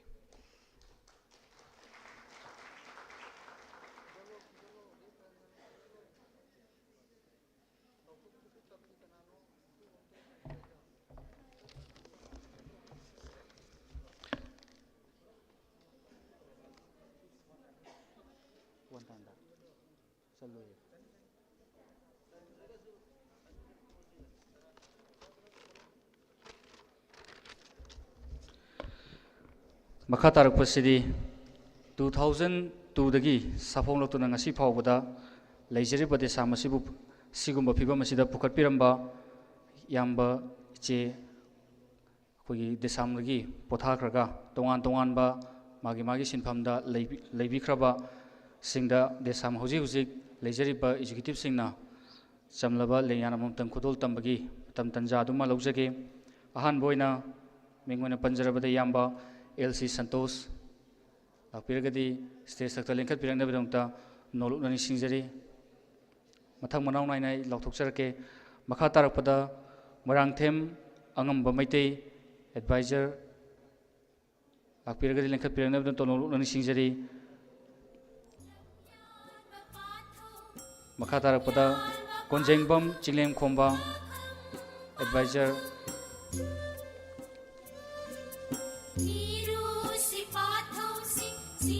Katarakpada Salam Akas advisor lekhat pirna nupta nolok nani singjari makha tarakpada KH Siteswar Maitei ex Secretary Education and Academic Affairs lekhat pirna nupta nolok nani singjari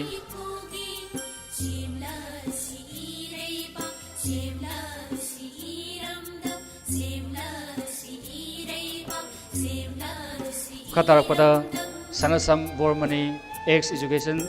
and Academic Affairs Secretary Busu Lenkat Premium Nolong Sinjari Sagol Sem Nelson Deputy Finance and Account W. Bir Chandra ex Vice President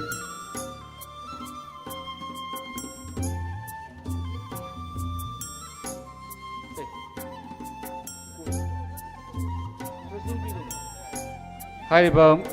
Linganasi Sigi President Pamam Landaling Sin Biriba Yamba Namarapam Edition Maitena Yan Bigani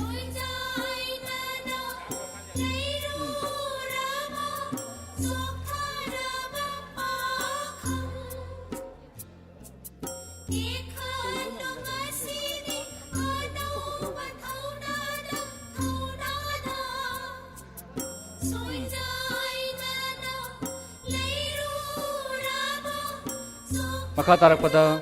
Dr. L. Ritrendro yang usulnya ke plena nolong sinjari matang da Laisram Hemjit Oinam Subas L. Sobin Newton Laisram Philem Balesor Ngangom Premjit Maitei T. Parizat Kehes Sana Wahembam Poli Akbar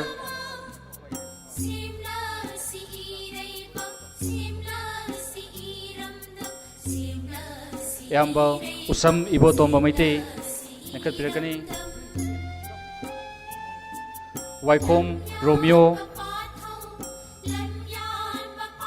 Khumukcham Vijayanti Chanu Yaithengbam Ganga Chanu M. Radhamani Kehes Sham Sundar Kehes Jina Laisram Sarmila S.K. Ahanthem Kundongbam Romeo Singh Laiprapam Ronil Singh L.C. Bobisna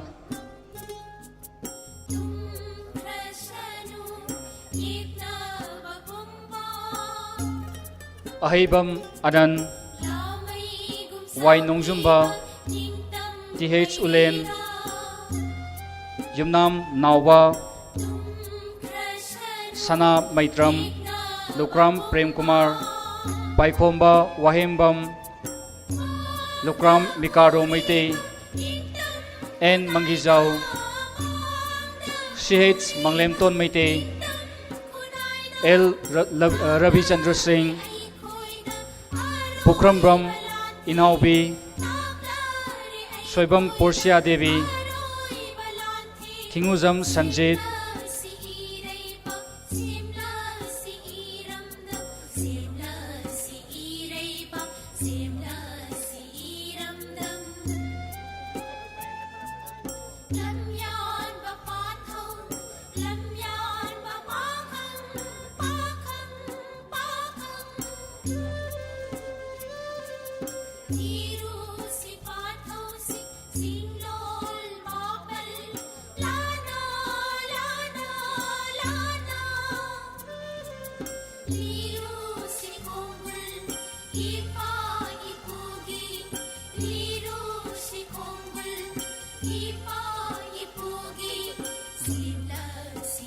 Yamba Hesan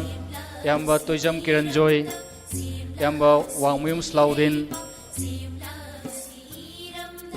N. Navachandra Singh Yamba N. Dilamani Maitei N.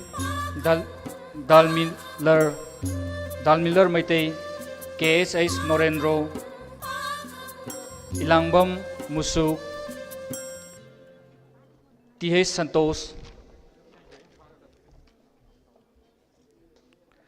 Wangkemayum Surjit Laisram Bisorjit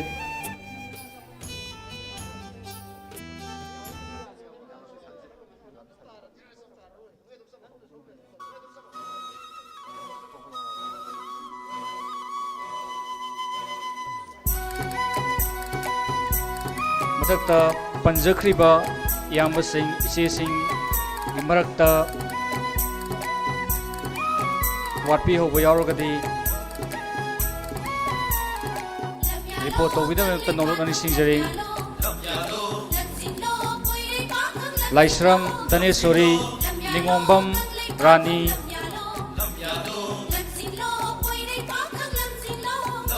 Pinky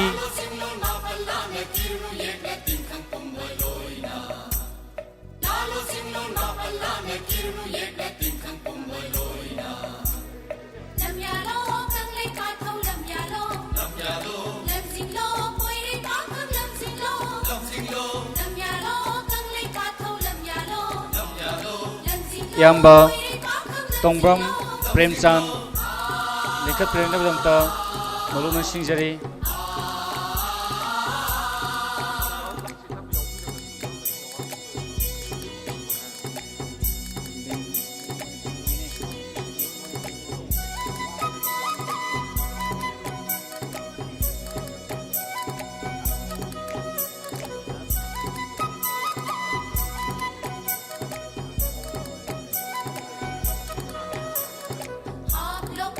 Yamba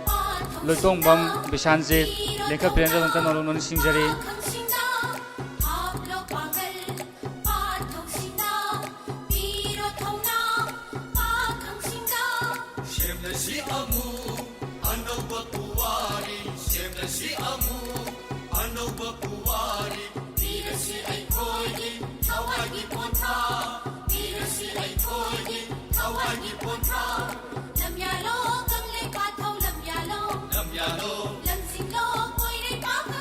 Mathangda Yamba Soibam Birajit Lekhat Premnabdamta Noluna Singjari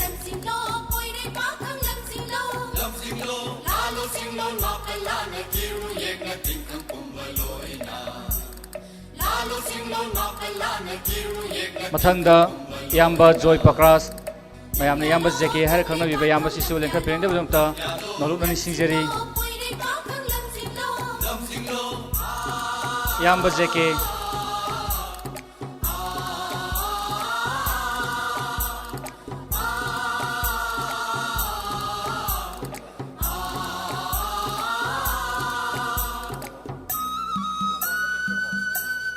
Lauthokpada Chitha Nandaba Yaubiragadi Waro Viva Tobana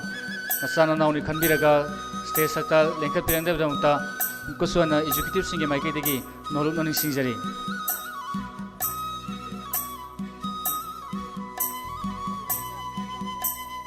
Mathangda Longjam Pinky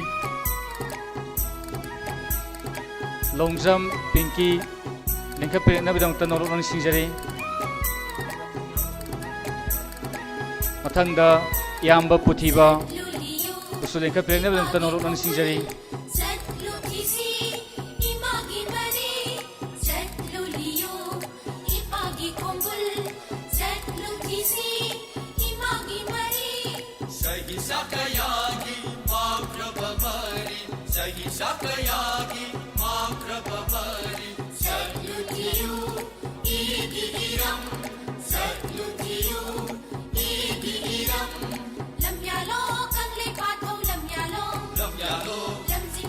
Mathangda Mutum Mona Lekhat Premnabdamta Noluna Singjari Mutum Mona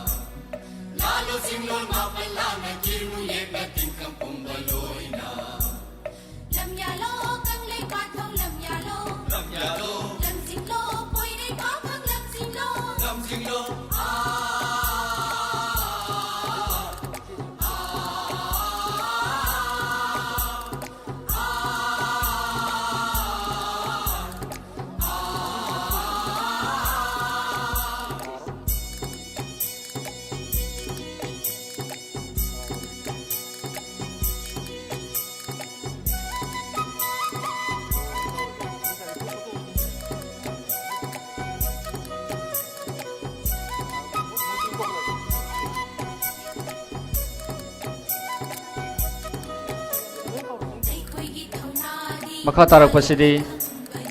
Herikon